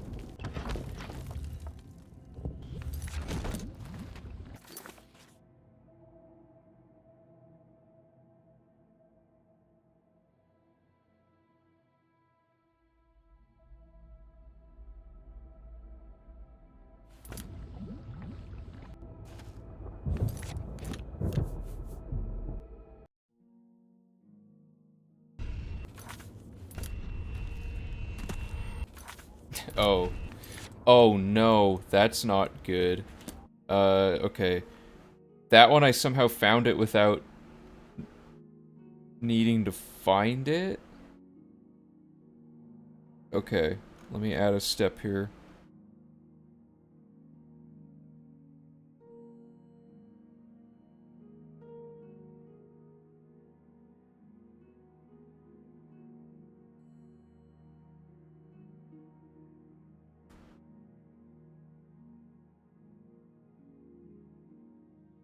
Okay, it's possible that we didn't find all of the gates that we've been closing.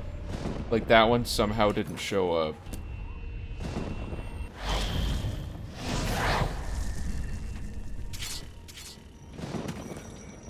We just gotta keep that in mind.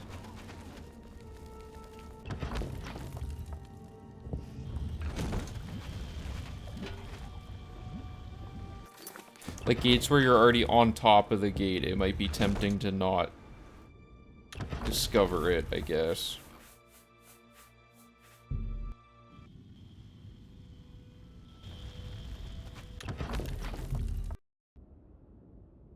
I'll have to pay attention to that.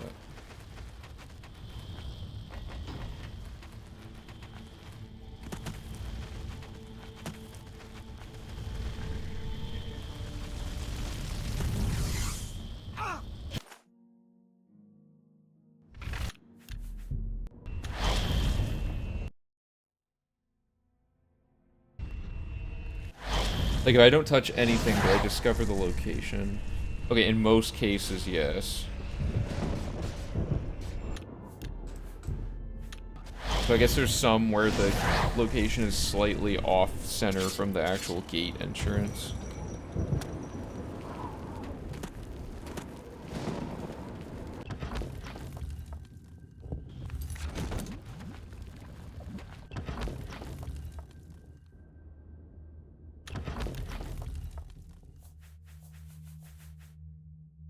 What am I doing here? 228.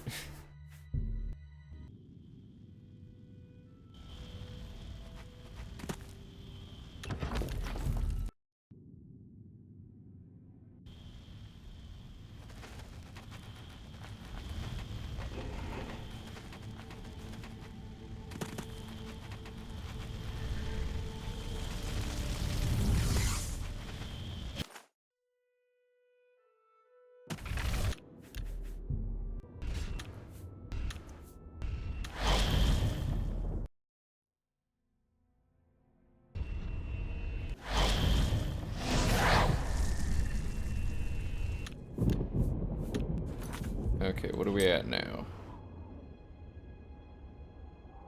42, we're almost there.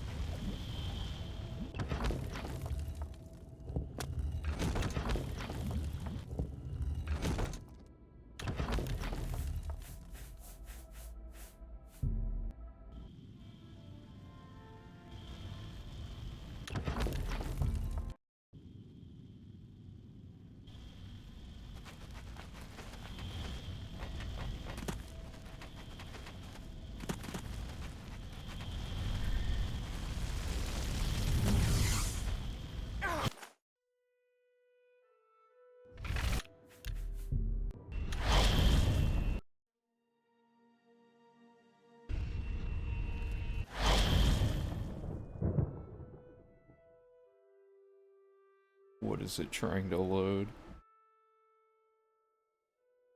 Hello? Why is it... Did it just move backwards? Dude, what is it loading? What could possibly be taking this long? Oh... This is like Xbox load times.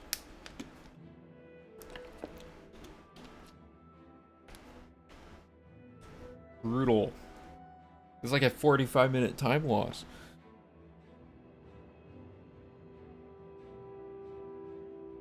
Dude, are you guys seeing this? What is up with this?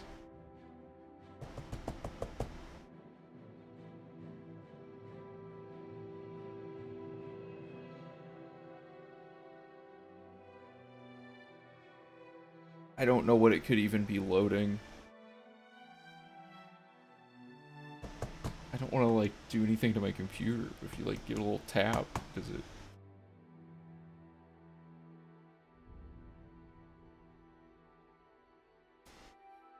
Can you guys hear that? The fan on my computer is... Okay. I'm gonna abort this operation here. That seems like not a good idea to keep that doing that.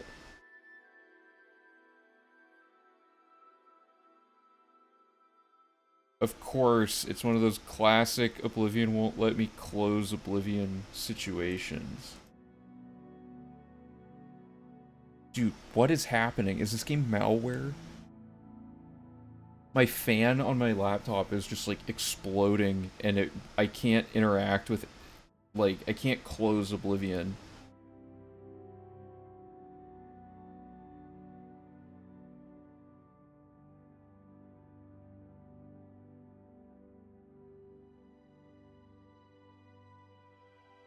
guess we'll see what happens when we get to the end.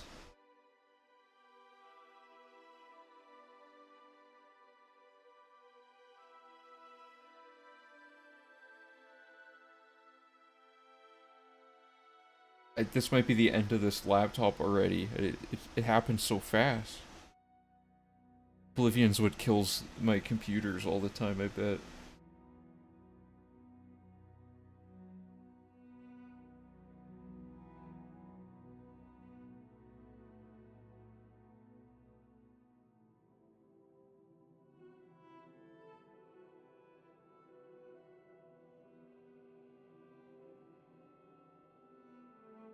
It's that classic scenario where I can't get Task Manager to appear on the correct side of my screen to be able to actually use it. I don't know how to, like, move it over here.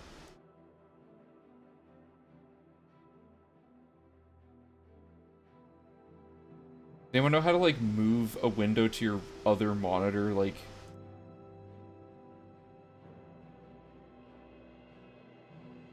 Task Manager is just so garbage. Like, it's always underneath every application I'm trying to... that actually causes a problem.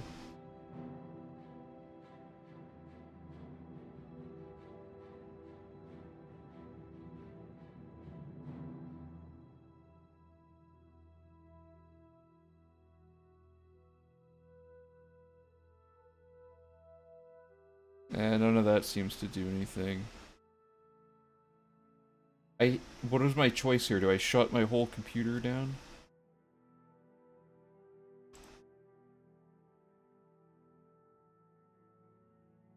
Oh, here we go.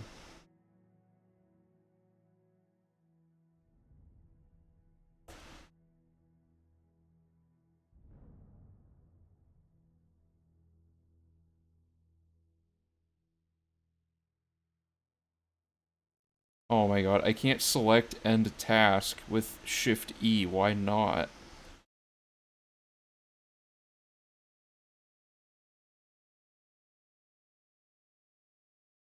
This happens to me so often you would think I would know how to get around it, but yet Oblivion continues to amaze me because I can't close it with anything including Task Manager now.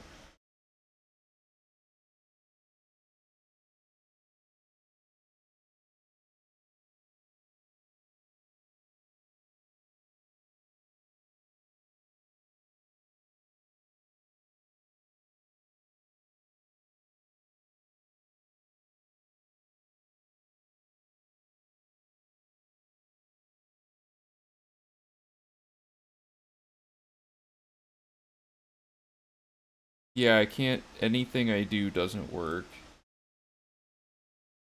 I can't even open Chrome either because it's behind Oblivion. I hate Oblivion sometimes.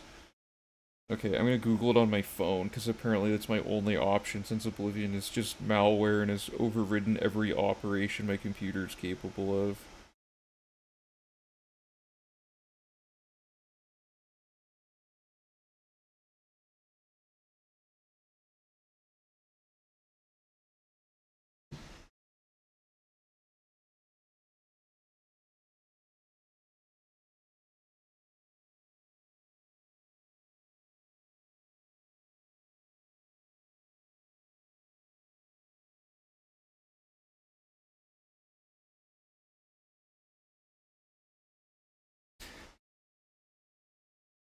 Ah!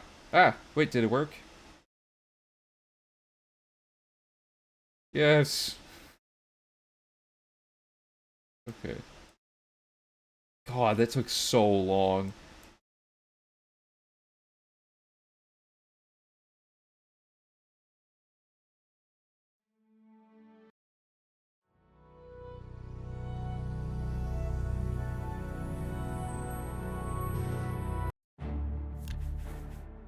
Where was I? We just finished... Okay, I'm gonna load both these to double check. Okay, so it's that one, and I think this file just closed that one. Yeah, okay, so I want to quick save, and then load work back into it. Okay. Okay, it loaded. Good. We're back on track, guys.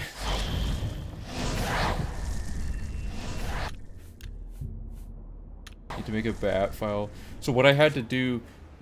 So, the Windows left-right arrow key thing does work, but to focus Task Manager, I had to hover over the preview thing that pops up when you hover over it in Windows, and then try to but then when I would press the Windows key, it would remove my ability to focus the program. So what I had to do was click on it to focus it secretly, even though it was behind the game, and spam the button. But then it didn't actually push Task Manager to the side. Somehow I accidentally did the Windows thing where you can like snap a window to the corner and it lets you pick what process to put in the other half of the screen. And then I picked Task Manager. So that was the only way I was able to do it somehow.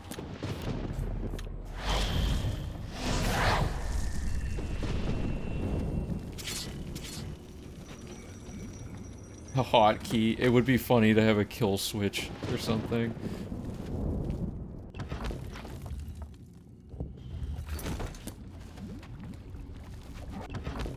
Yeah, that might be a good thing for stream. Just hotkey kill Oblivion.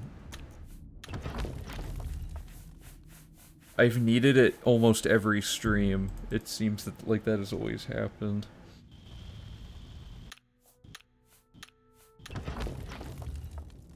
This game is just tilting me now.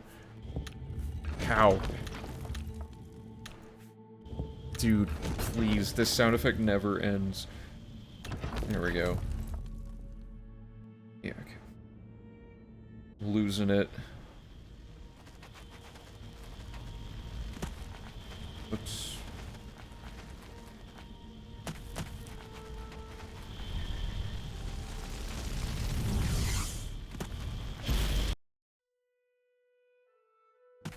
Alright, we're out of there, and then we're back into there.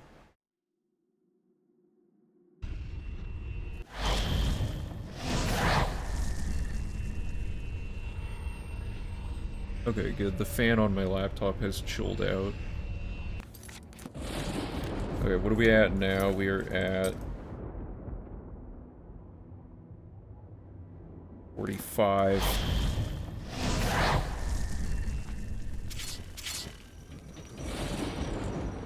Did I make a save?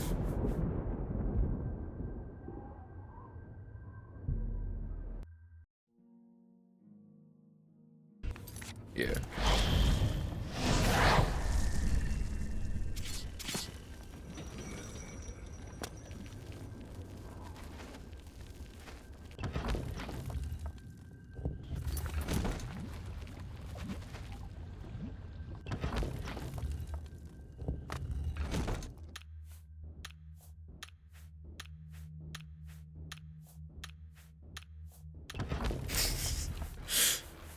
Oh, man. This part's brutal. I'm losing it here at the end.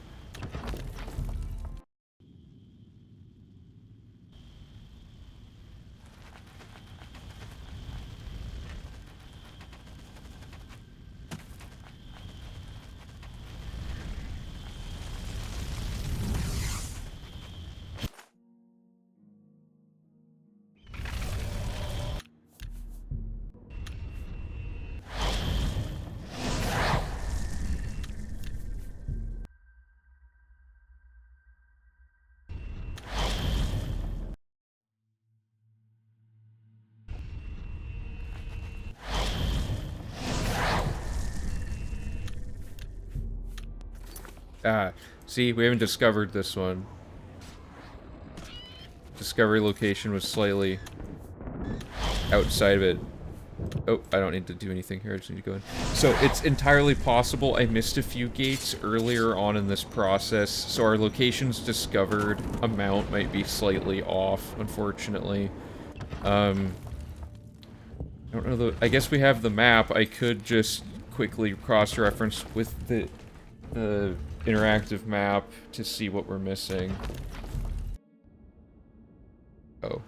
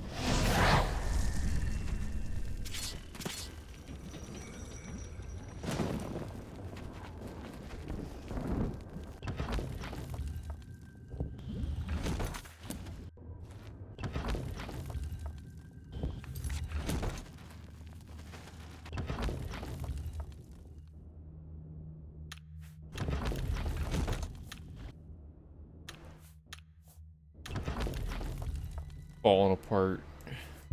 This part's almost over, though.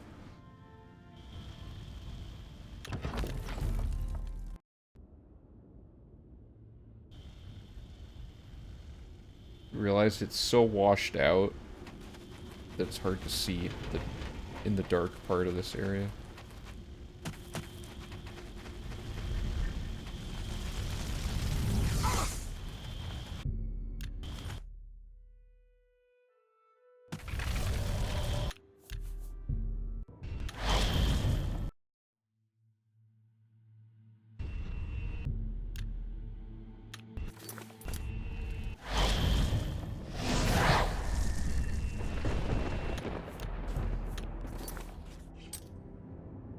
Okay, we're at 48, so it's going well.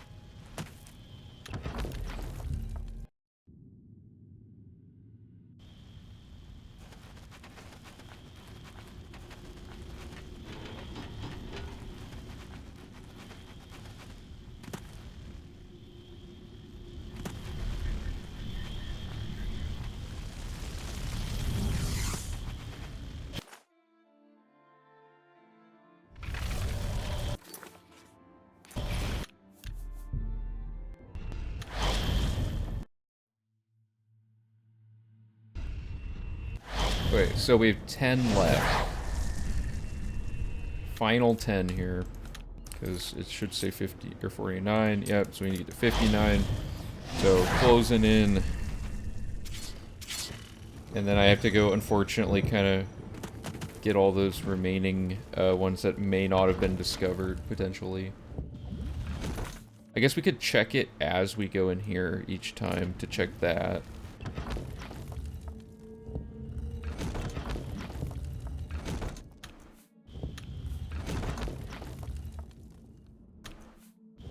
Oh my god, this door is like the bane of my existence. I'm gonna quick save, quick load to turn off that sound effect just so I can like guarantee that the sound won't be going when I get through the door. Because if you try to load warp and the sound effect for that door is already playing, it won't play the new one most of the time, and those certain doors, their sound effect file has a lot of like extra blank audio at the end of it, so it sounds like it's over, but it isn't. So then when you go to do the saddle or the load warp, it sounds like it didn't work, but it did, and then it's just a huge dumpster fire. So quick saving, quick loading can like force the sound file to stop playing and guarantee that you'll get the next one to work.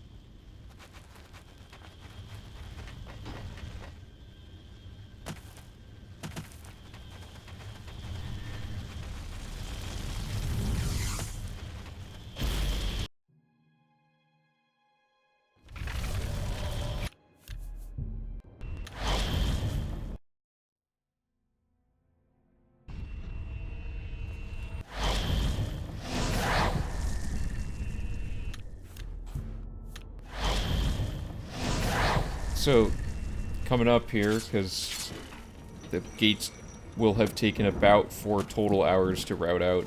After that, we have Dark Brotherhood and some Thieves Guild, I believe, and just generally a lot of questing is about to happen.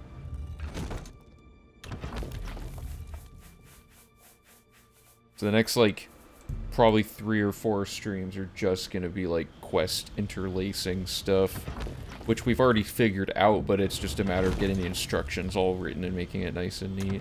So, I want to test a few things that people have mentioned that help for older parts of the run that'll save some time, though.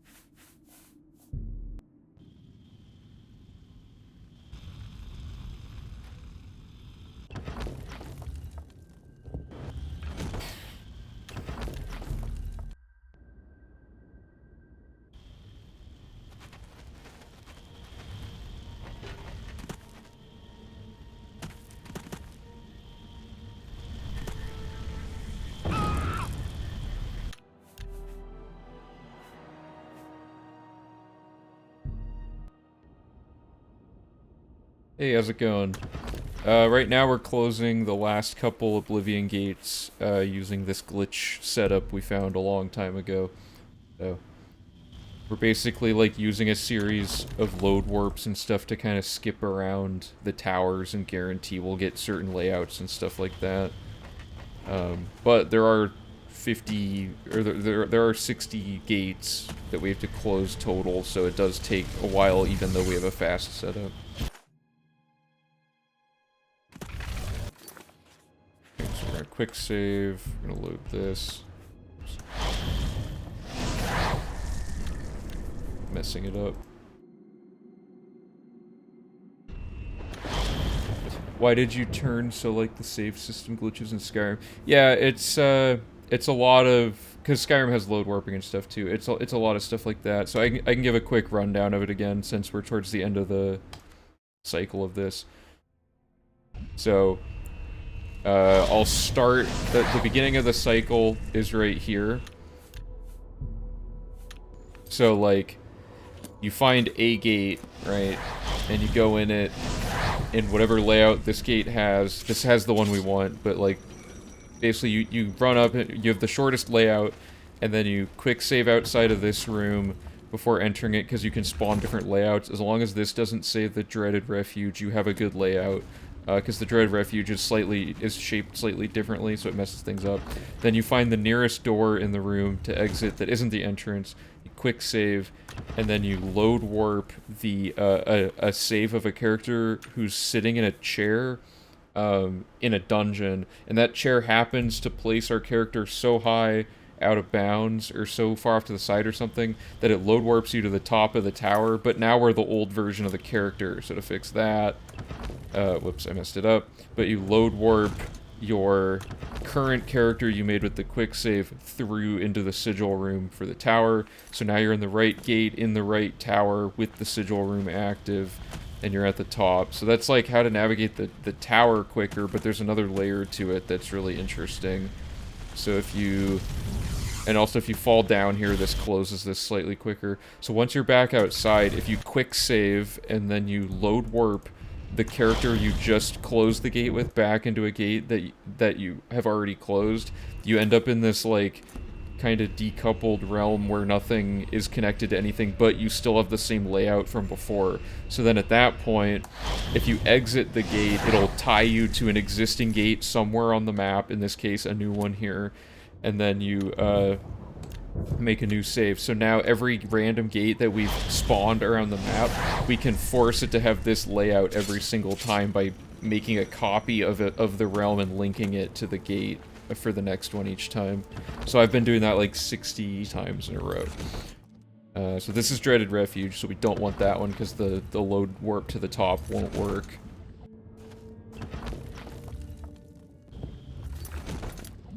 So is this the preferred layout because it's the shortest? Yeah, and then the tower layouts only matter because the load warp won't work inside of them. Yeah, so what we're doing right now is we're making the routing materials. Did I quick save?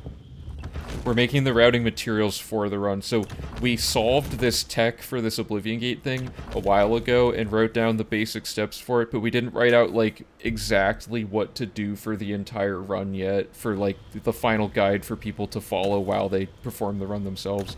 So that's the current step of the process. We've gotten all the routing figured out for the most part. Just the little nuances of everything that connect all the bits and pieces are all that's left. But that still takes a while, because, like, you know, we'll have a logic point that just says, go talk to this guy, but there might be, like, a scheduling thing we need to figure out to make sure he's in the right spot and stuff like that. I want to see... Okay, so we should only have, like, 3 or 4 gates left, I think. So the way you know it won't... The way you know you're done is either it'll say 59 gates, so we have 3 more to go. Or it will... do a thing where it says, like, this gate leads to nowhere.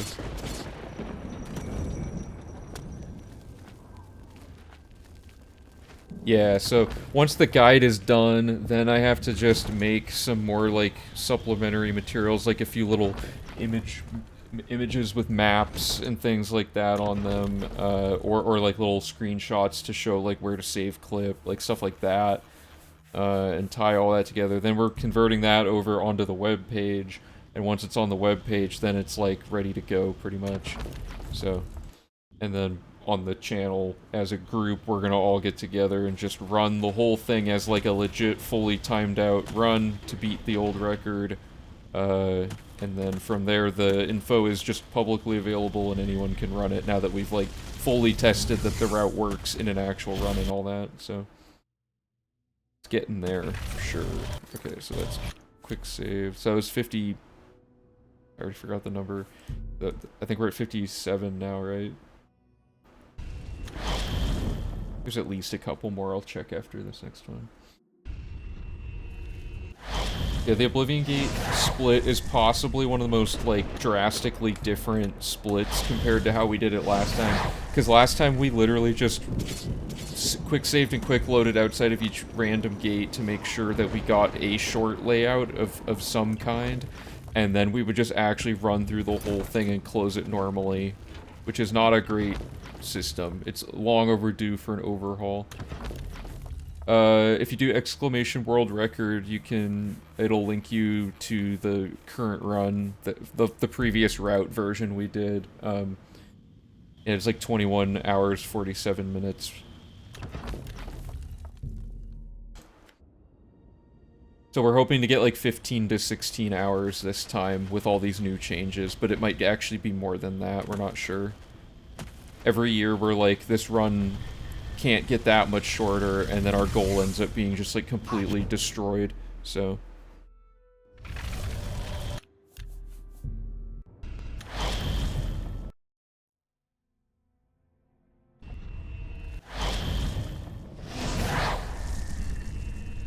Okay, so I think there's one more. Yeah, so we have one more gate. So I'm gonna do this, and then I'm gonna also show you another indicator of how you know you're done with this part, other than checking the stat screen over and over. Yeah, for sure. The first run we used very few glitches. Version 1 of this route was mostly playing the game actually normally. And it ended up taking like 79 hours to do that one. And that was like, we used the dupe glitch and a few other minor glitches, and that was pretty much the only glitching we did. So as we've added more and more glitches into the run, it's gotten way quicker, and we've found a lot of new glitches specifically to speed the route up, so... Whoa, whoa! I didn't even know you could do... That's kind of cool, you can boost all the way there.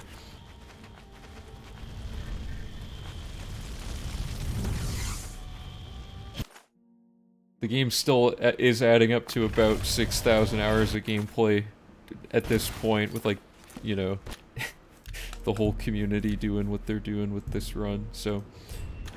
So if I were to load back into here again, now it shouldn't let me leave the gate. Yeah, see how it says this door leads to nowhere? So there's no more gates left on the map for it to let me connect to. That's what's going on there.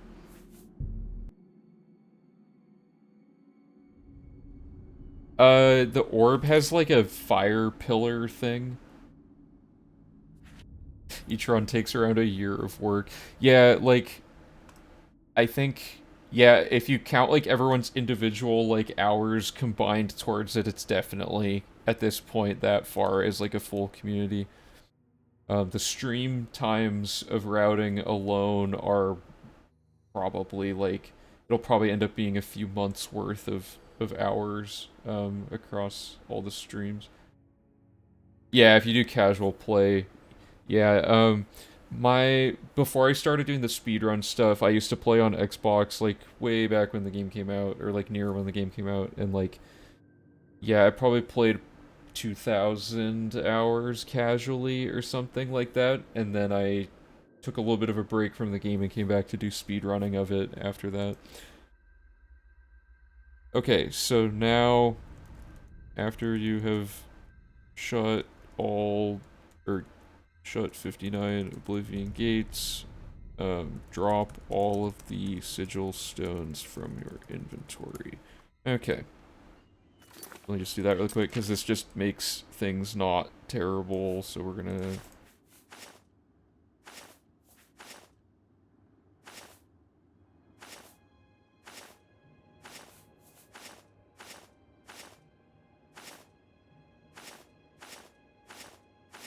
Okay. So that's the end of that split, as far as I can tell. We should have a little thing to check stats. So, first of all, places. What do we add on places? We have our 59 gates. So, okay, good. So we have 366 places found out of 367. So what's missing is Serpent's Trail. So luckily I didn't miss a gate, so we don't have to go check that. Because if you look, let me just double check that it's 367. Yeah, okay, 367, good. So, all of that is done, so we did it. The main goal of today has been achieved. It took a little under 4 hours, but yeah, so that split in the actual run will probably take about an hour and a half, because it'll be an hour 15 of this part, and then like 15 minutes of doing all of this really specific step stuff, so. Yeah, so Oblivion gates and map exploration and all that are, like, add up to be the most painfully time-consuming part of the run. At this point, the Nirn route is probably the longest single objective, because it takes about an hour and a half to an hour 45 to get all the outdoor Nirn route. Oblivion gates now take about an hour and a half as well, and then the map exploration now takes under 30 minutes, so all those things combined, we're looking at a huge time save there.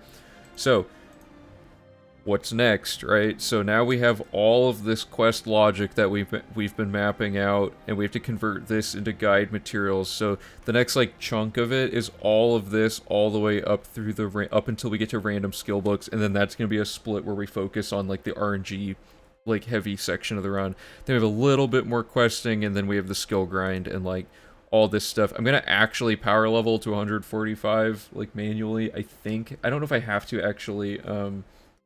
I might want to just only do it on our like final check through, but no, I have to check the resetting of the attribute values because we do have to do that because we're not gonna have enough attributes to allocate. Okay, so the next step is to do a bunch of questing. However, I want to quickly address something that was found and mentioned on the Discord. I believe it was Aileron that said it. Let me find it really quick. Yeah, it was Aileron. Okay. The UESP apparently had an article or had a thing mentioned on the Corruption and Conscience quest that you can skip a quest stage where Aldous is fighting a guard. So this is one of the cutscenes that we have to watch throughout the run, but not anymore. So we're going to route this out really quick using this. Our goal is, so it'll be really easy to get under 21 hours because of how many new things we've discovered. We're trying to get under 15 hours, under like 15 to 16 hour range, but it's probably going to be less than that. So under route logic, I've added a section called cutscenes. This isn't a comprehensive list yet. We're in the process of this, but I'm trying to like write down every time the character has to sit and wait for something to happen. And then we can time out which languages handle those cutscenes the fastest and figure out which language is the fastest language to play the game in. But on top of that, the main thing is to make a laundry list of like, here are all the cutscenes that suck. Is there any way... Sorry, I'm choking on air. Is there any way to skip these cutscenes? So one of them, somewhere in here, where would this be? Corruption Conscience, Aldous' argument with a guard. It's a fairly lengthy cutscene. It turns out you can, let me see what it says. Frenzy... Cast Frenzy on Aldous, he'll unsheath his weapon and guards will come and kill him, regardless of where he is or if he attacks anyone. It will then come up with the dialogue saying that he approached his house and was killed by a guard. You can do this before you've even talked to the first person, but the quest has to at least be in your inventory or your journal. So, I want to quickly add this in, because skipping cutscenes, that's a very significant improvement whenever one of those happens, because that's like 30 seconds of gameplay or whatever that you just sit there doing nothing. So eliminating those is huge. So I want to find where we exactly did Corruption and Conscience, because this also skips a thing. So here's the logic. We talk to the guard outside to get the dialogue option in our inventory, or in our like topics list. Then we go to this lady's house and she spawns next to us, so we talk to her there to ask about fines. So this gets this in our quest journal, right? So this is necessary. However, after that, we don't need to do this part yet, because let me pull up the quest.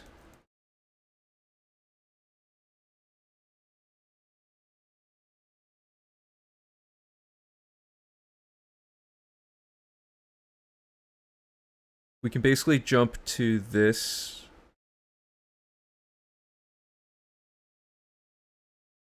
Right here. Aldous has been slain by a guard. So in here it says, activate the quest, fast travel to talk to the guy at the castle. And then he says to talk about, or then he talk about Ulrich and stuff. You do the castle business. And then you quick save, load the temp save, and then load back through to get back, and then you talk to Aldous, and then you watch the cutscene. And then the next step would be to go back to the castle again. So what we can do now is we can change that, so that what we're doing is we trigger the quest to update by having the guard kill him, right? And then when that happens, we don't have to go to the castle yet. We can wait until we go back for allies for Bruma and use that as an opportunity to buy the house and do all that stuff. So we can eliminate a single trip to the castle, and that'll make this whole section a lot clearer. So what we want to do is load the save where we're doing the Shadenhall stuff. So let me find that really quick. And also, we don't have a Frenzy spell, so we have to buy one from someone earlier in the run. So we have to add that in really quick, which affects our fiscal responsibility. There's like a few things that we'll need to do here. So this is her, so it's going to be this one right here, save 105. I'm just going to make a dummy save at the top for now. So what you're supposed to do is you talk to him. I'm sorry. He gives you the fine topic, and then you have to talk to Livana at, let me see what it says. 2 p.m. Yeah, Oblivion's great. Except when it, like, almost corrupts my hard drive and stuff. Then it's not super great, but, you know. Okay, so we got that. There she is. Seem far too nice to be one of... So we ask about fines. This gets the topic in her thing. Or in our thing. So now we need to do we have Frenzy available to us in any capacity? No. So I need to add a Frenzy spell really quick. For testing's sake, we'll just simulate having Frenzy.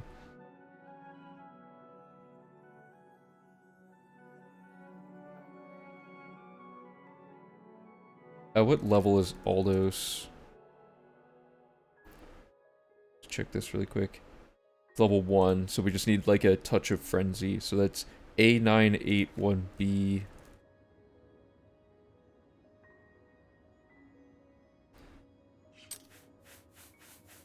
We should be able to cast this on him without getting a fine because we're 100% invisible. So the next step would be to just go find Aldos right here, Frenzy him. He should pull out his dagger. Maybe I have to...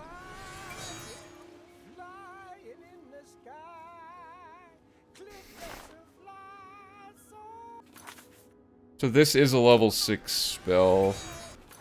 Let me try regular friend. Well, that says level 5. Okay, let's do A981A.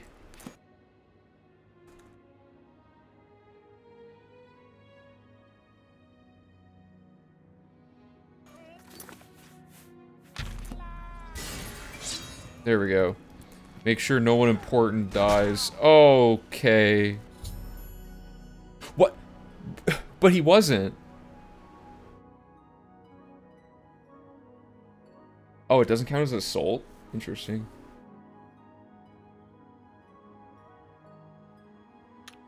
What's wrong?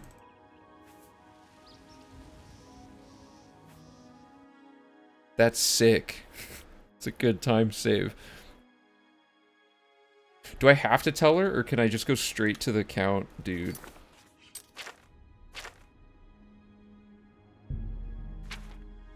It says I have to talk to her, but I want to see what happens if I go to the castle now.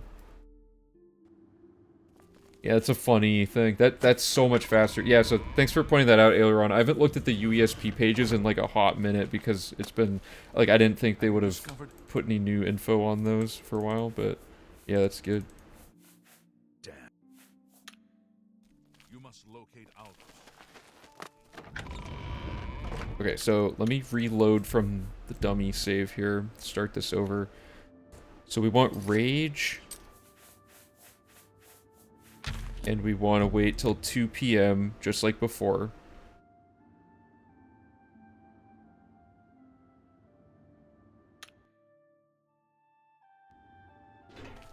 So it looks like we can just kill him. So, oh wait, so we'd go here, and then that gives us fines. And then we cast Rage on Aldos. And then we kill him, question mark? And then that counts as him dying? No, he has to be killed by somebody else, specifically. Interesting. I'm sorry. Because he wasn't killed by a guard, but he has to, someone that isn't us has to kill him, which is fine. So, we'll just do that, let someone else just bop him real quick. He's unstoppable. Okay, there we go. That should count as somebody. Yeah, there we go. And then we just walk back and tell her. What's wrong?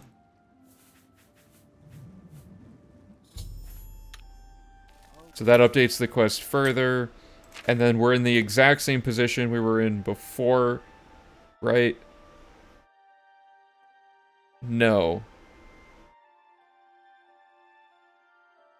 Yeah, because we don't have to talk to this guy anymore. Rick will not buy his way out of this one. Yeah, I think it's just detecting if his dagger is out and if somebody has killed him. I think that's all it is.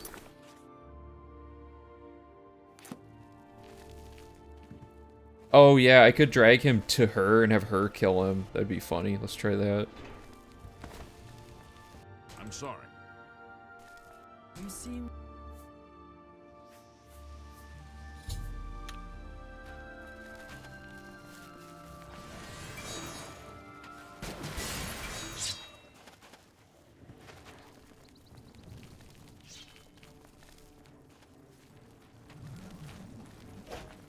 Show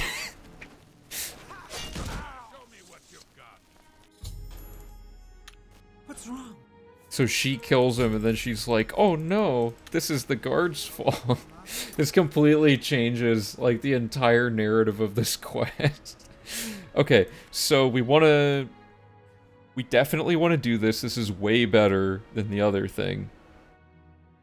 We also didn't need to do this. We just needed to wait till 2 p.m.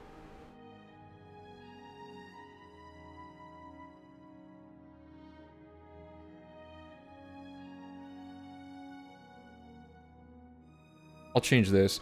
So talk to her.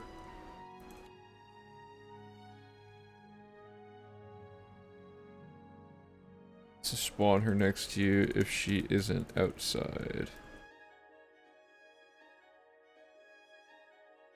And then we don't need to do this. Okay, so we're gonna do...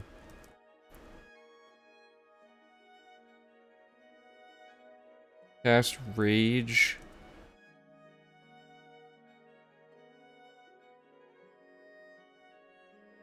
Please. On Aldos Othrin.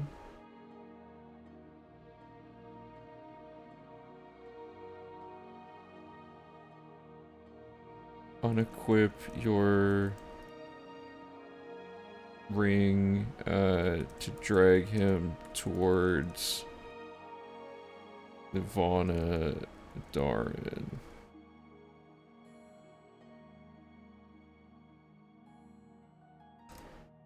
Make sure any NPC kills him, but that no other NPCs die.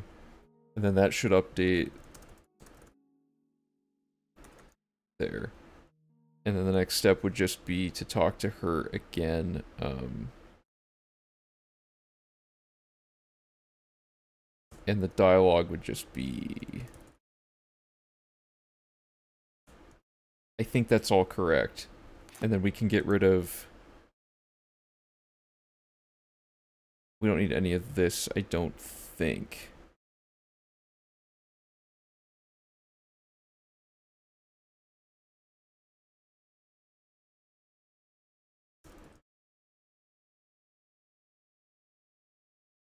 Hey Huli, how's it going? Yeah, we just finished the gates. Yeah, they have really meaty sounds when people get hit and stuff.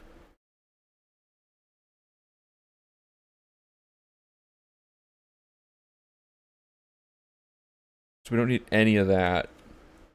Cutscene skipped. Huge find. So I'm gonna quickly update the wiki.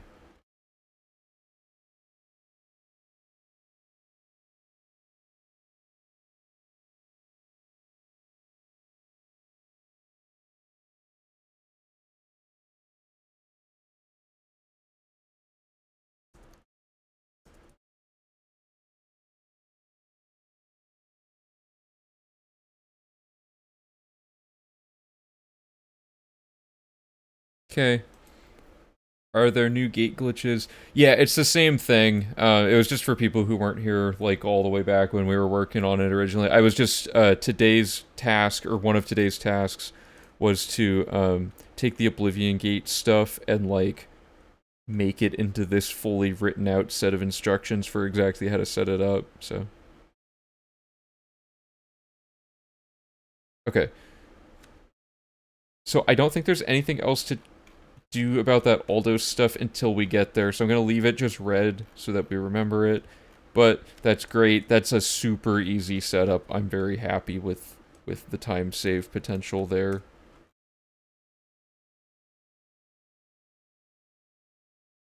So I don't know what to call this at this point. I guess this is Dark Brotherhood for this. Dark Brotherhood again. I don't know. What we want to do now is we're just going to route up until Allies for Bruma, which is like a long ways away, because basically we're trying to do as much as possible to make it so that when we go around to all of these different places for Allies, that whole city is already like done with all its other objectives. Yeah, the meme potential is the best part. I even wrote it to specifically have us drag him towards her just so we can potentially run into that. It's also just faster, you know, because she's there. Oh, and I forgot, I have to go to, where else would this have been? Because this is during the Shadenhall circuit. So we do the Dark Brotherhood stuff in the shack, then we set this up, and then we resume the circuit, and we don't need to do this now. There we go.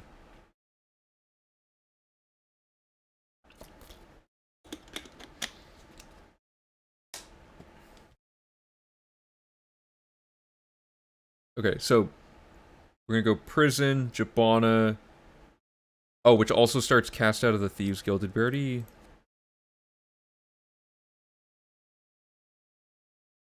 If it starts cast out of the Thieves Guild, why did we even have cast out of the Thieves Guild already in here?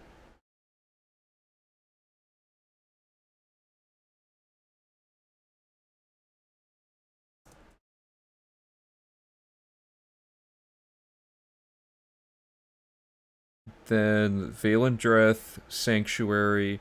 Then we turn in all of our Vicent quests. Did I already get us to kill the dude for Dark Brotherhood? What's his name? Does anyone remember the name of the guy in Coral? That you kill for Dark Brotherhood?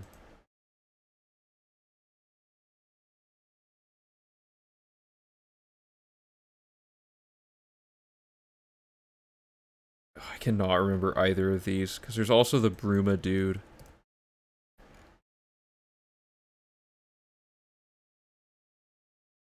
Was it Ragnar? No, it's Baneland. Okay, so we got the Baneland one.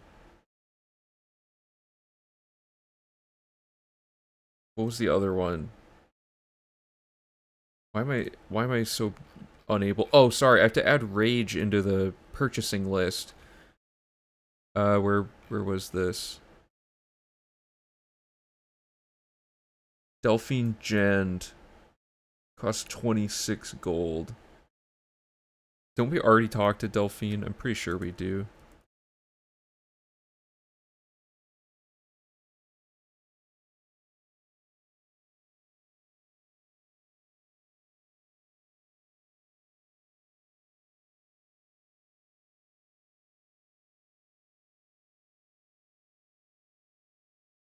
Oh no, it happens.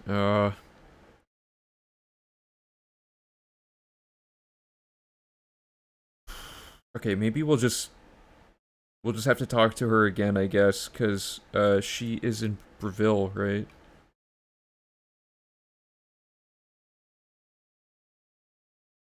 Nobody else sells frenzy spells in the entire game except for her.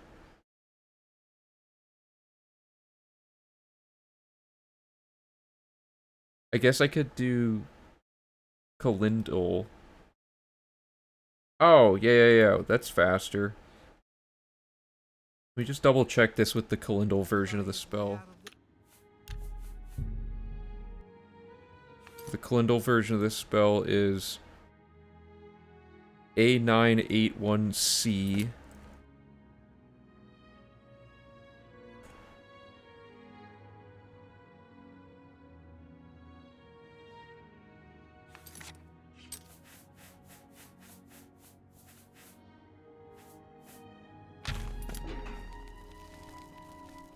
sorry.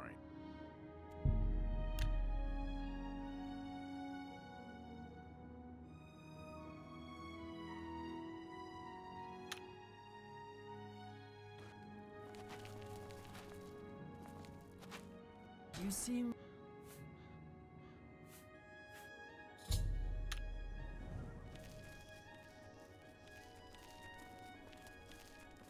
Gareth's gonna be all...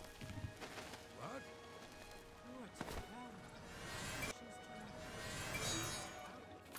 Why does this one not work?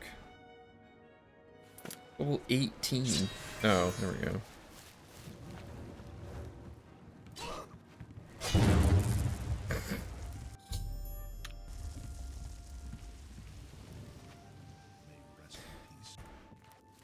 I'm a little concerned that that didn't work on the first try, but... Okay, it was just a weird glitch.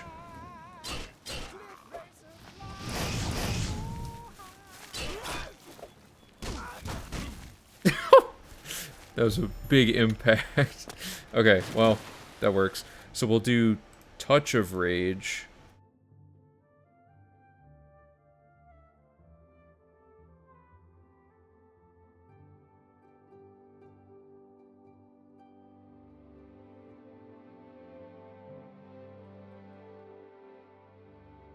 This, so Touch of Rage on Aldos, and we can buy that, I'm assuming, from the very beginning of the game from Kalindal. Let me double check that with our Kalindal split thing here. Welcome to the... Can I... Only quality goods for sale here. There it is. What can I... So that's 195 gold at the start. So where's fiscal responsibility?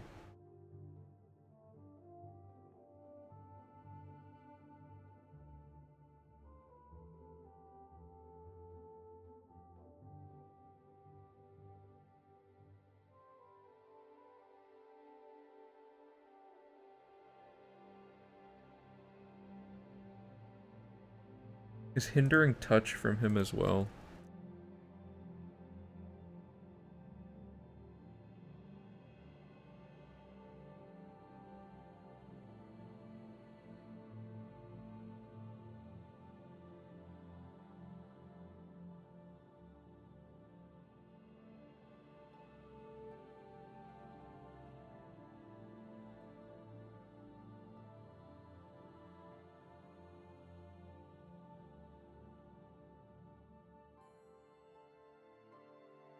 Okay, so Touch of Rage was how much? 195.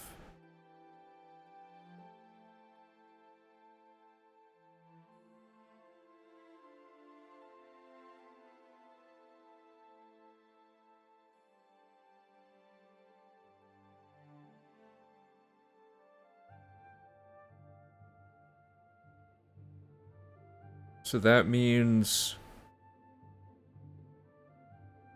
we get 6,300 gold. Yeah, that gives us plenty of... We can still afford that, right? Unless I'm going insane here. Because it never dips negative. We spend that money to buy scrolls. We sell scrolls up to $6,300. We spend like 4,000. Yeah, we're not even close. And then we dump a lot of that money into Dorian anyway.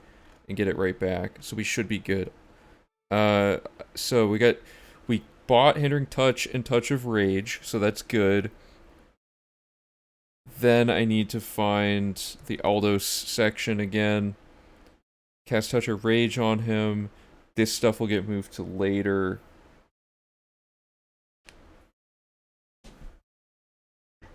Okay, cool.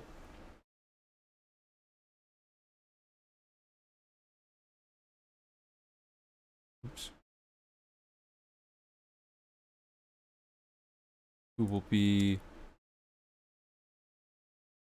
by the bridge near the house.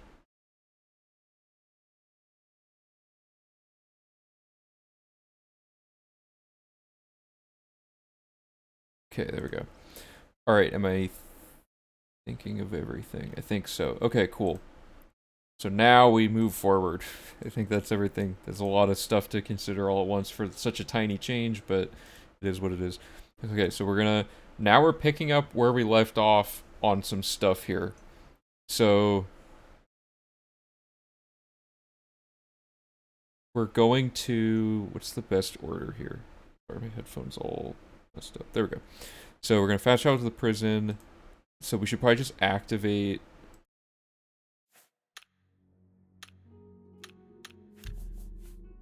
Well, we don't need this now, so let's go from here.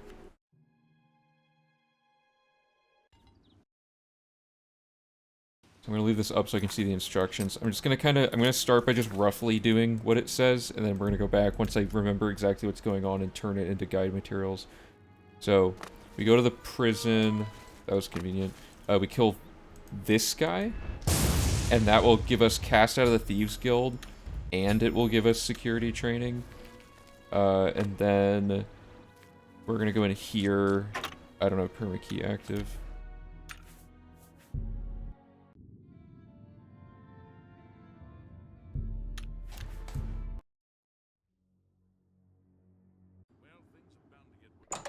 We're gonna go in here, and then we're gonna set a load warp here.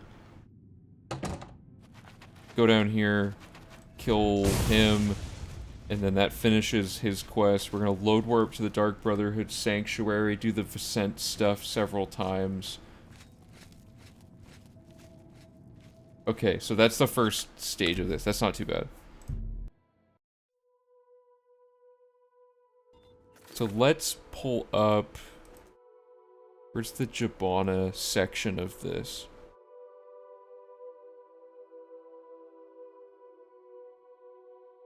So...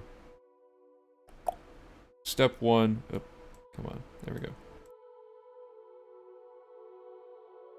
Fast travel to the Imperial City Prison. Called the Prison District? I don't think so. Yeah. So fast travel to the Imperial City Prison. Kill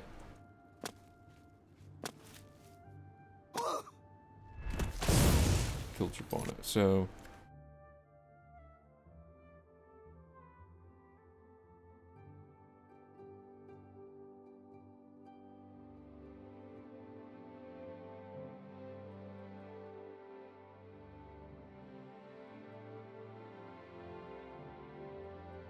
Actually, I don't need to say that. Okay.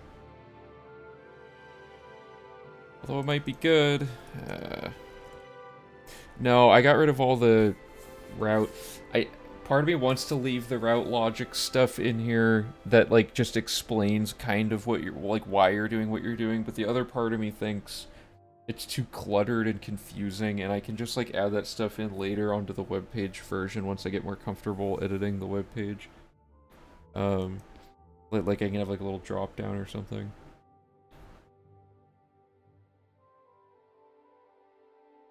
So this should be in, but this should say, for the sake of checklisting.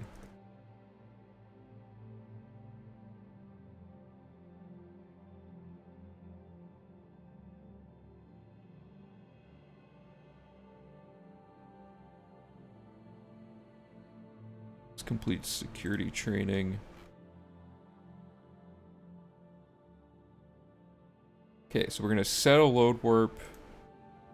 So now I need to pull the logic from here.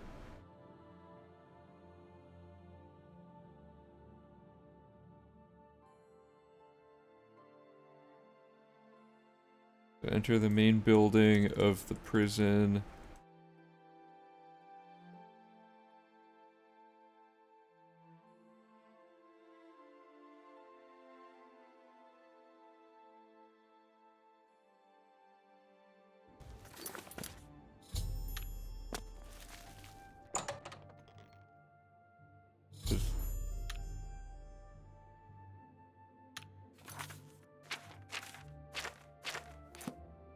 Okay, so this is gonna be changed.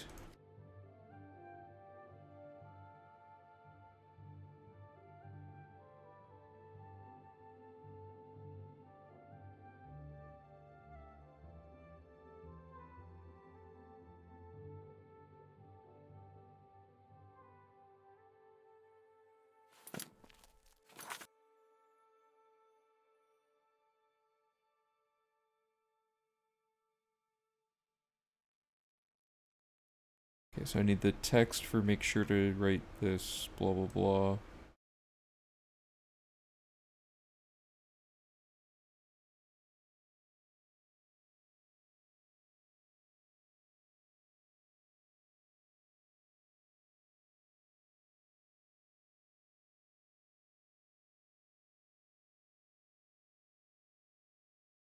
Okay, so then the next step here is gonna be load warp to the sanctuary, and we're gonna do all of this stuff that's gonna be here. So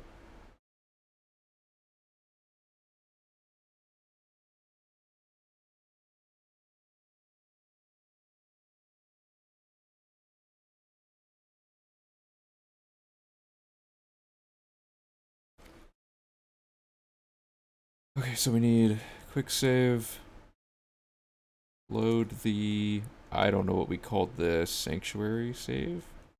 Yeah.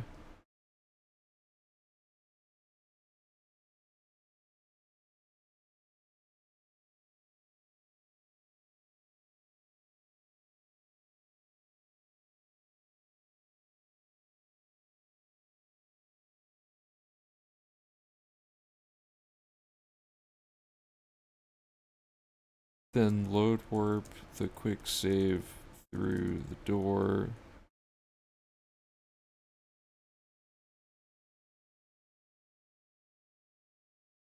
And then what quest is active right now?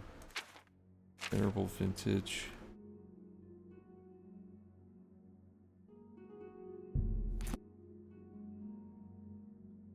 Activate a watery grave. Then follow the quest marker to talk to Vicent.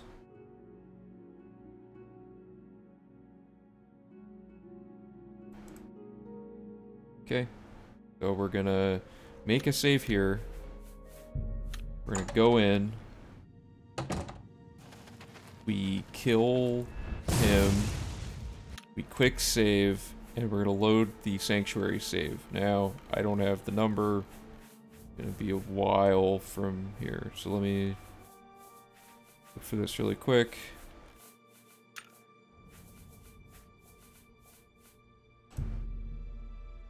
It's 103. Okay. Let's make a copy of it. And then we're gonna load warp our quick save into the sanctuary.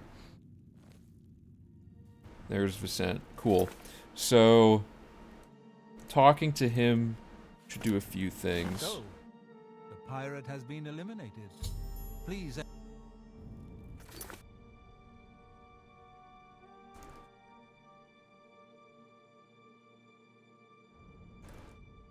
That completes a watery grave.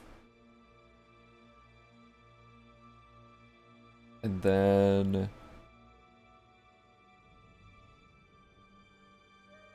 what's next?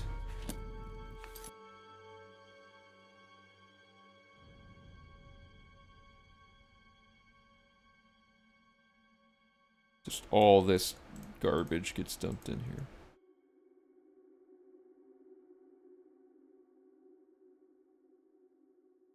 Okay. I'm glad you.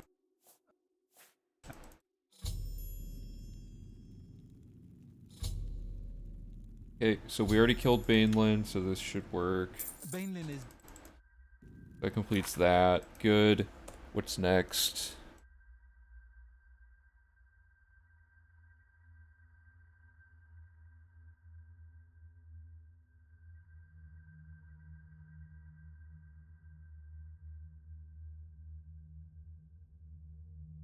We talk to him again. Completes no rest for the wicked.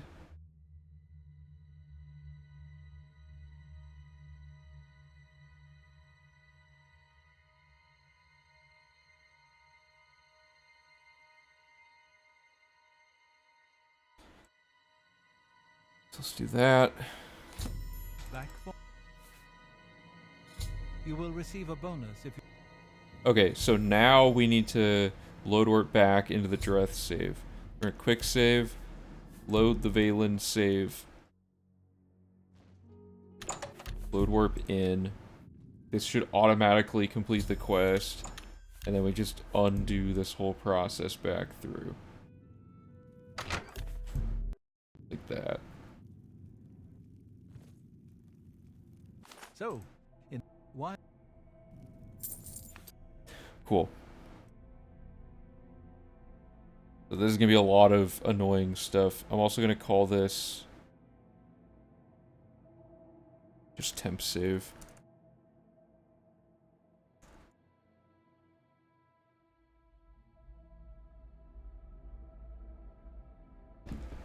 Okay, so quick save, load the temp save, then load warp the quick save through the door. The quest should update. The quest will update. Quick save, load the sanctuary. Oh, actually, I should just do this. So we basically go in, trigger the update, leave, and we're back into here again. And then we talk to Vicent again.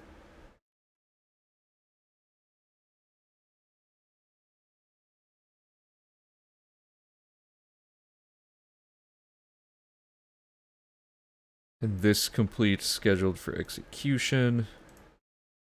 Just a lot of Dark Brotherhood all at once. I have a. And then we ask about the contract again, and he gives us another thing, and this one's also already done. So then we talk to him again and complete that. So let's make sure that's all correct.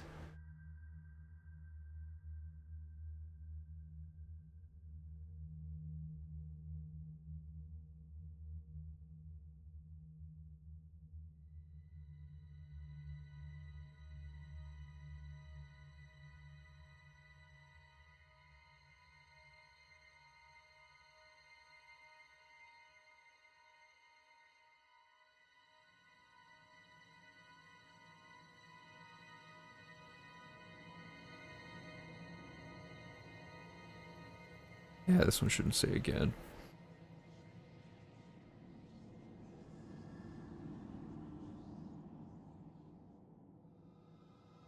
Okay, so that's 1, 2, 3, 4, 5, 6, 7, 8 quests done in 14 steps.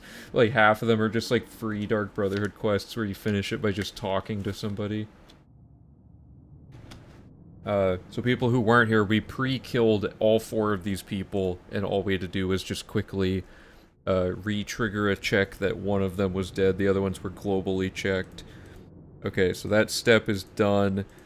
So now we're gonna do the next quest, so we need to take... does he offer Darkness Eternal here? I feel like he should, right? Let's find out. Well, no. You are. Instead, before you go, however, you have served. Most excellent. Here. Oh, I don't want to do that. I don't want to do that. We're gonna become a vampire through other means, so... Well, no.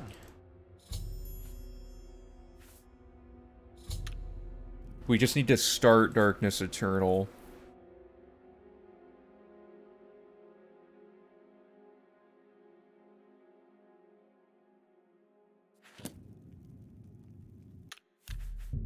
I gotta get that new line of dialogue here. Well, no. No, not right now, thank you.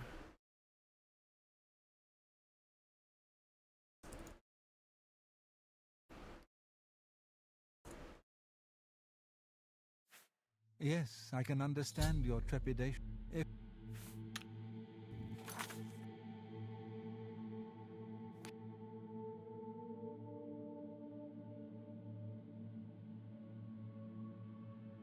Okay.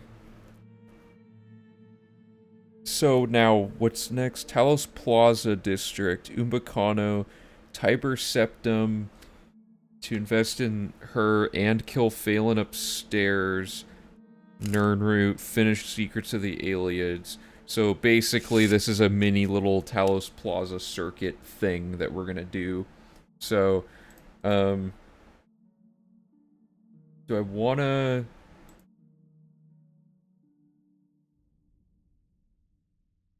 I want to go all the way up through the stuff I would have done, so the Tivana thing happens here.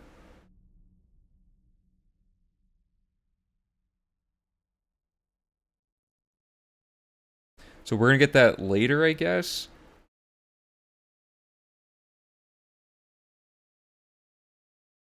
Yeah, we turn all that in, then we talk to him, kill the High Elf, Knights of the Thorn, Wrath of Sithis. Yeah, okay, so...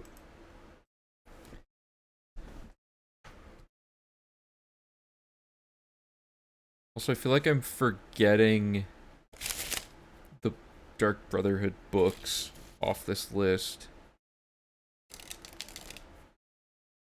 But I don't know when we would do that. I'll trust the guide. I feel like we might have forgotten to write something down, but nothing we can't easily patch in. So, are there any other steps here? I'm supposed to talk to Ochiva to start the Phelan quest, so I guess...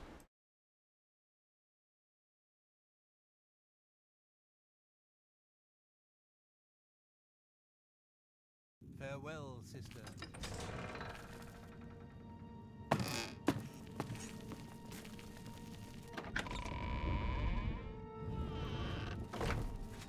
Ah,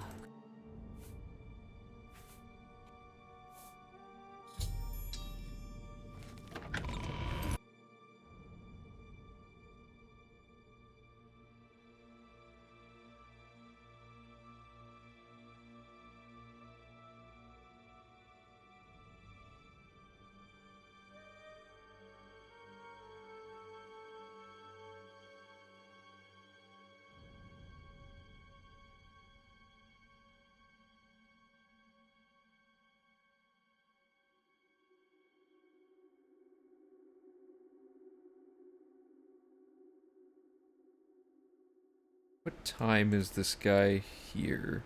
8 p.m.? Let's just wait till, like... Let's just wait till 8 p.m. and see if he's there. How have I been notating that? Oh, I've been using... Okay.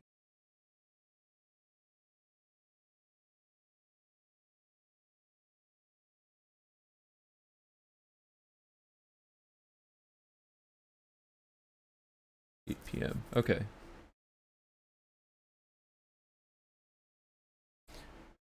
Oh, and that finished a quest just there. My brother's keeper.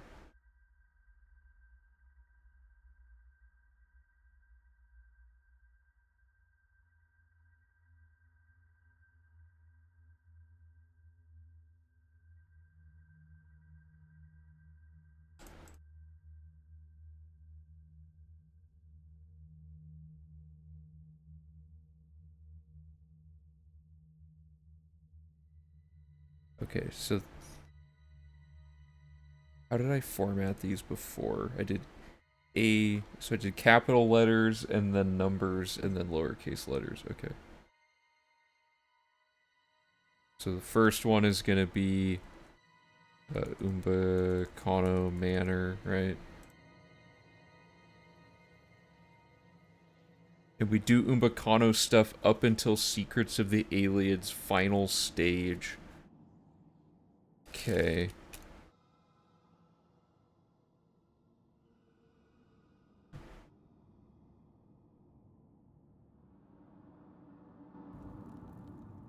Can I use the, well yet?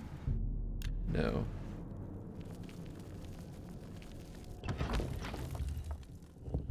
Alright, thanks for hanging out, Aileron. See you later. Bye.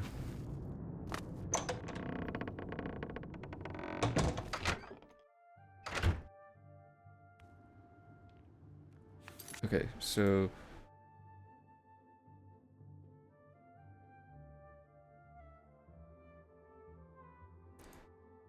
We're gonna go Umbacano Manor. Let me find Secrets of the Aliens.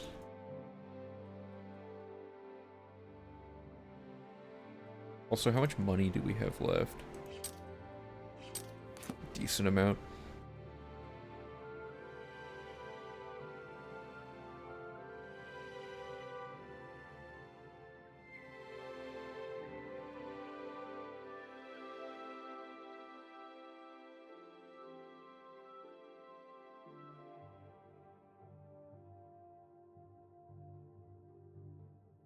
let's do this.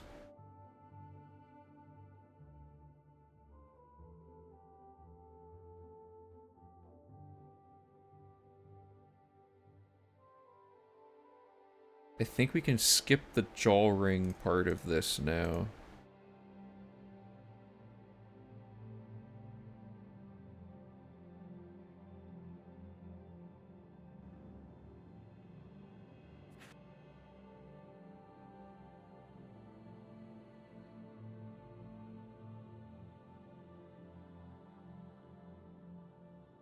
Okay, so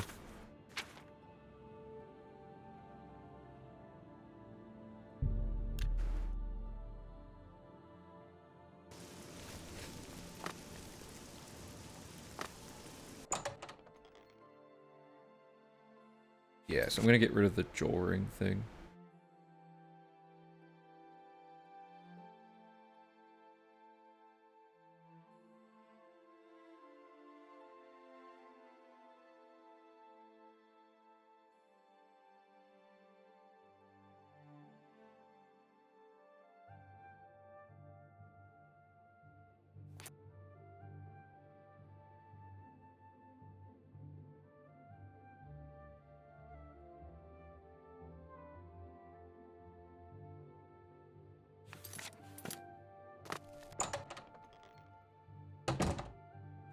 Yes?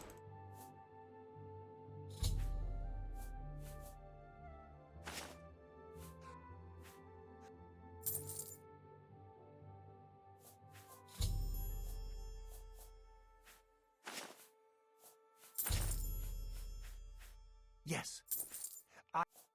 Yes. Yes. As I... You...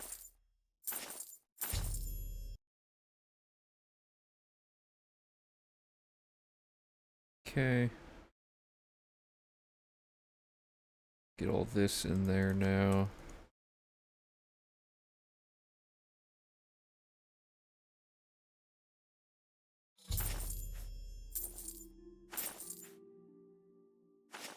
Okay. You... So what happened here? The collector is done, and I've started nothing you can possess. Okay, so this completes the collector is what this needs to say.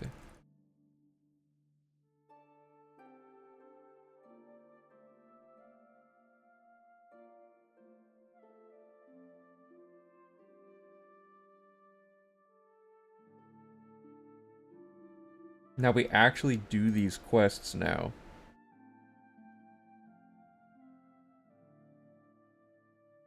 Two.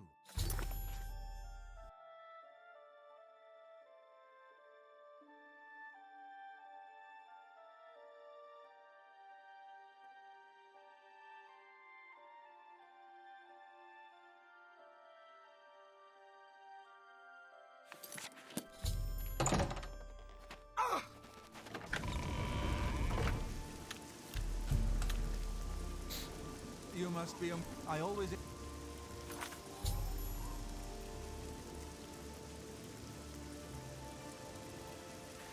I don't want that to happen.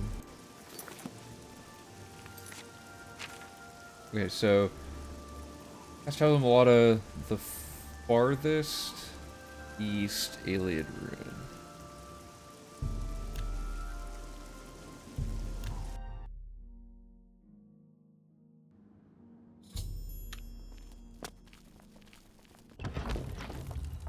Hug the left wall till you fall down over a gate. Just a bear in here. Continue west and jump over the poison pit to the door to the other side. Use the key to open the door and retrieve the tablet directly in front of you. Okay, and then we're gonna change our thing so that we're load warping.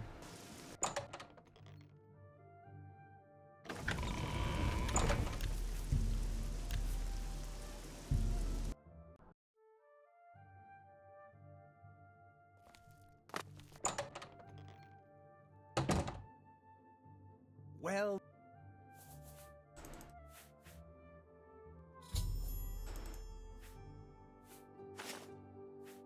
Her name.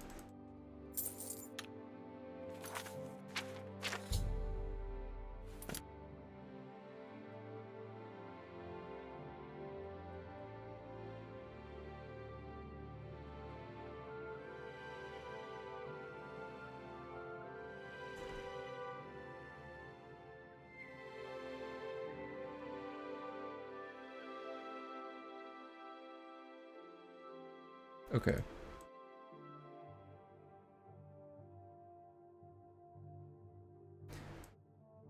I'm gonna change this. This should just be a new little bit that's going on here.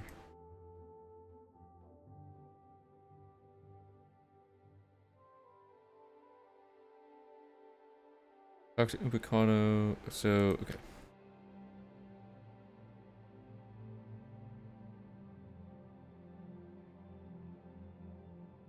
Be seeing you.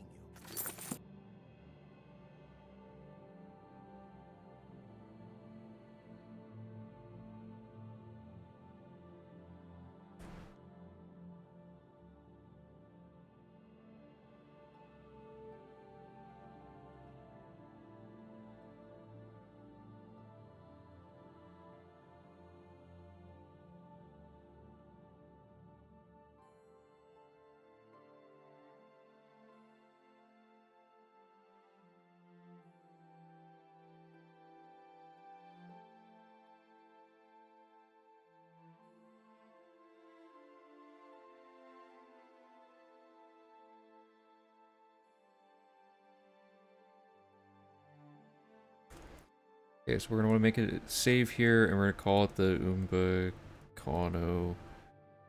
I spell it right. Yeah. Umbacano save. Talk to him. Go to Mulata. And then we're gonna add our classic.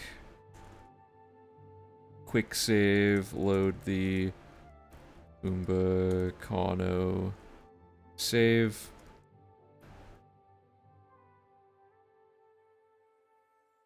Then load warp the quick save through the door.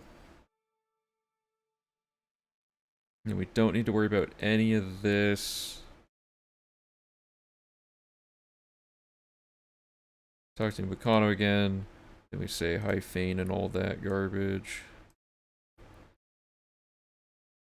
There's nothing you can possess. Sure, I'll take the job. Cool. And then the next step of this is to do, what does it say to stop at? Until the final stage of Secrets of the Aliens. Oh, yeah, okay. We tell him to meet us there so that we don't have to wait for him. I forgot about that. Okay, so we come back, give him the carving, gives us a new task. So then we're gonna do this. Why is Bellotta color coded like it's a name? That's an incorrect thing.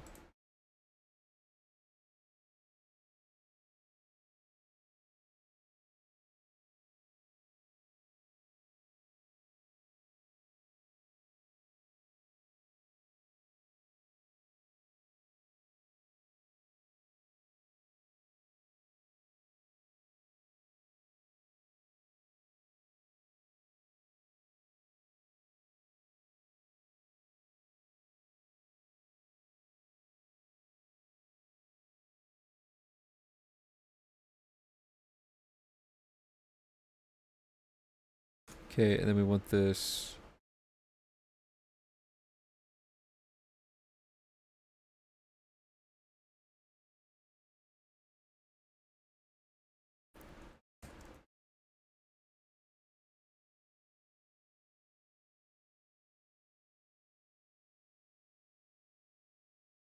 Okay, so let's do this next part. So It's my. he just gave us all this info, blah blah blah. So now we're gonna fast travel to Lindai, which is northwest of the Imperial City.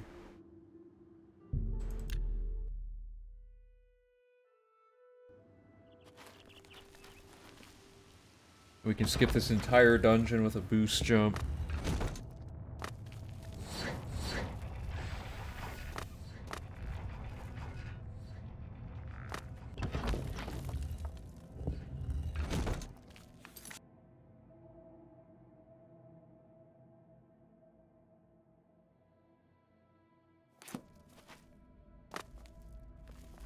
Okay, so we take this, quest updates, and then we load the Umbacano save again.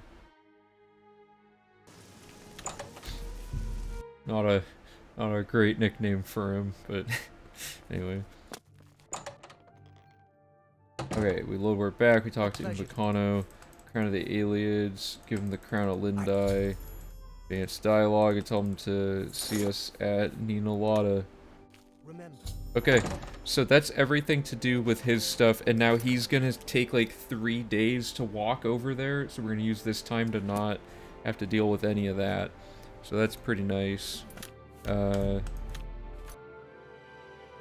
that solves just that. So all that was baked into this one tiny little instruction, right? So you can see how this is going to take a while to get through all of this.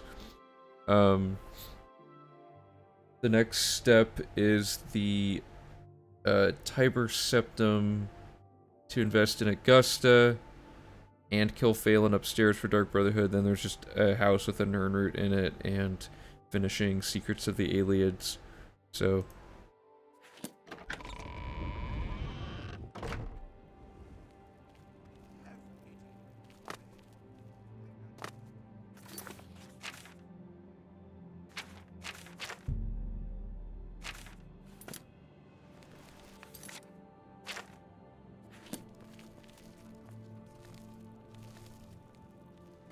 I'll say enter the Tiber Septum Hotel Southwest.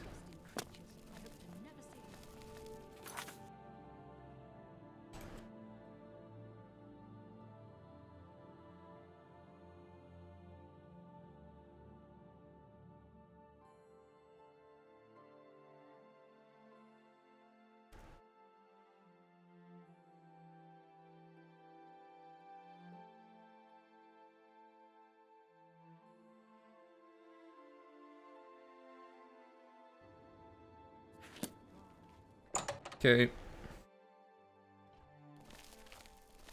Well, there he is.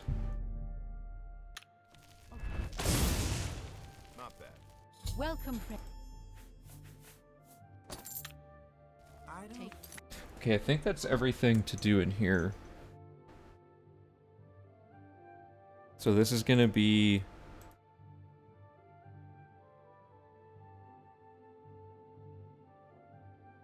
we want Lonely Wanderer, I guess.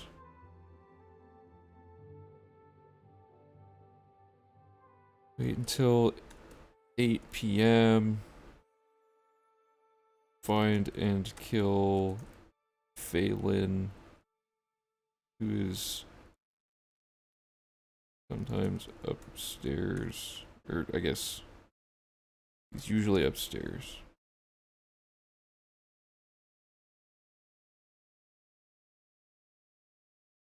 Oh, it's Phelan. Oh no, I did spell it right.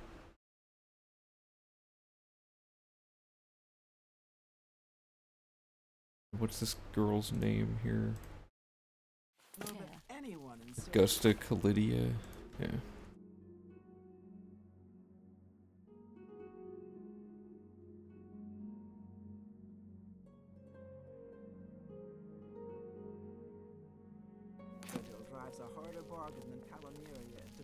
Dude, what's Gwyneth doing here?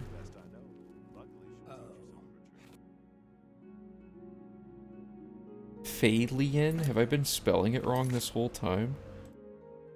Oh, that's bad. Whatever. Okay. Invest in Augusta Calidia. Then Samuel Bantian's house is gonna have a Nirnroot. And that's it for Talos Plaza. Have you looked around Jinseens? So then we're gonna say exit the hotel and then hug the right wall to enter Samuel Bantian. Oh, I can't quite say that.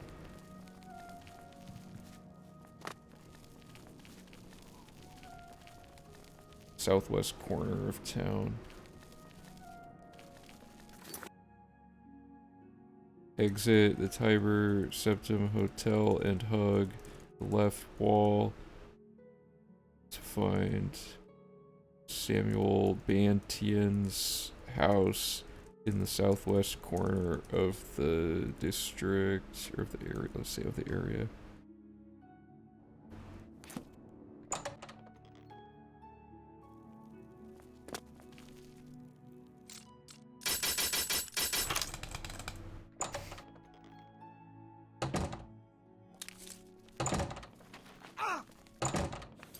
Okay, so let me find Samuel Bantian's house.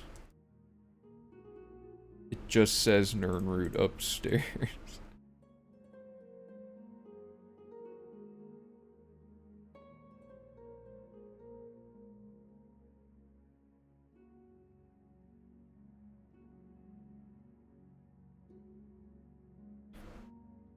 Okay, so that's that, and then the next step is to finish Secrets of the Aliens, I guess. That doesn't really give Umbacano much time to get there. I feel like it would be more efficient to do a bunch of other stuff and then finish Secrets of the Aliens, including all this sleeping business with, like, the Wraith and stuff like that, or the Wrath, I mean, of Sithis.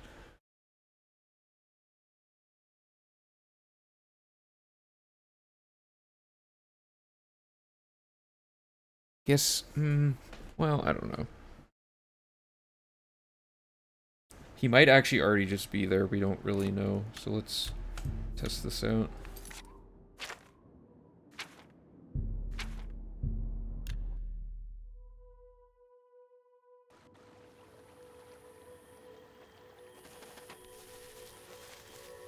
Oh, no, we can use time warping. I forgot about that.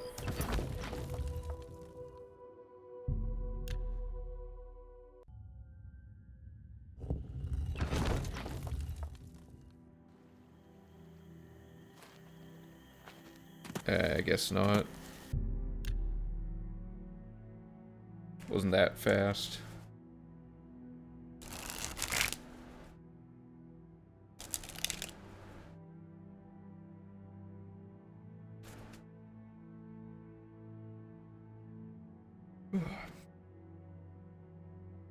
So tired, like, all the time lately. Unfortunate. A lot of stuff to get done.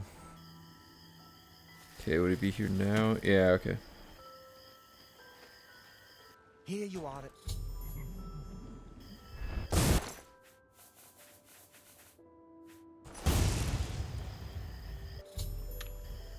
Dude, full set of glass armor. Okay, so that actually doesn't take that long. I'm fine with that. Let's find.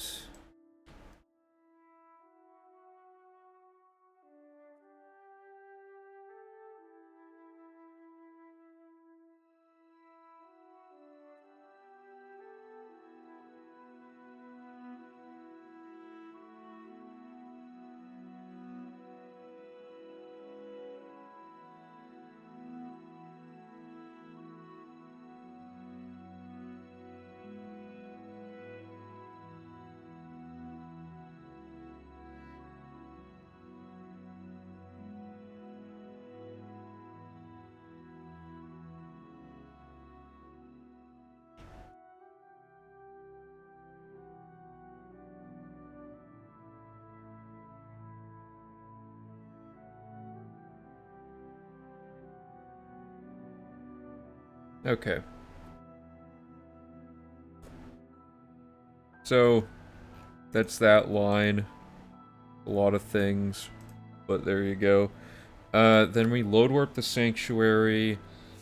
We do some Ochiva stuff here. It looks like we do Lonely Wanderer, Bad Medicine, and we begin Whodunit. Talk to Tivana. Kill the High Elf lady if she's there. Try to kill multiple people if we can before getting kicked out of the Sanctuary. Knights of the Thorn Lodge. And then Wrath of Sithis. And we only do that once? Oh yeah, I guess. Guess we kind of like worked this in throughout. Oh, there's so much left. It's just such a dense route at this point. I think after... What am I trying to say? I think after this route is done, we'll be at a point where we can kind kind of focus, or like, sorry, I don't know what I'm trying to say. Like each time we update the route, we can update off of the existing guide for the most part. I don't know if we're gonna find a whole lot of things that like fundamentally change like any of the instructions, other than like maybe a new sequence break or something. But oh, it's such a dense web at this point. I think this guide's gonna be like easily over 100 pages. But pages won't exist on the website, so there's that.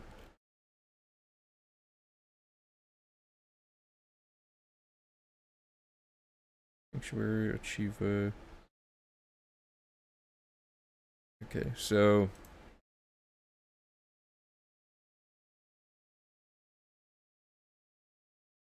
Lonely Wanderer, I guess. Killed him, and don't need to do that, so.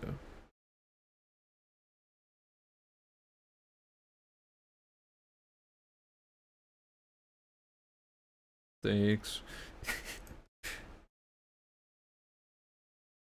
If I wasn't so tired all the time, I'd probably get this done quicker, more like slightly closer to full time, you know.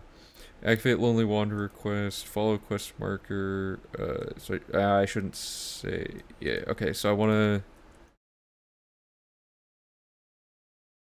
quick save, load the sanctuary, oops, save,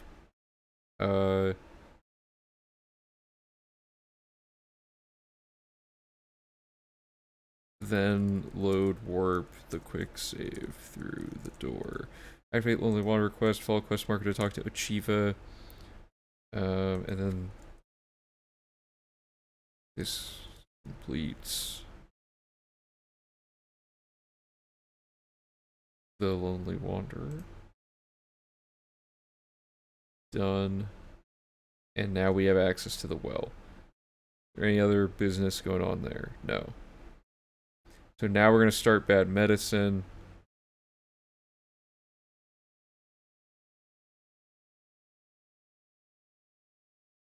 Okay, so quick save, load, trapdoor, which was 108, but I made a new save up here. Over Achieva. Haven't actually heard that one yet. That's an original joke amidst the I don't know. I guess there's not that many Oblivion puns being circulated around this group now that I think about it. Yes, Phalian has been. Phalian. Okay, that was a typo in the previous guide. Okay, so we talked to her. That completes Lonely Wanderer. And then talk to Achieva again. I have enough.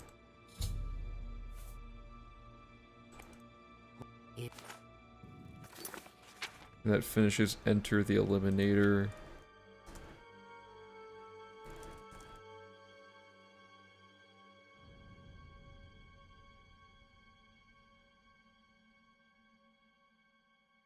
There we go. Oops.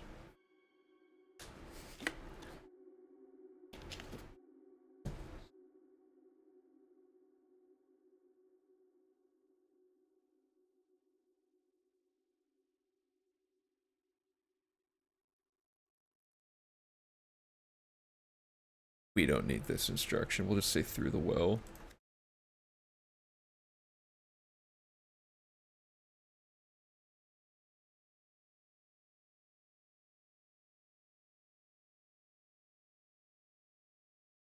I feel like load warping, especially in the Dark Brotherhood, is going to save a lot of time because we don't have to go back through the, like, walking over the well and stuff. I feel like we're saving, like, little handfuls of, like, 5 to 15 seconds here and there on, like, almost every, like, waypoint of a quest now.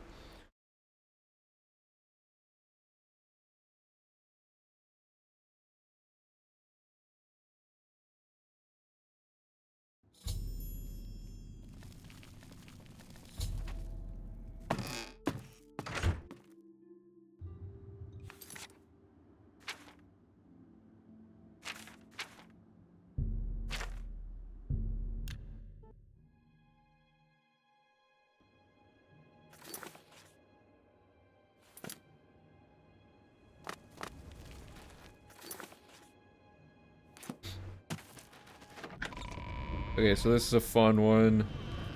Technically we could clip through this door, but I don't know why we would bother. It's RNG heavy. And then we just need to use this campfire for a little boost to get up here. You can also maybe just snipe him, I suppose, but it's so precise.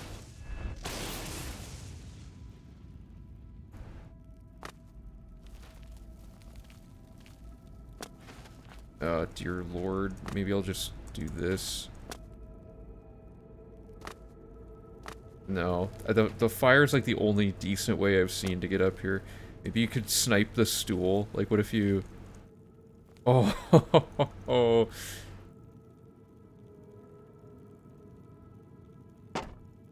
Yeah, I want to see if there's a fast way to do that.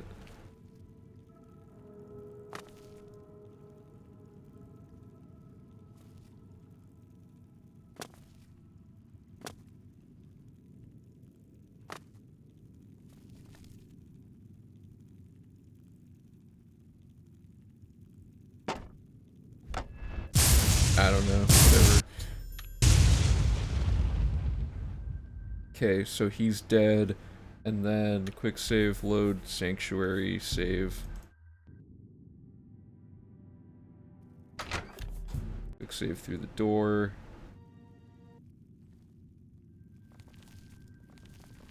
Back to Achieva.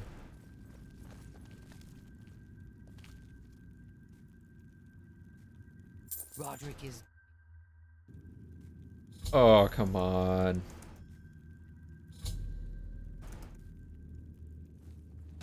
That was so bad. Okay, do we do this one next? Start whodunit. Okay, so we do want this.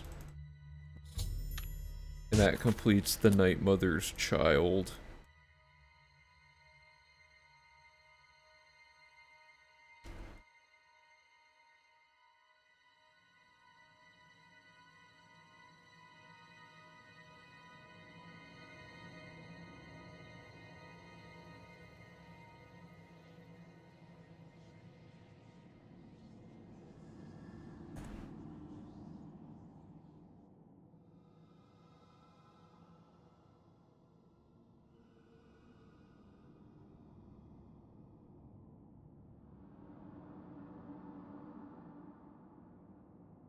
Whoops.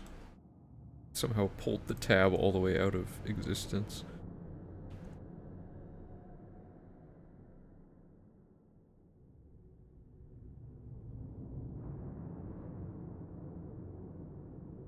Okay. Then we talked to Tivana. Certainly the Night Mother wrapped you in her cold.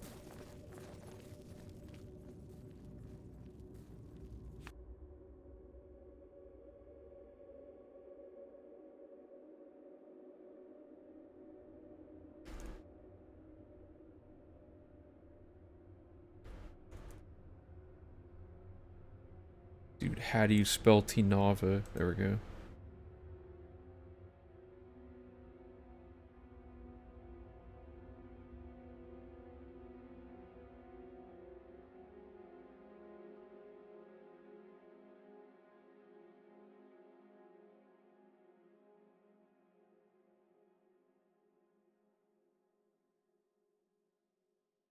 Okay, so we talked to him. I welcome.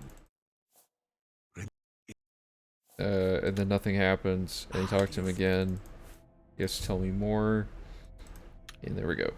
May you walk always in the shadow. And then, when do we get all the books that are all over? There's like 1,000,000 books in the sanctuary. Did I not write that in?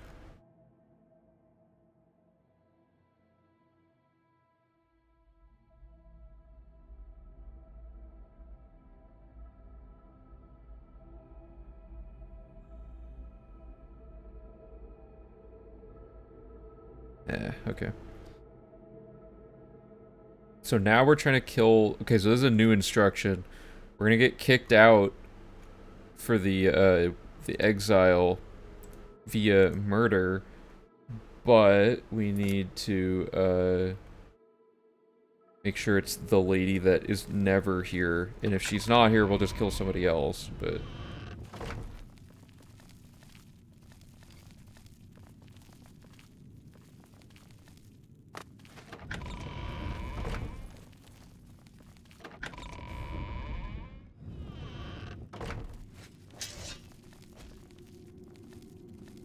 let's kill him.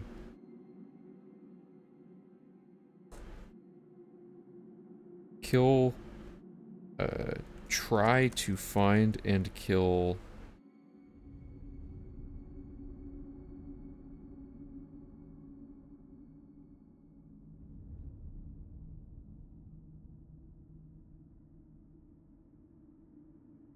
What is her name? Telandril.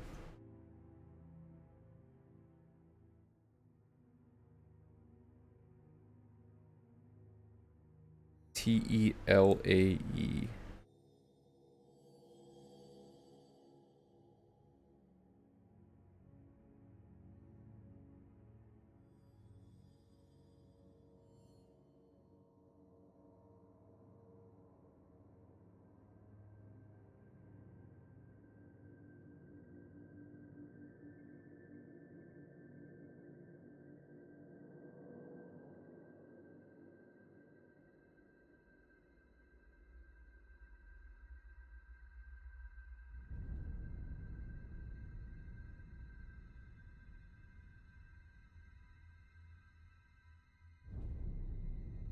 T-Nava is not a, or is he is essential, okay. You can safely kill any of them.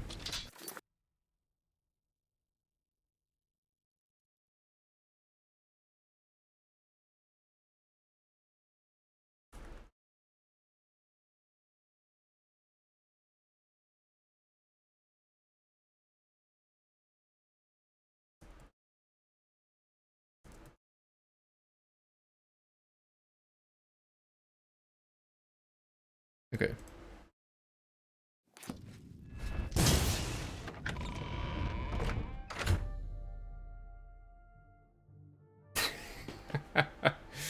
Look at this.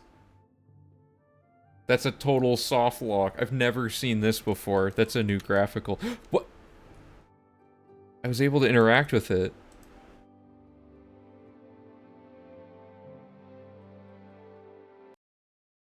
That was so weird.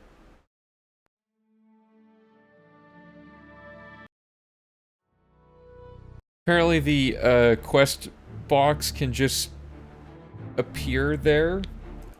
I guess? I don't know what that was all about. Also, did that make an autosave or anything? Okay, where are we? What did we just start the Tivana quest? Yeah, okay, good. Perma quest. I want to do that again just to mess with it. Breaks everything.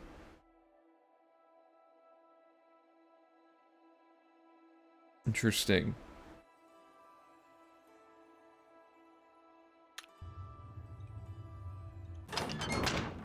Whoa, what? Why am I able to get back in? Hello?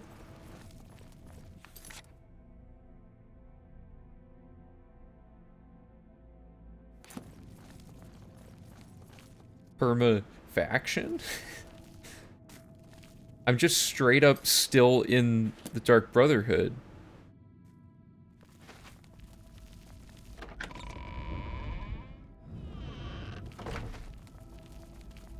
Well, oh, so I'm trespassing, but I still have access to the beds?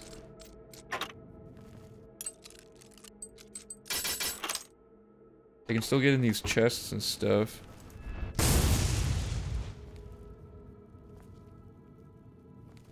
No, I'm just like straight up... The well script got skipped somehow. Like, it didn't lock the well behind me, so I still have like full access to everything. That's like an equivalent way of doing... So that's another way you can do Eternal Exile then, isn't it? The second time you get... Or the third time you get kicked out, you just do that glitch, maybe?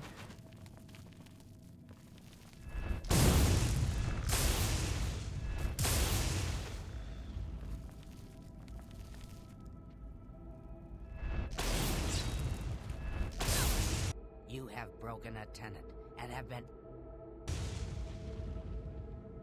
You have... Everything's broken.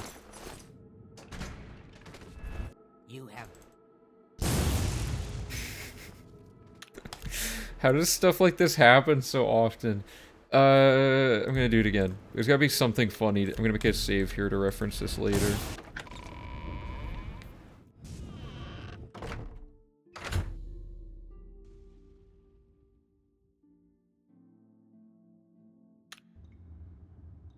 Yeah, I'm still in it.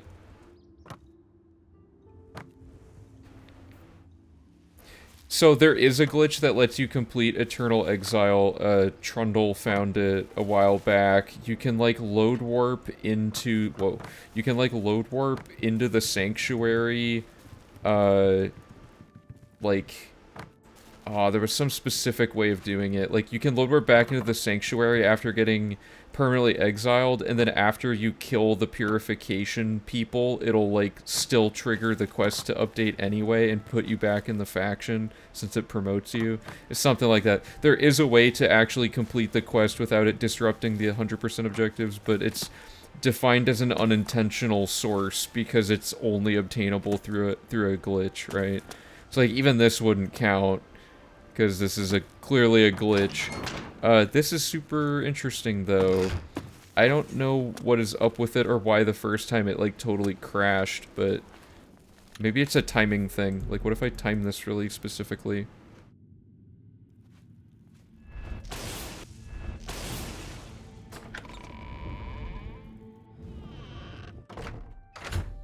Too slow?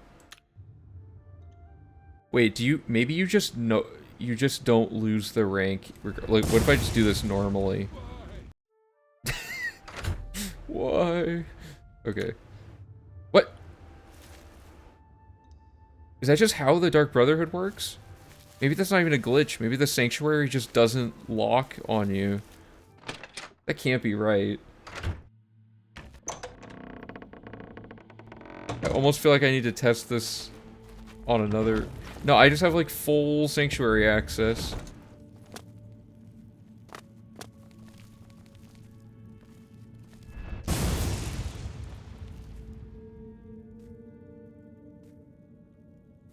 What's gonna happen here? Is he still in the chair, you know?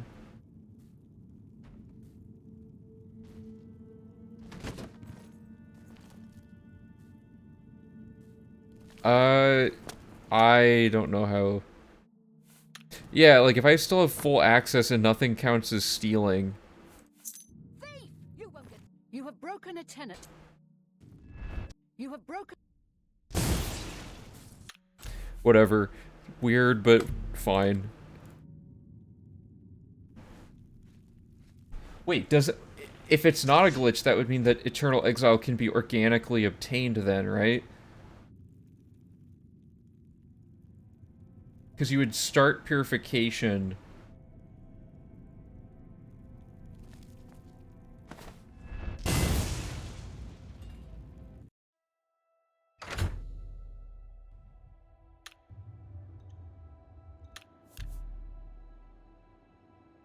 Does anyone happen to have a save file where they can verify this? Like... What's the earliest we join the Dark Brotherhood? If there's a way to do this without it being a glitch, then yes. It would just add that Eternal Exile quest in. But I feel like it has to be a glitch, because the whole point of Eternal Exile is you get kicked out permanently. Okay, so let's do this. If I kill him and get kicked out, blah blah blah, I get this to go off of, and then I'm gonna just go do the sleeping thing.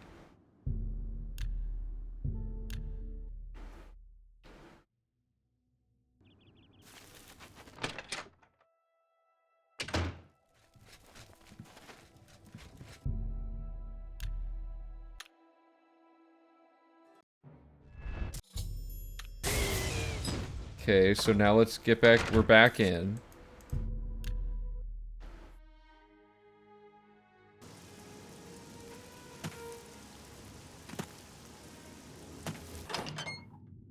Maybe it just doesn't lock everything up and I just never noticed. I don't know, but we're back in, so now let's kill somebody else.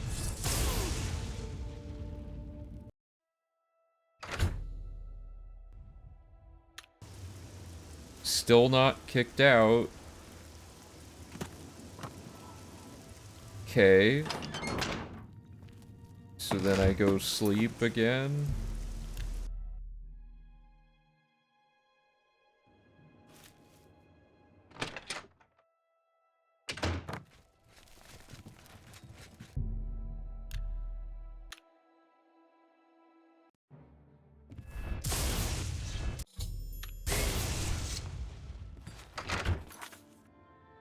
So the next time should permanently kick me out, right? But if I can just walk in here all willy-nilly, then I don't even need a load warp, and then therefore it's not even a glitch.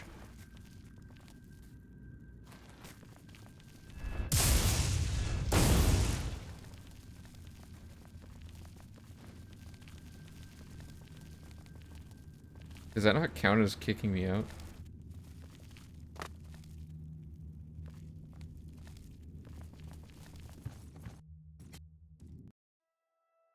So you can just attack people, but you can't pickpocket them. I've been permanently exiled. Dude, it's right there, though. I can get back in. I beg your mercy. Just a second ago. Well, I'm actually, like, not in the faction, right? Where's Uchiva?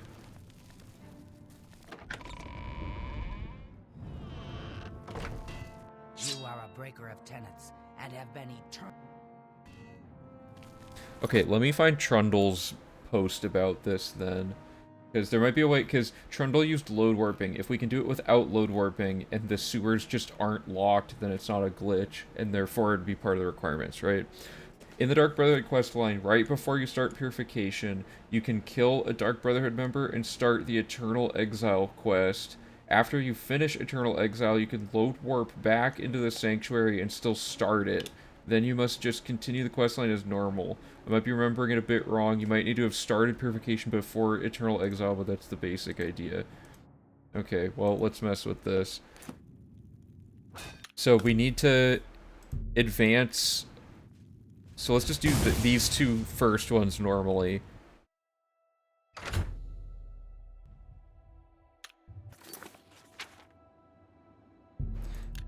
If someone else happens to have a save file where they're in the Dark Brotherhood that can verify this, that'd be great. I feel like it could be like a permakey type scenario where my whole file list of all of them is just glitched now or something, but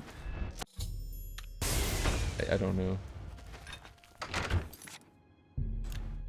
Okay, so then we'll kill a second one, and then I'm just gonna blow through these quests really quickly for it. I swear the well locks when you get kicked out.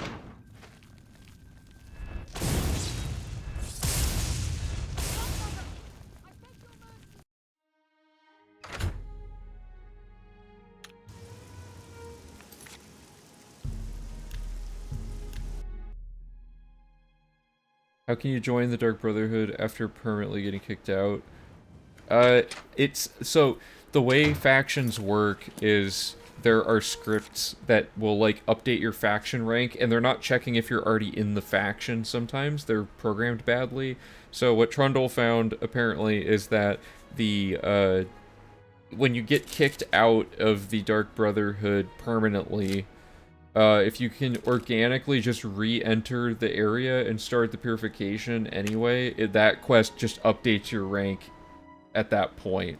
So I think there's a way to do this without it being considered a glitch. We'll see. So that's 2. So the third one would get me kicked out. So now we're just gonna actually do some of these quests all quick-like.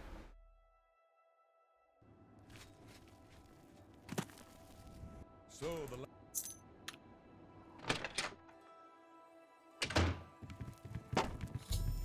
The sixth.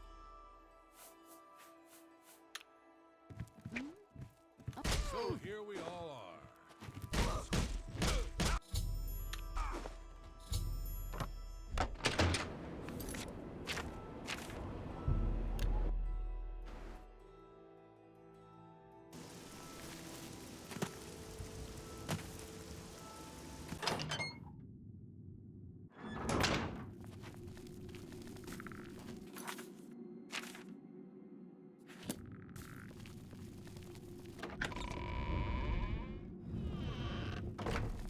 Well done.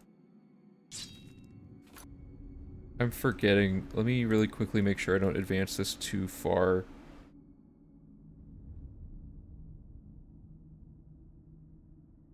Permanent retirement, and then the pure. Okay, so we gotta do permanent retirement really quick. Greetings. Go now, dear family.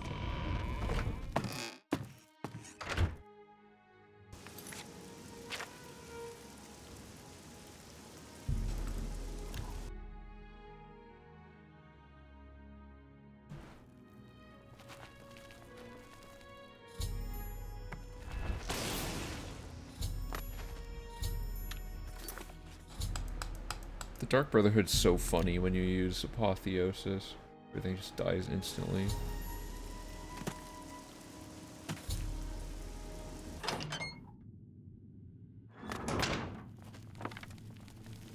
You comes. Adamas. Okay. This is a test save. Ah, assassin. You. Okay. So we got the orders. Now we'll kill somebody.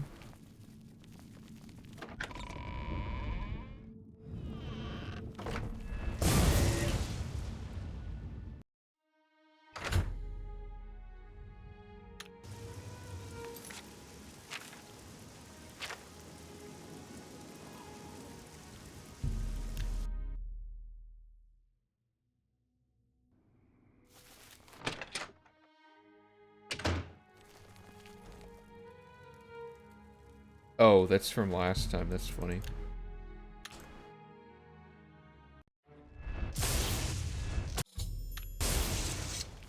Okay, so allegedly, we are unable to start purification. However, if I now read the orders from Lucian Lachance,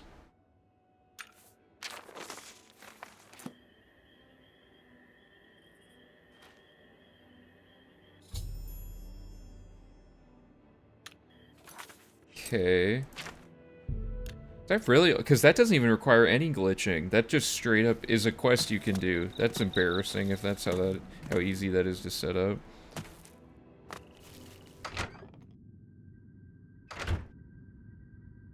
You are a breaker of tenets, and have been You are a breaker of tenets, and have been eternally exiled from the Dark Brotherhood. Okay, so that didn't work. So it must be after the Lachance part.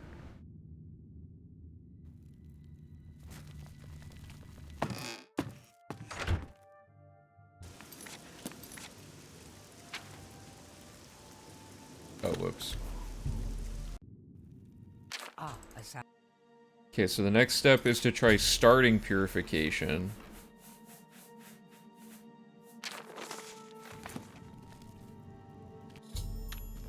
And then from that position, we'll try stuff. So that didn't fix it. So we gotta at least talk to Lachance now.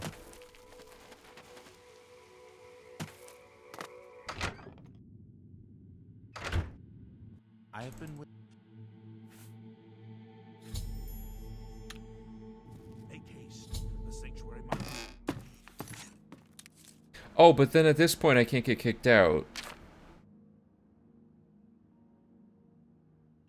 Wait a minute. So this doesn't work. How did he do this?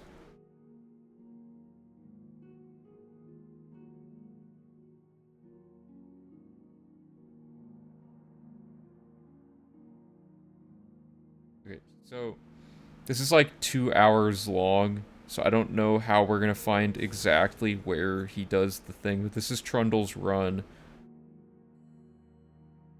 It's called All Quests. So.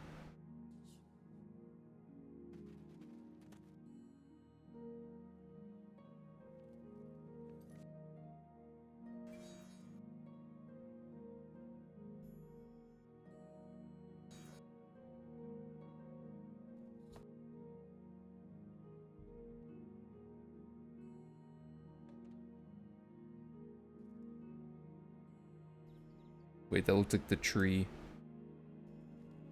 Yeah, here we go. Okay.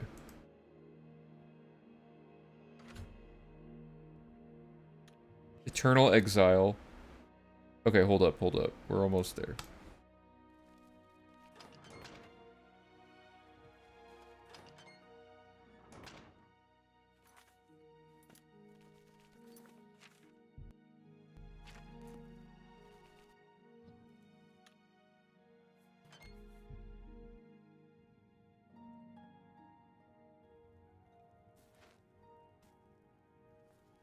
Adama. Assassin. Reads the orders.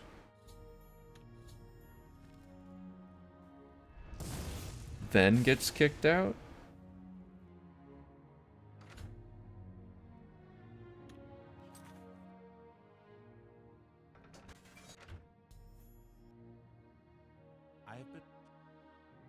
What?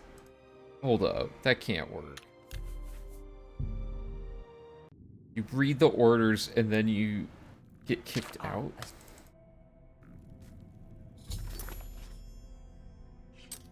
I guess this is the very last point before you're told to kill anybody. But why does this make LeChance... Okay. And then... kill somebody efficient.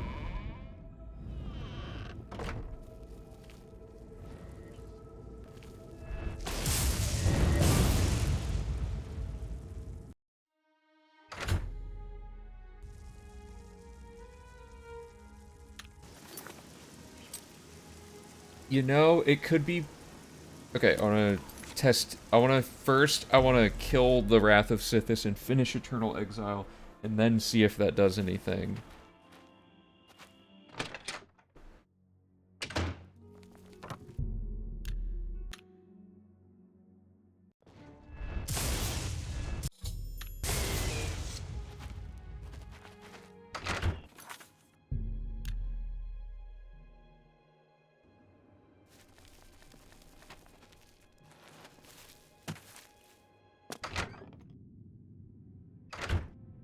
You are a breaker of tenets, and That didn't work. So, now I'm going to try going straight to LeChance as he did.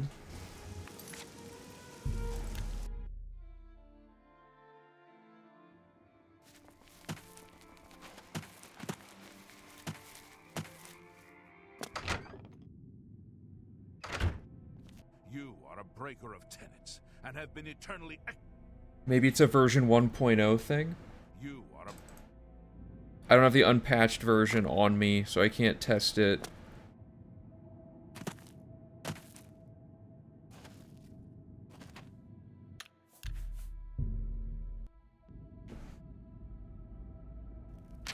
Assassin.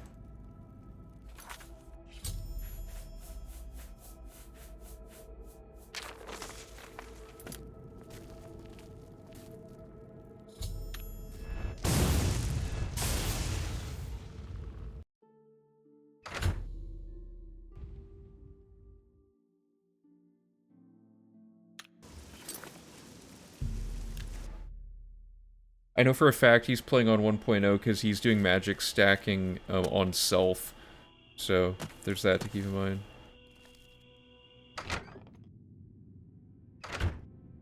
You are a breaker of tenets. This has to be a 1.0 thing.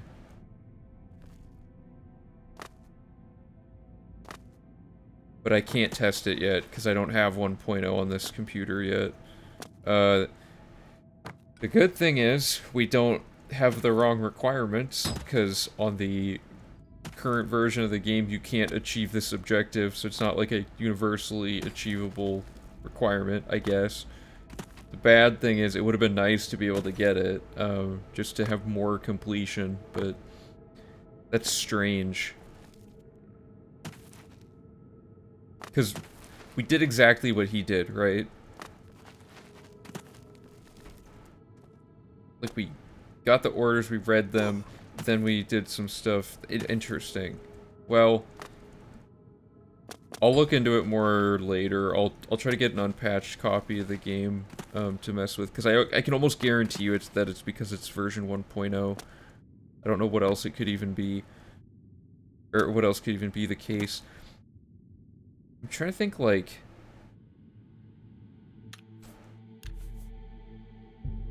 I have one thing I want to try. Ah, you.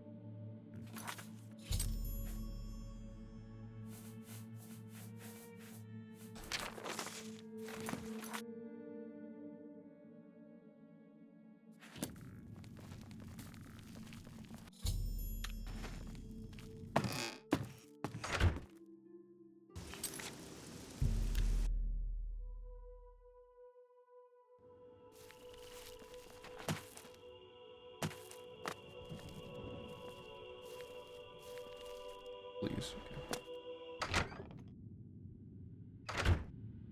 I have been waiting.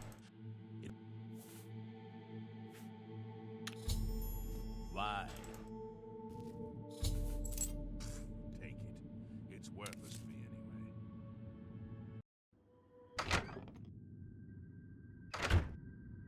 I have been waiting.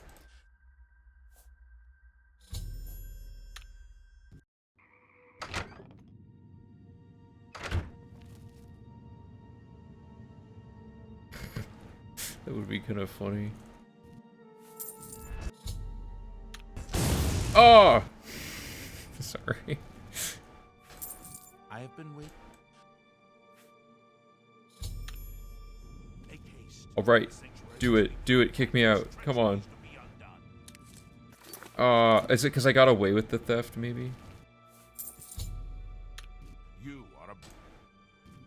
There's gotta be some stupid, dumb thing you can do I have here. been wait- Take it.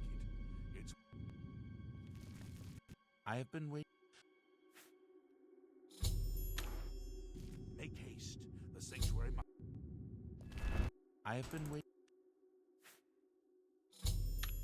Make haste. The sanctuary must be purified if this treachery is to be un.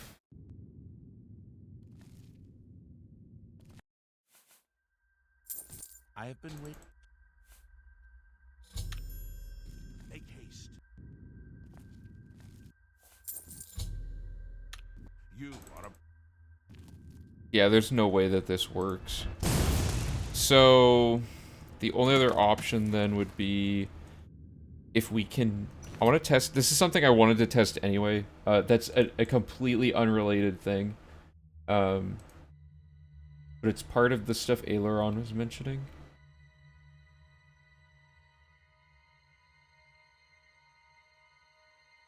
So if you frenzy somebody...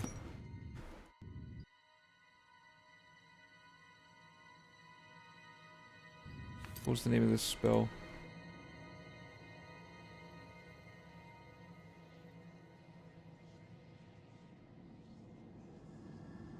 Sorry, 1 second. Let me get a spell here.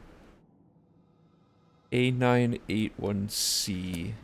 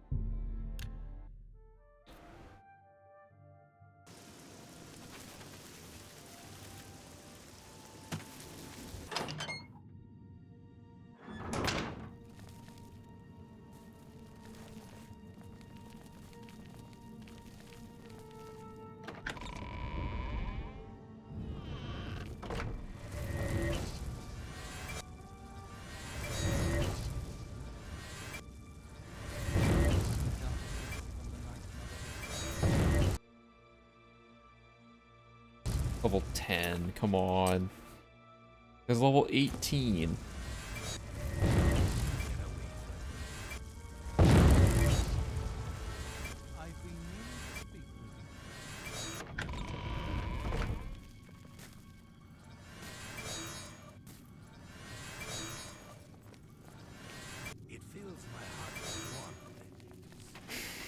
That's the exact opposite of what I wanted from Frenzy.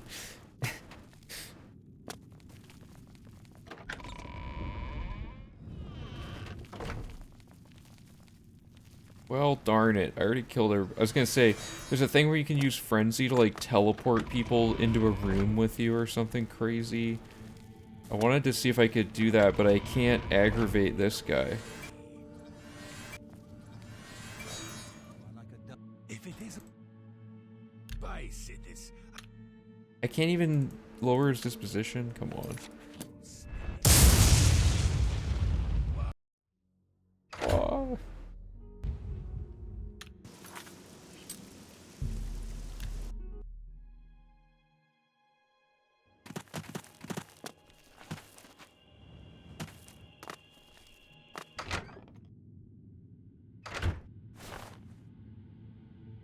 You are a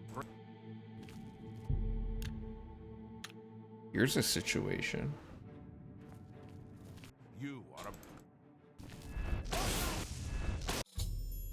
You are a Yeah, it's just broken. There's no way to do it on this version of the game. Okay. I'm sufficiently happy with the testing that was done there.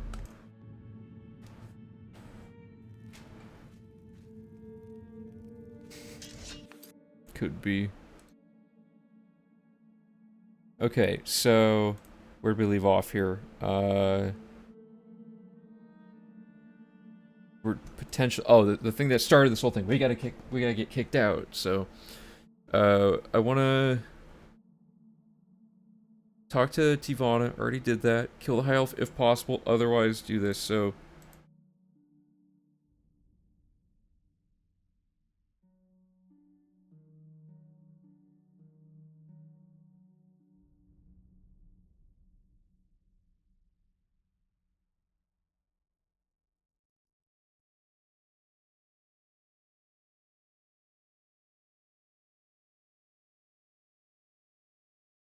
What are these quests called?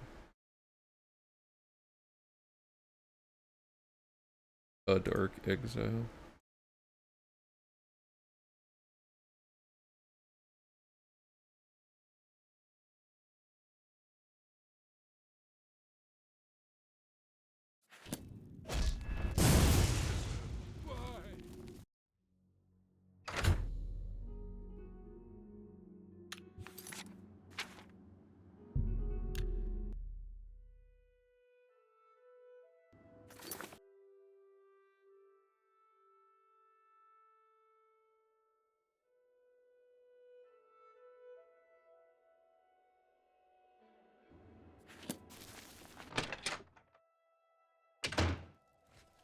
Why is this guy always hustling? Why doesn't he just, like, chill?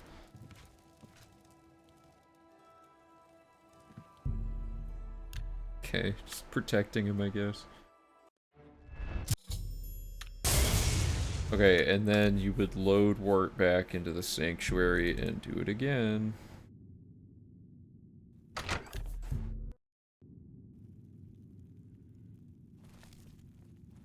And kill someone new.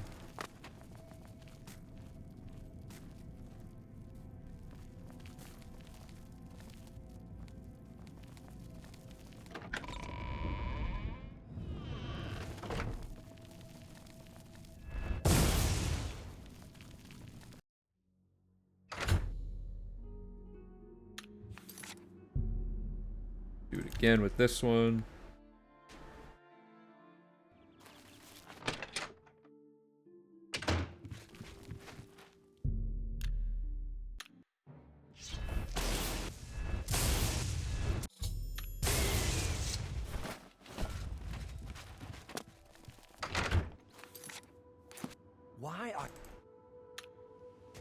Why are you still?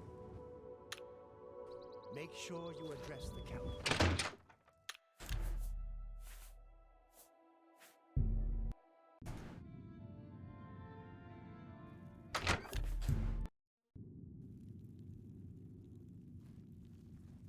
Okay. So then we're gonna add this instruction back in.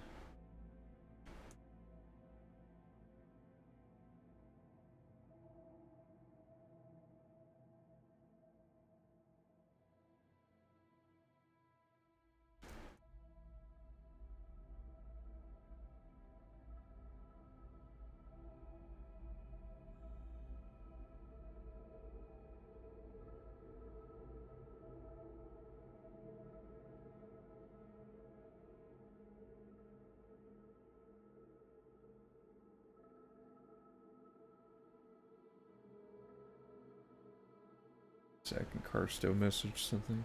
Ending sequence temple district different era than normal for seemingly no reason. Oh, they're just explaining Dragonfire. Skip to somebody. Okay. Oh, chat disappeared again. Okay. Fun. Alright, we have... Oh, we didn't want to do it twice. I'm so dumb. Because we're supposed to do this. Yeah.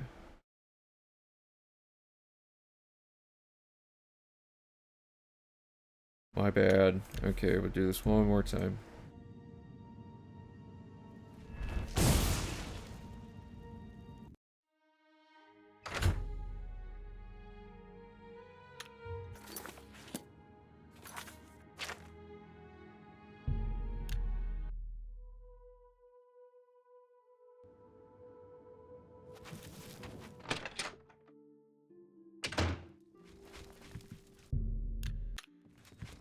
Whoa.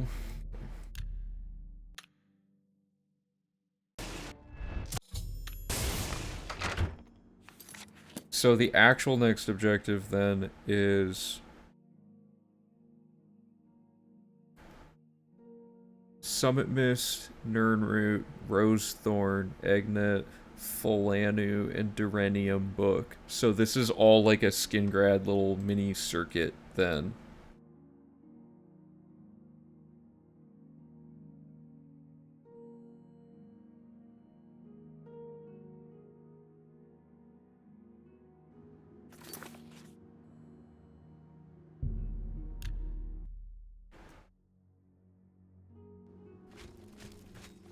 You're on duty now.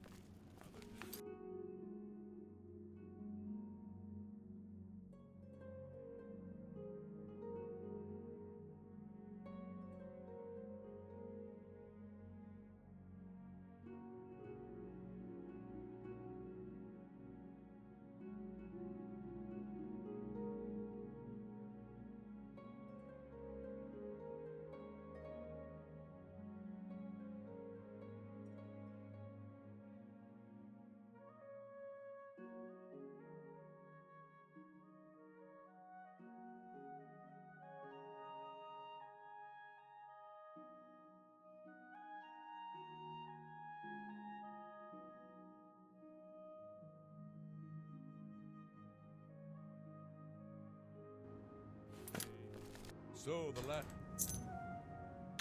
What do we get for whodunit? Nothing important because of skills, right?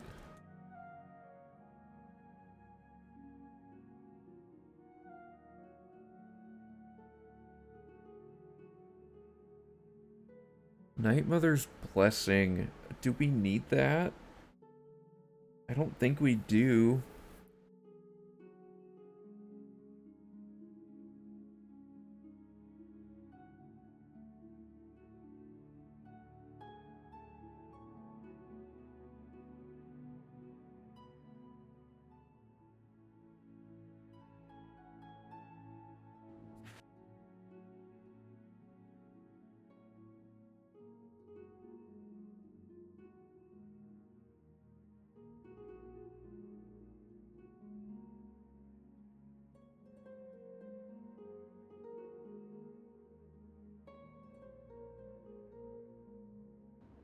Socialize. Talk.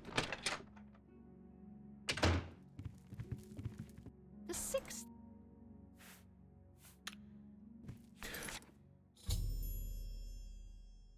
This enables player controls.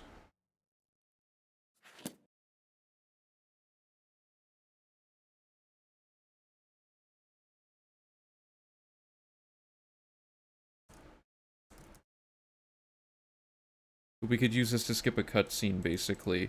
By, I'm gonna test this. Good idea. You're on. Okay, 1 second. So check this out. So the last. Get the key, whatever. Go.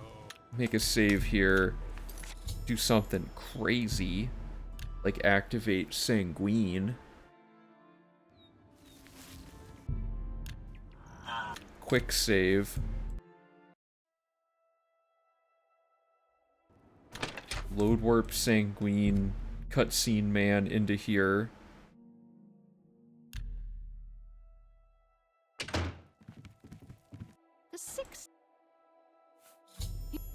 She re-enables our player controls. Find the gold. That gold's not going to find itself. Wait, let me guess. A The sleaze. problem is I think Sanguine isn't going to update his quest. I'm gonna open a tavern. Break anything. Not that I'd welcome your pig.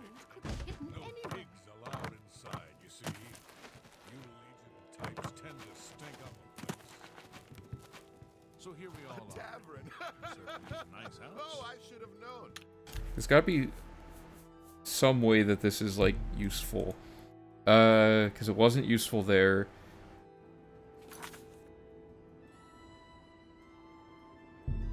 What about this?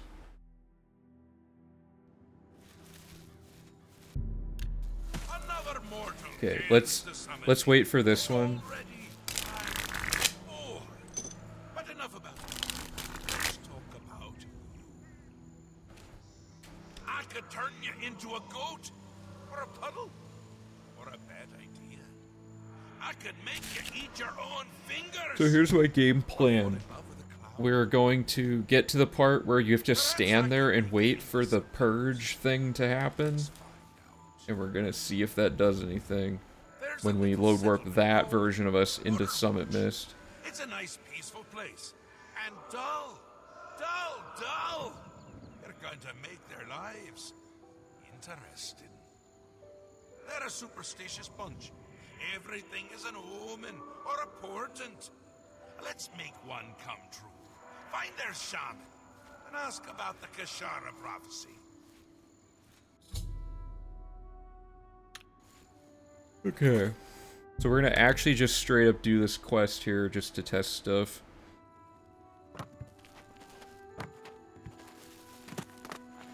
What is it now?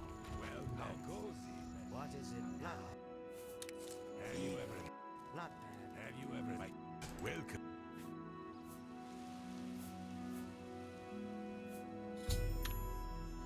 Farewell.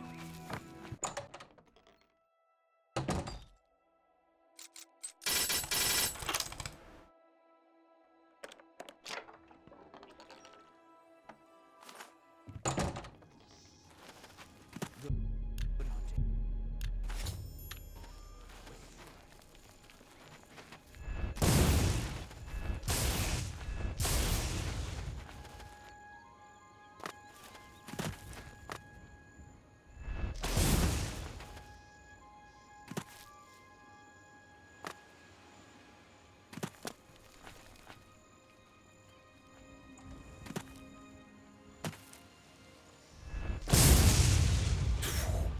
Huge error right there.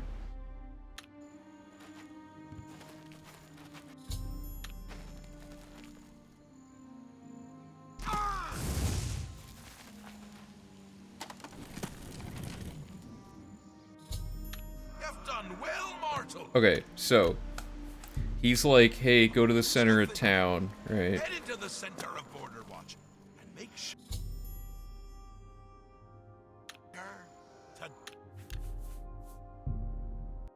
So now our controls are locked. So with our locked controls, if we go into Summit Mist, we're stuck, right? But this lady, after she talks to us, unlocks our movement. The sixth. So now we can move around. Where that check. Let's just do whatever.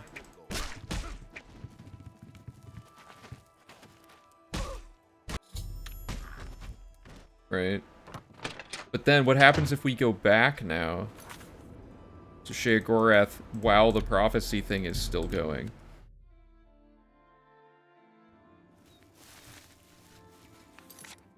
Do we have to be there while that's going on, or is it time-based? Who knows?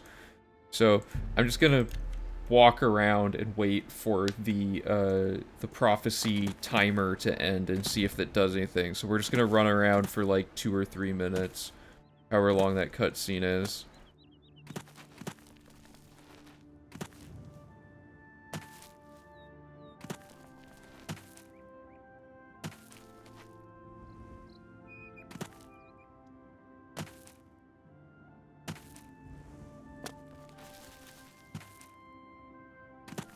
Because like right now the sheep would be falling and whatever, so. The problem is it seems like most cutscenes you have to be within a certain area for them to be running. You know what I mean? Which is a little bit of a problem.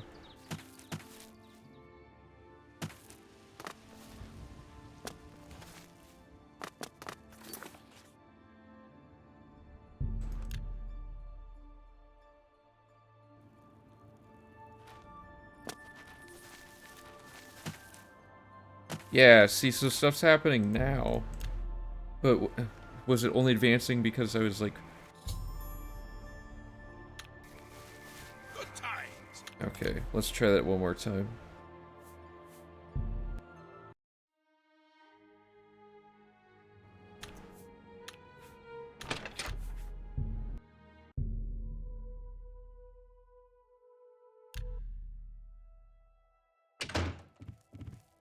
The sixth idea where that chest might be. So, no. Find the gold.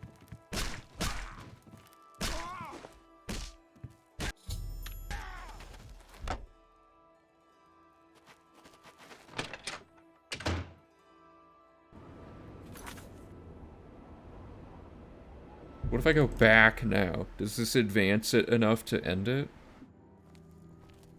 No! Why'd it lock me up again?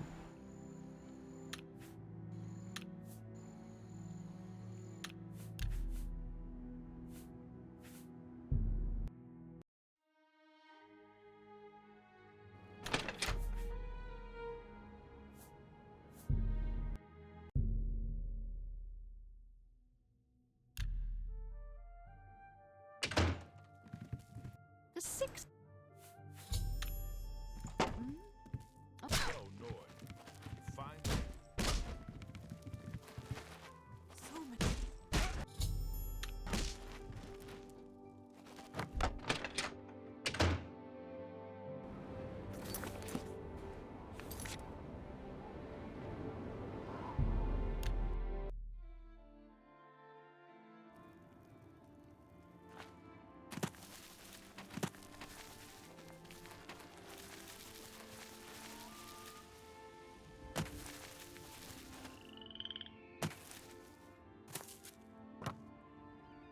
Because, like, that cutscene is advancing.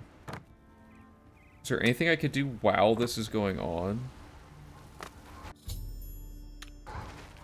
Or maybe, wait, did that just work on its own? Like, just going to Rock Milk and then...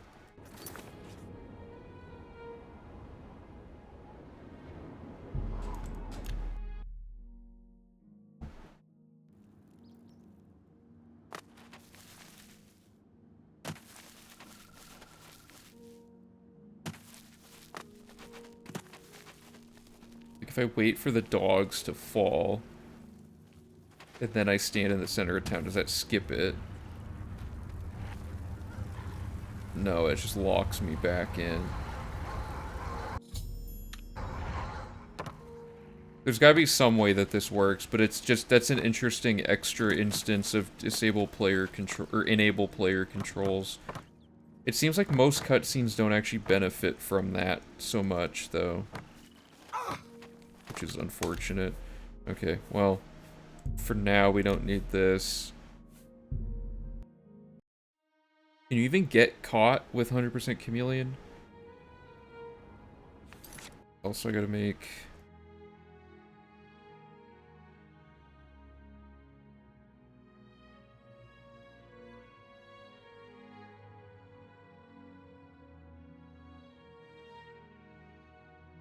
Okay. Alright, we're approaching the 6-hour mark. I think I'll just get this section done here, because that's all Dark Brotherhood stuff, so... Okay, so I want to check, can I even get hurt, or caught, I mean, by these people? The sixth. I have a good idea where. Decide where I should look. I don't want to break anything, but the chest of gold could be hidden. Two people are now dead. Stay safe.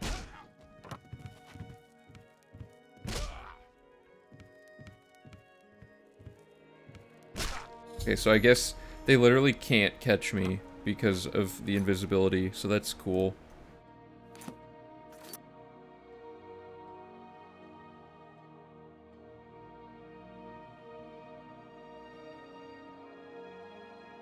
Completely in visible in heavy armor in Warhammer. Oh, that's okay. So the quest might just be really weird.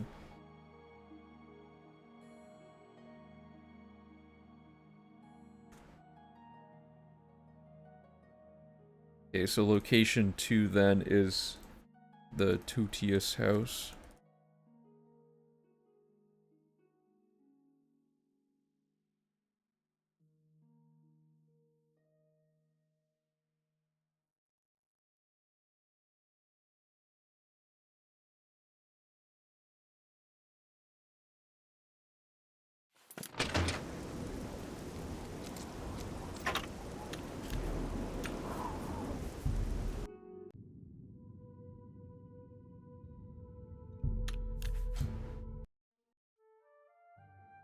That's good to know then.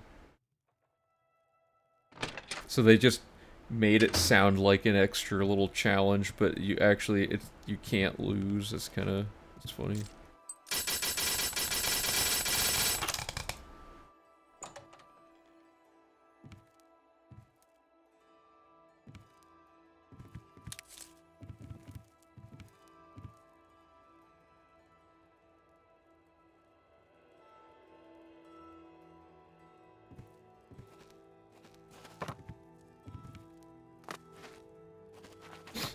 Okay, so that's all that is.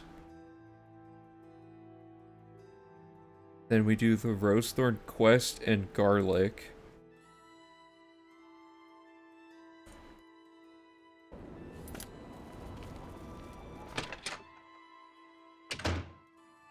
Spells. Oh yeah, maybe if I had used Apotheosis, that would have done something. I think melee seems to be the safe bet. You can get caught in 1.0. Hey, how's it going, Kirsto?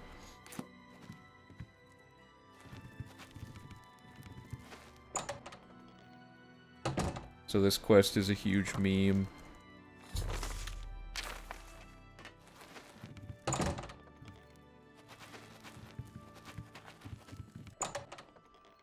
And we need good garlic RNG here. Got it. Please. There we go. Okay, so I want to take this Rosethorn cash quest here.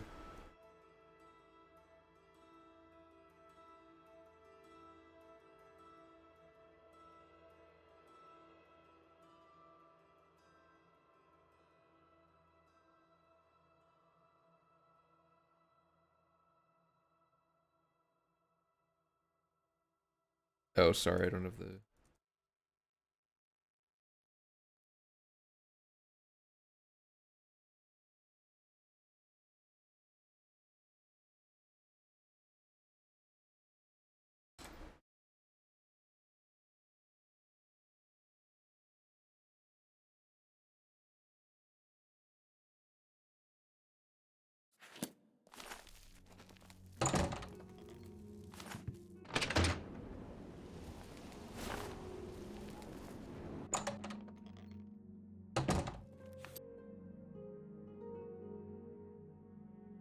Issue Gaze, how's it going? I salute.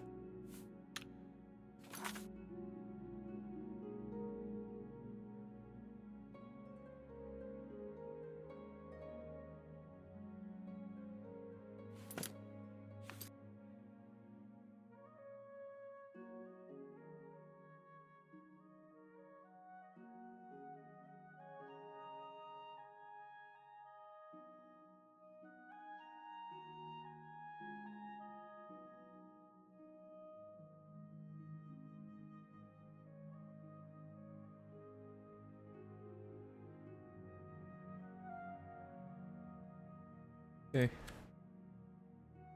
Then...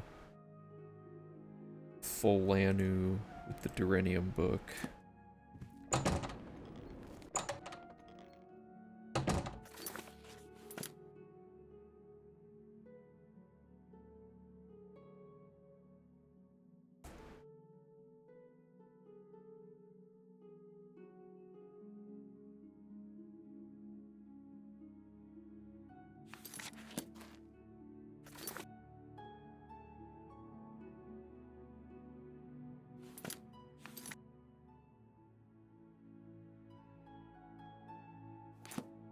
Allow me. You too.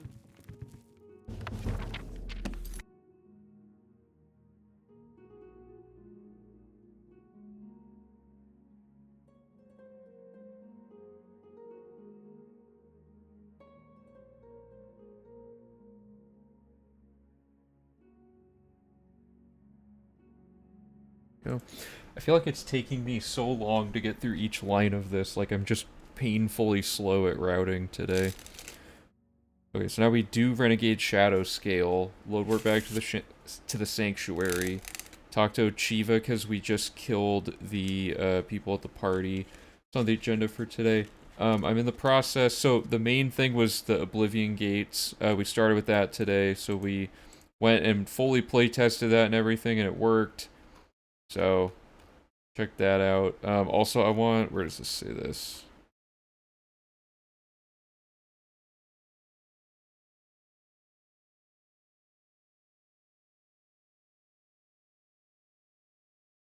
Okay. So we did all the Oblivion Gate, like, writing up and testing and all that, and then we're in the process of all this Dark Brotherhood quest logic stuff.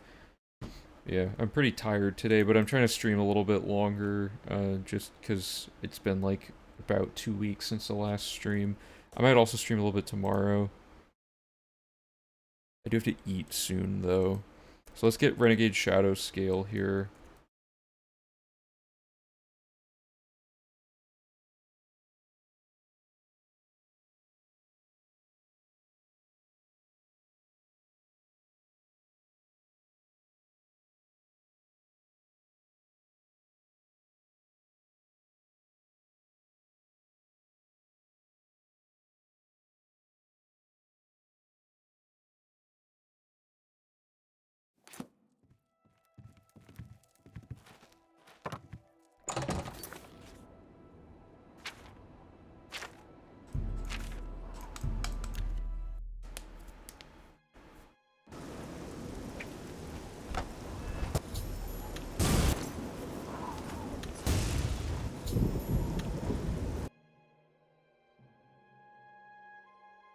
Oh, whoops.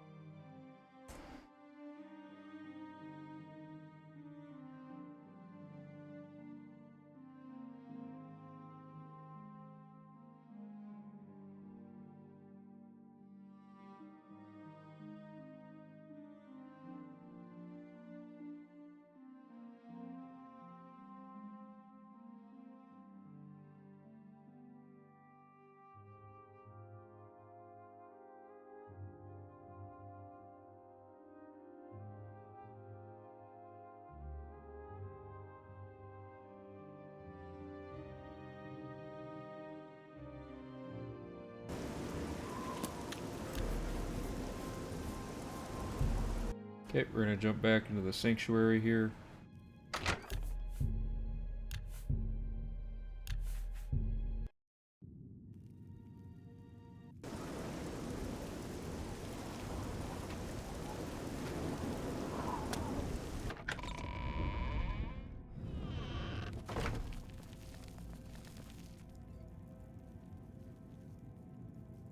Ha!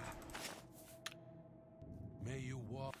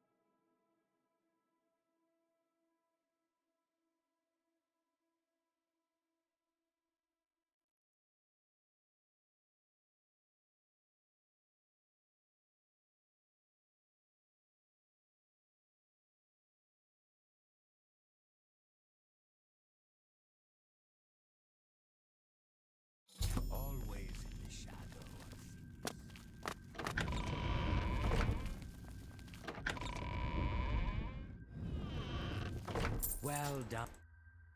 Greetings.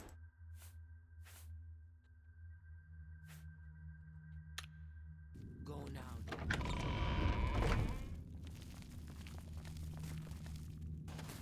The one lady still isn't here.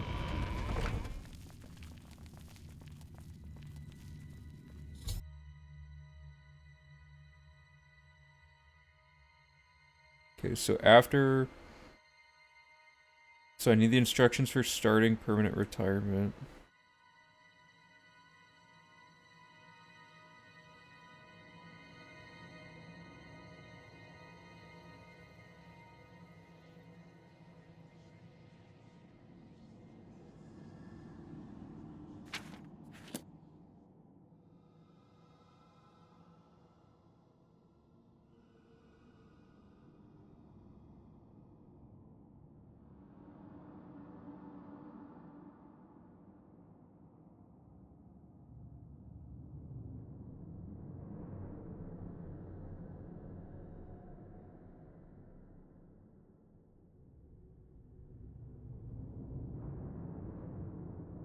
Oh, I should do Achieva first because Whodunit should already be active, yeah.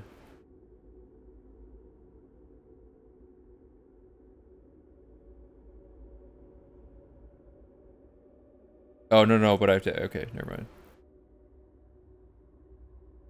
So now we do the Thorn and Sleep and all that again. So where's those instructions?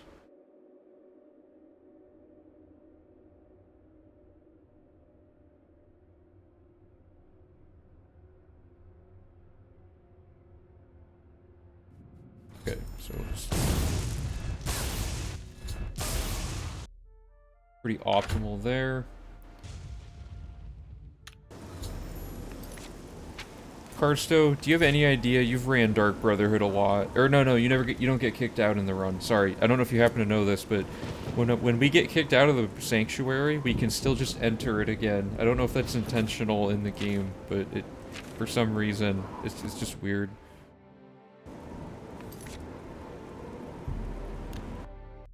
Like, I thought when you get kicked out, you can't enter the Sanctuary again, but on this file, we seem to be able to.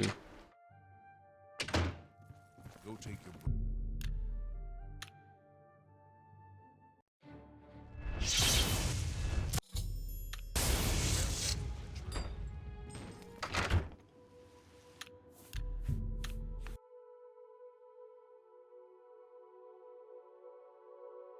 Okay. So, that's that first part of Dark Brotherhood. This is still... Dark Brotherhood. Oh, no, we're not going to Leowyn yet to do that. Yeah, so, like, I don't know why it's unlocked, but it totally is. So we can just waltz back in there whenever we want.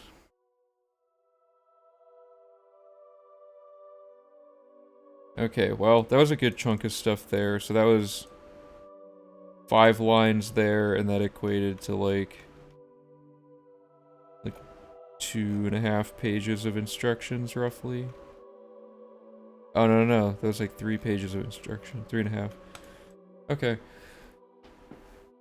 So now we're doing Thieves Guild-ish stuff, roughly. Split names are like a meme at this point. They don't mean anything anymore.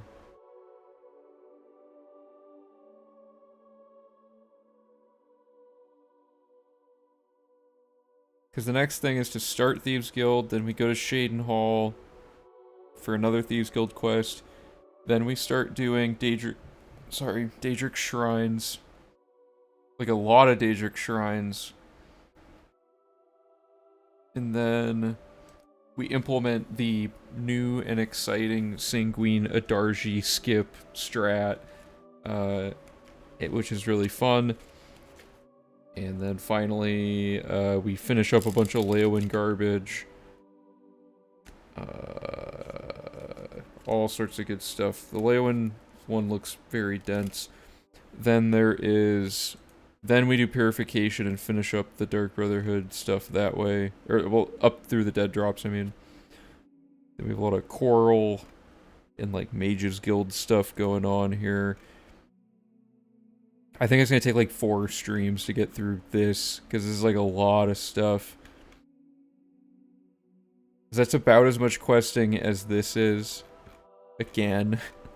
So let me guess here. So like, let's say 3 or 4 streams, 5. I think we're like 6 or 7 streams out from being done with this, unless I like totally burn out and can't work super efficiently on it, or for very long for the next couple streams. I don't know, I'm pretty tired today and I'm getting hungry. It's dinner time for me. So, I'm probably gonna... Wait, the well is normally blocked by a pop-up, so they probably just forgot about that when doing the kicked out stuff. Oh, maybe, yeah. Alright, so... Oh no, but the main entrance to the whole Brotherhood works too. Like, the front door is open. I don't know. It might just be like a weird glitch. Anyway. So yeah, next time we'll do the crazy Sanguina Darji Leowen stuff and more Dark Brotherhood. We'll probably... My goal next time would be to get, like, up to here in a single stream. That seems like a good chunk of stuff. We got coming up Mage's Guild stuff too. Yeah, I don't know.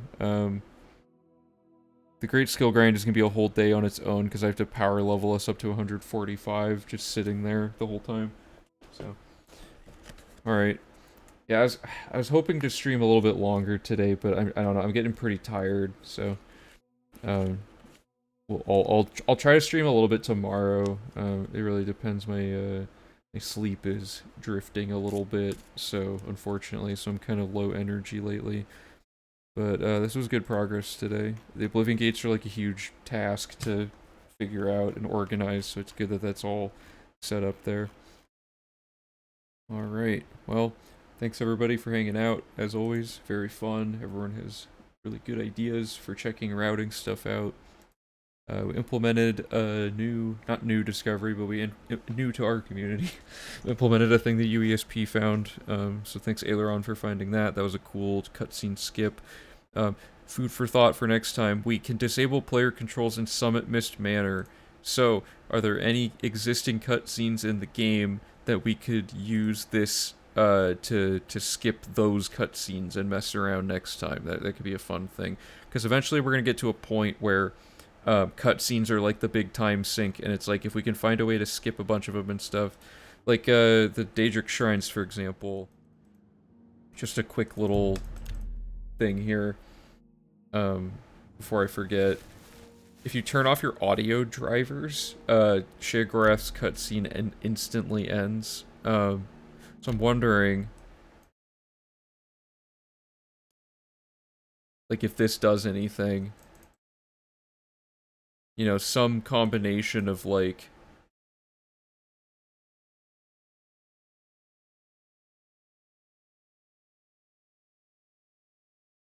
Because that's not cutting the audio.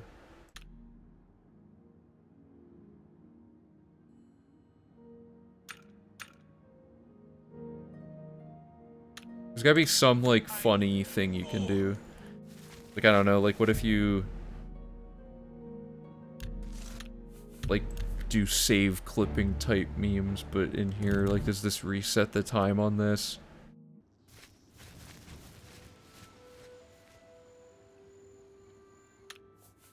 I don't know, I just wish there was some sort of...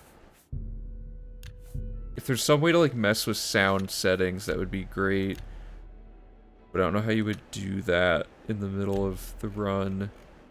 Because we're not allowed to mess with anything outside of this menu, right?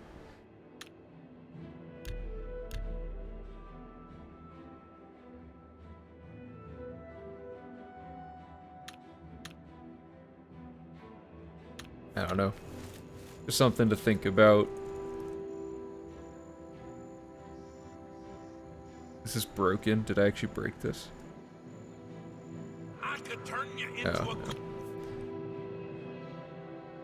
Yeah, that would save, like, probably 60% of the runtime of the Daedric Shrines route, which means the Daedric Shrines in this game, or in this route, would be a lot shorter, too. They'd be, like... I don't know. I want to say like Boat? Or a puddle? could save. How much time would this save? Yeah, that would be like at least like a 30-minute save watching all these stupid cutscenes. But anyway.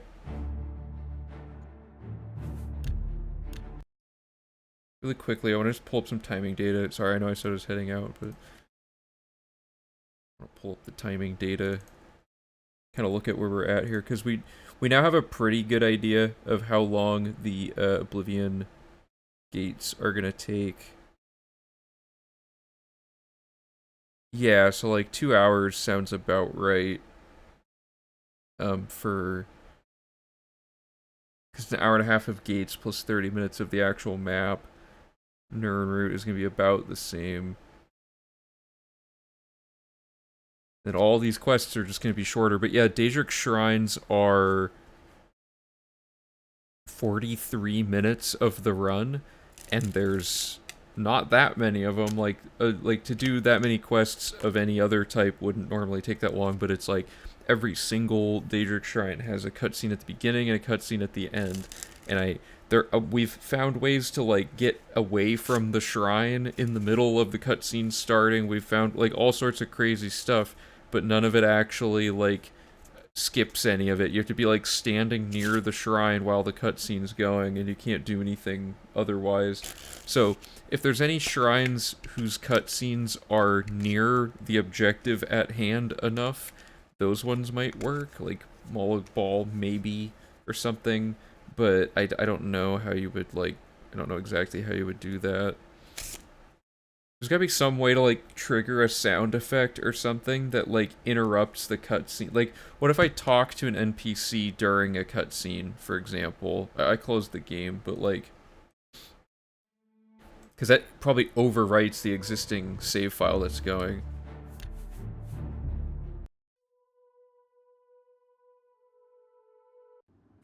So I'm just gonna do it with console commands, because there are ways to circle back to this. If I do this... Another mortal. I used to be a. I used to be a.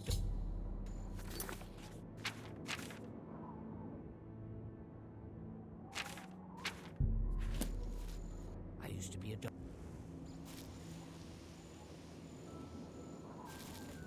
Pace. Go then.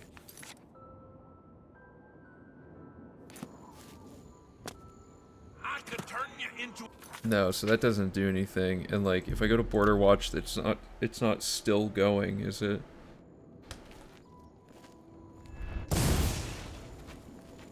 Go ahead. You too. Yeah, because like this cooking pot won't activate, all sorts of stuff.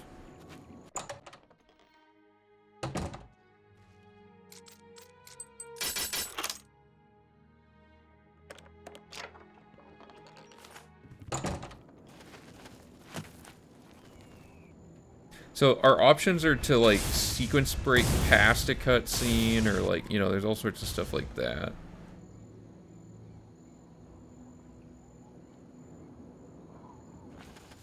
I don't know.